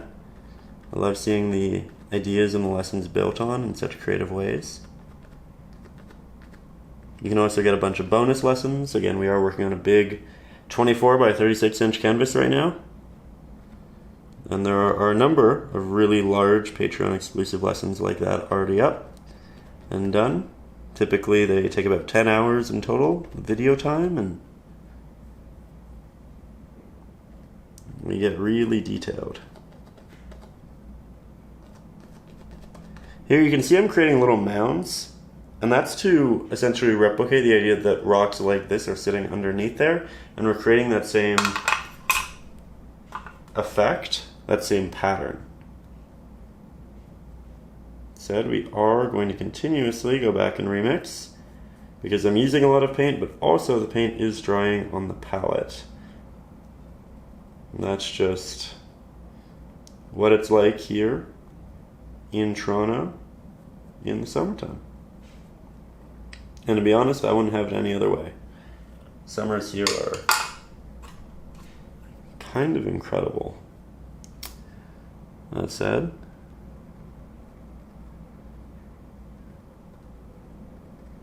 here we are creating more of those essentially bumps through taps. It's also worth noting we are going to build up a lot of this through additional layering. This is still a base layer. I know it looks very detailed, I know it's already visually complex, but we are going to do more to heighten it, to make it even better. I'm also going to fairly liberally work this into the rocks where there are those areas that allow it, and then I'll do slight, very soft taps when I don't have too much paint on my brush over the rest of them. So we'll just move you down a little bit more so you have a better view of what's happening.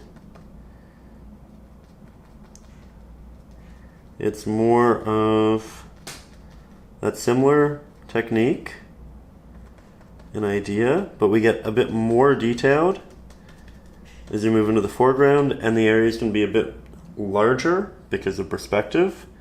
The crashes themselves are just going to be visually more prominent here. Therefore, we'll have more detail.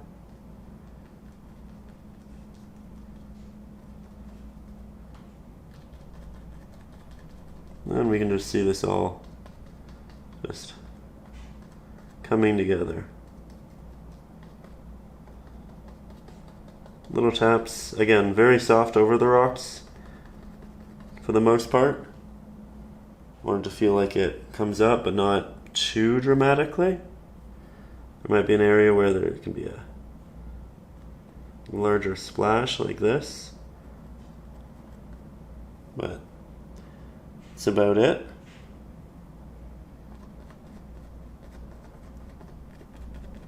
Okay, from there, I'm going back to our mix, grabbing more titanium white. We're making a much brighter mixture. Hint of Mars black. We're not going to add any extra cerulean blue in this one. And it's not a pure titanium white, as you can see, it's still quite far off from that. But these two are dramatically different. And we're going to use this to heighten the tops of our more prominent splashes. You want to start fairly close to us.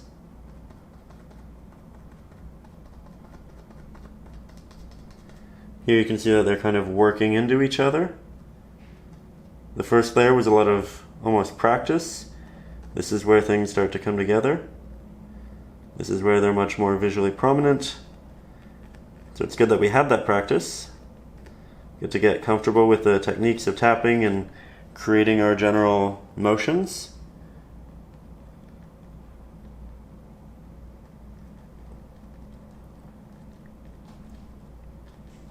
There we go.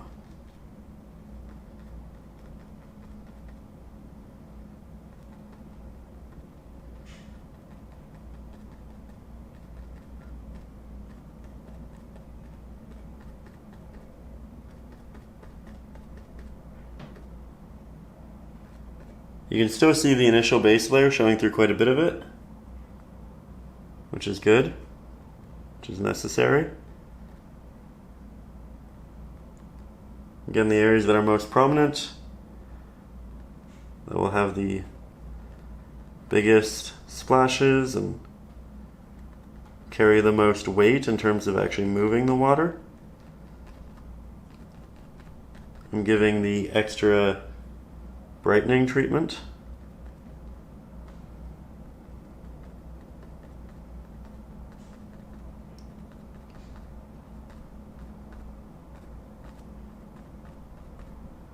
There we go.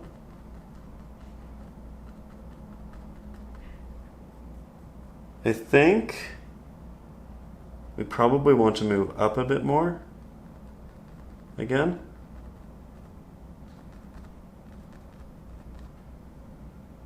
But you can tell how it's getting a little bit sporadic, and I like that a lot.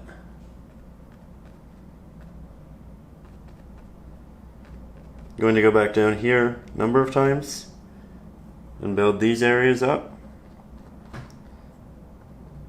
Because as we know, acrylic is semi-transparent, and eventually that just is necessary.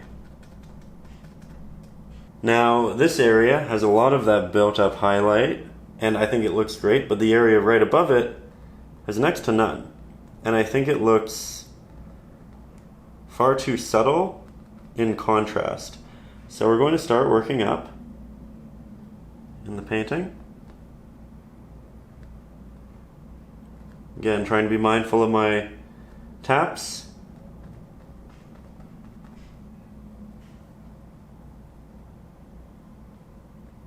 And a lot of these are a bit more vertical. We'll also have that at the top to a point.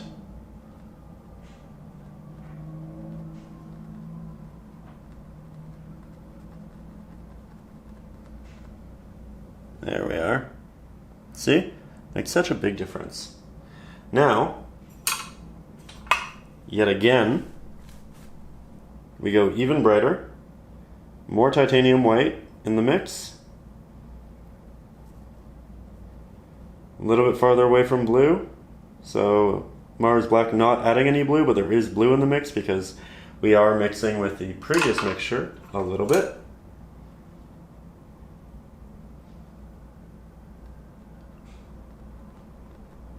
And here we can triple down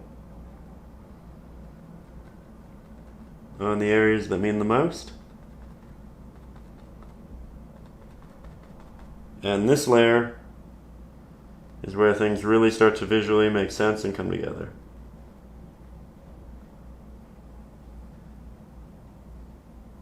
Such a dramatic difference, right?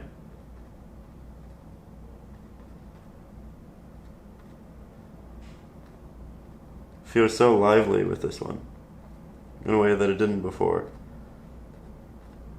And if anything, I think this is a lesson that, you know, we might have been really happy with the last layer. We might have been really happy with the layer prior. But because we weren't afraid to continue the process, get a little deeper, and edit that which we did, we got to something really special. We were only able to do that because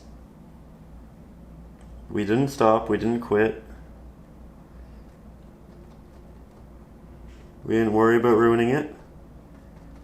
We knew that if something happened, it'd be okay. We could walk it back, we could paint over it, we could try, we could learn again.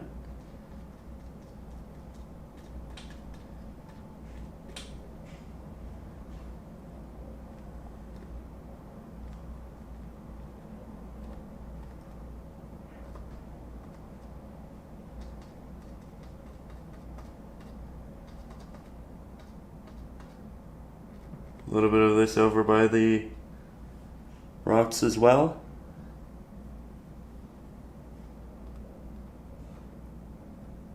I'm going to touch up some of the areas at the top. We can only do so many taps in any one area at a given time because eventually it just starts to blend, and we don't want that. We want sharp taps, not blended, visually combining taps.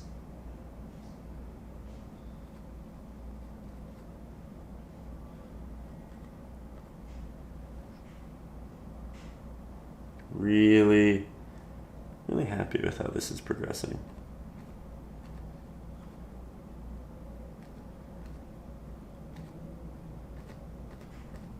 Yet again, we need more pigment, and we go brighter. We just keep going brighter. We keep removing smaller and smaller amounts of that blue.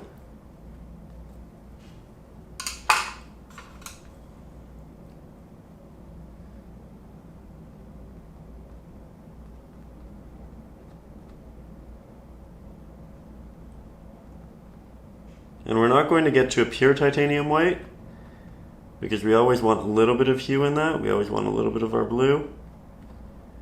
But as you can see, something very close can work quite well.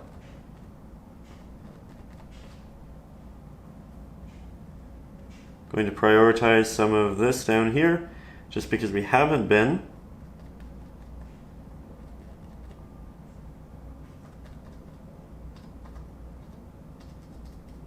And it could use some extra highlight and attention.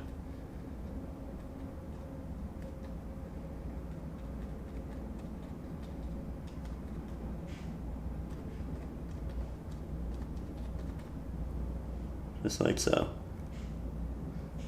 I think this one looks fairly realistic with that.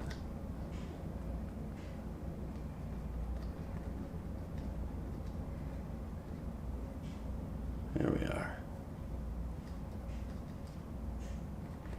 Love painting water this way. So much energy. So much life to it.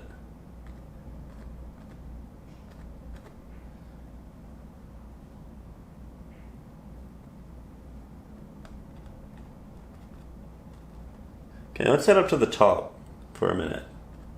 Now, up here, we are going to grab our liner brush, make sure it is nice and damp.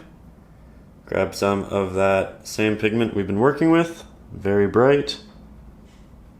We'll double down on the movements, which was a lot of tap and strokes that way. We'll do a little bit more, evidently working around the rocks. Show it just kind of finding its way through the smaller fissures within there.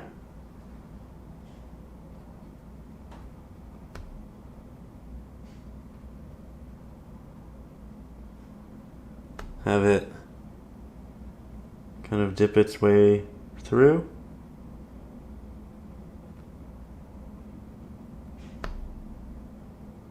And just bringing so much of this together.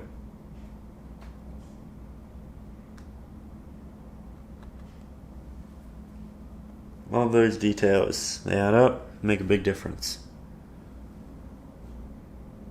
You can also clean up this edge just a little bit.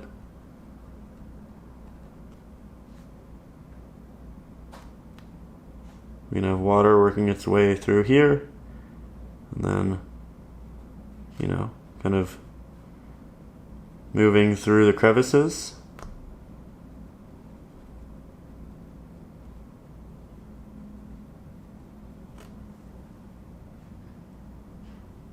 To be honest, I don't know that I love that. I'm going to make my finger wet. We're just going to soften it.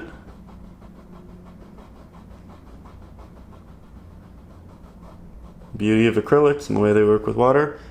That's so much better. It's so much more subtle. Perfect. Okay, then I'll take a bit more of this pigment. It's a very watery brush right now, by the way. I'm going to work it up here. I'm just going to add some additional mist to the back. Something I talked about a long time ago. But again, I didn't want to overcommit early on to it. Wanted to make sure that it felt right. It definitely does.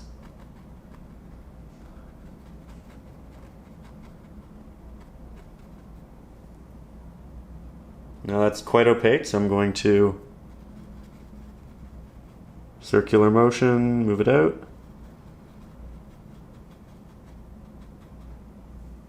Just like so.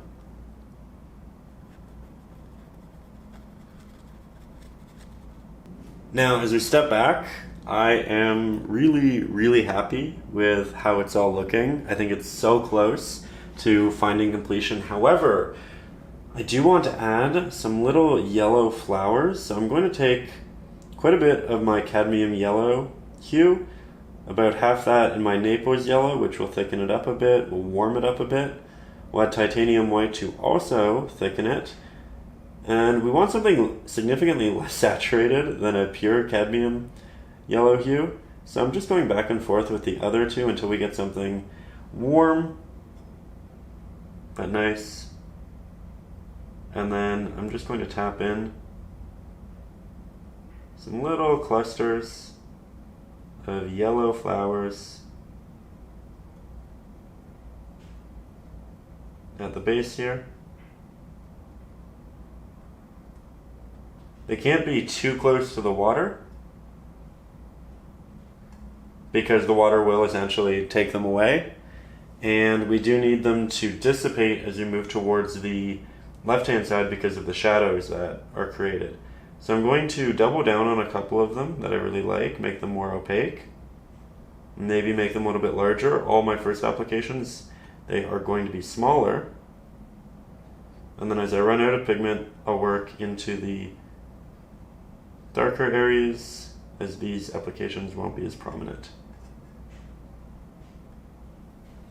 There we go. Now I'll grab A lot more of my titanium white. Hint of this. Create a nice little white center.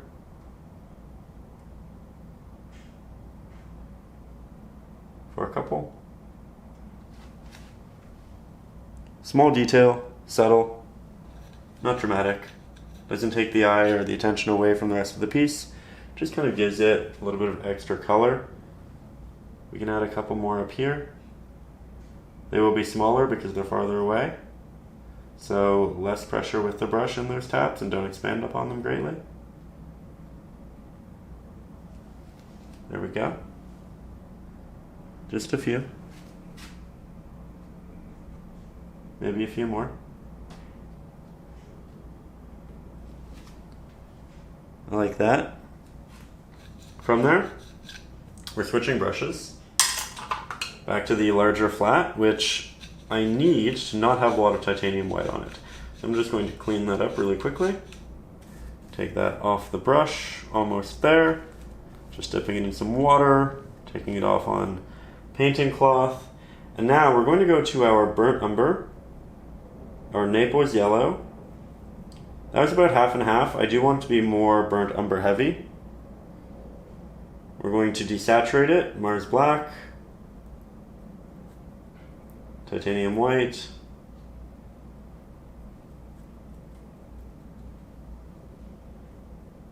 I'm thinking about adding a tree right here, or maybe one right here.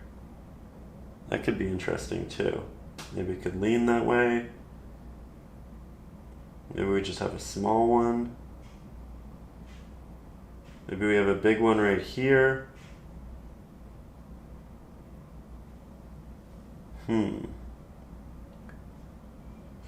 We're so close to the end. I don't want to mess it up, but I also think it could be a little bit better. Let's do it right here. I'm committing.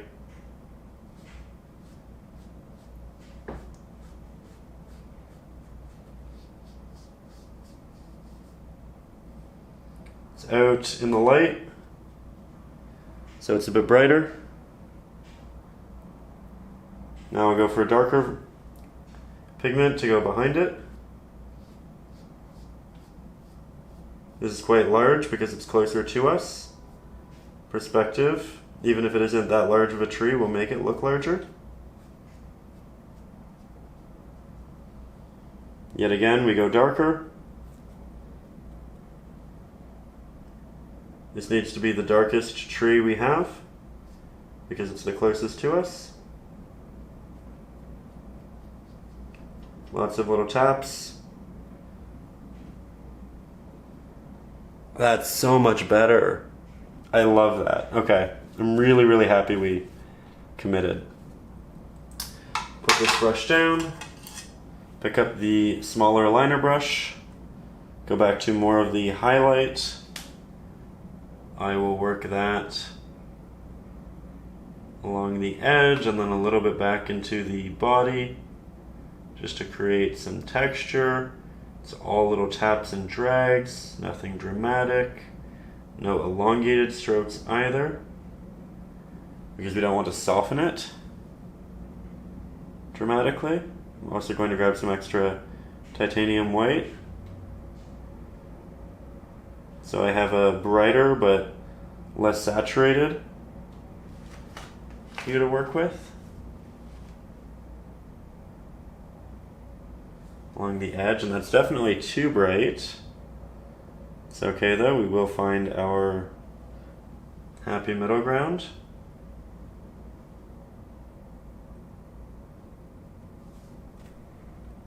More Naples yellow. I know you're quite far away, but this really is one of those sections where subtlety is key. Looking at the painting as a whole, especially towards the end of the painting.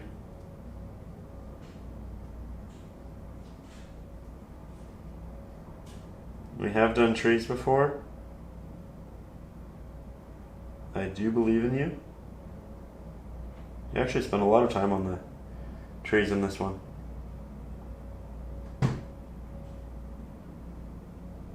I'm just bringing this back. A little bit of texture.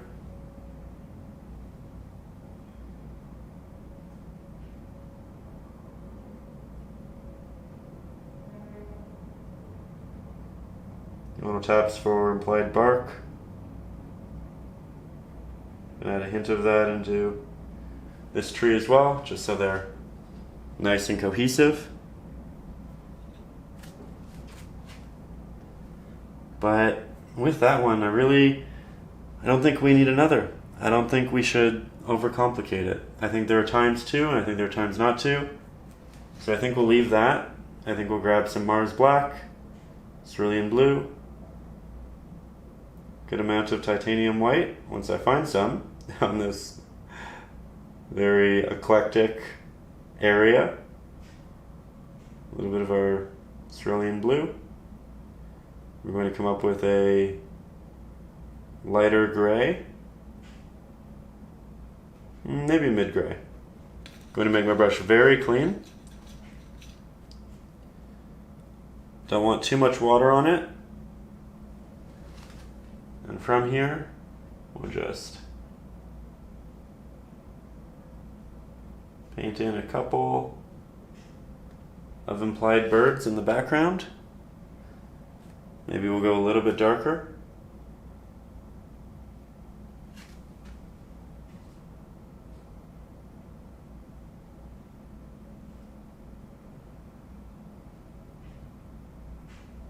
There we go. They're not too dark, they're not too light. It adds a little bit of life to the canvas, and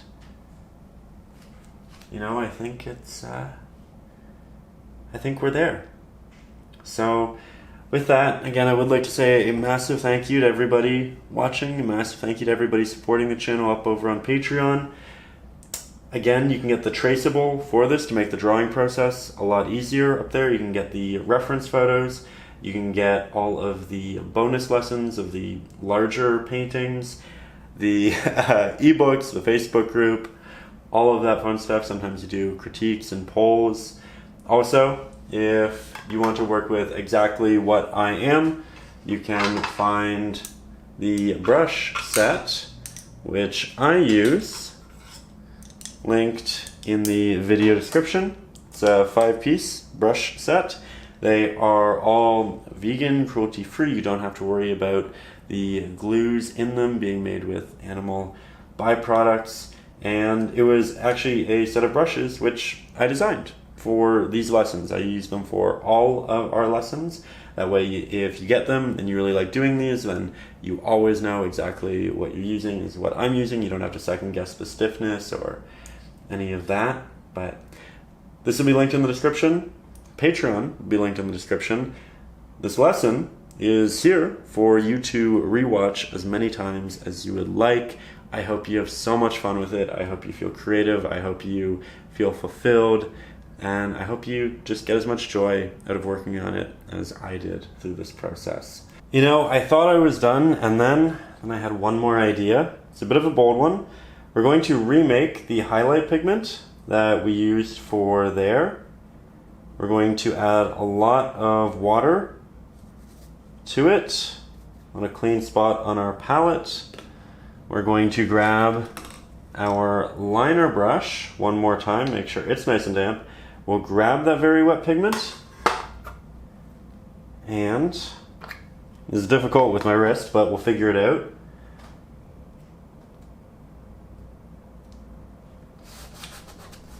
I'm going to splash some of this water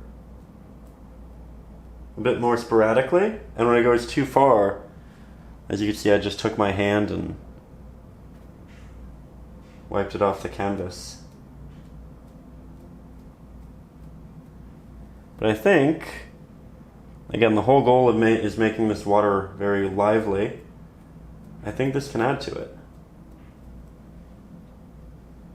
Again, it's kind of a bold move. We're late into the process. It is a bit sporadic, but we're just taking those bristles, we're peeling them back, and we're letting it get a little bit messy in a good way.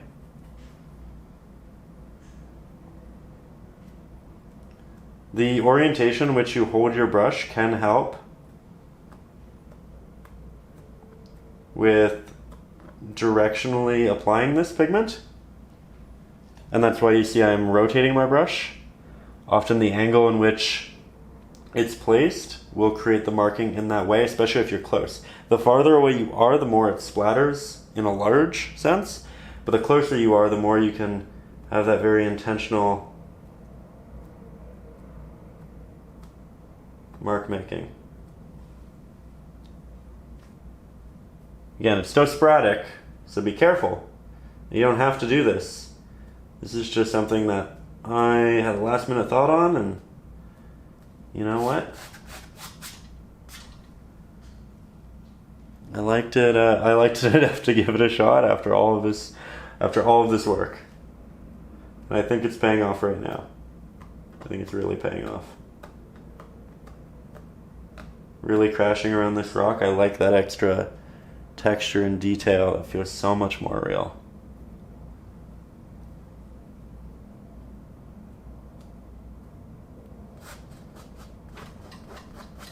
Again, I'm kind of cleaning up all the edging.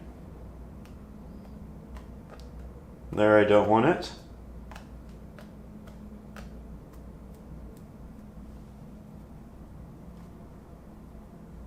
I know my hand and arm are inevitably going to be in the way 100 times through this, but that really is just an inevitable part of this process here.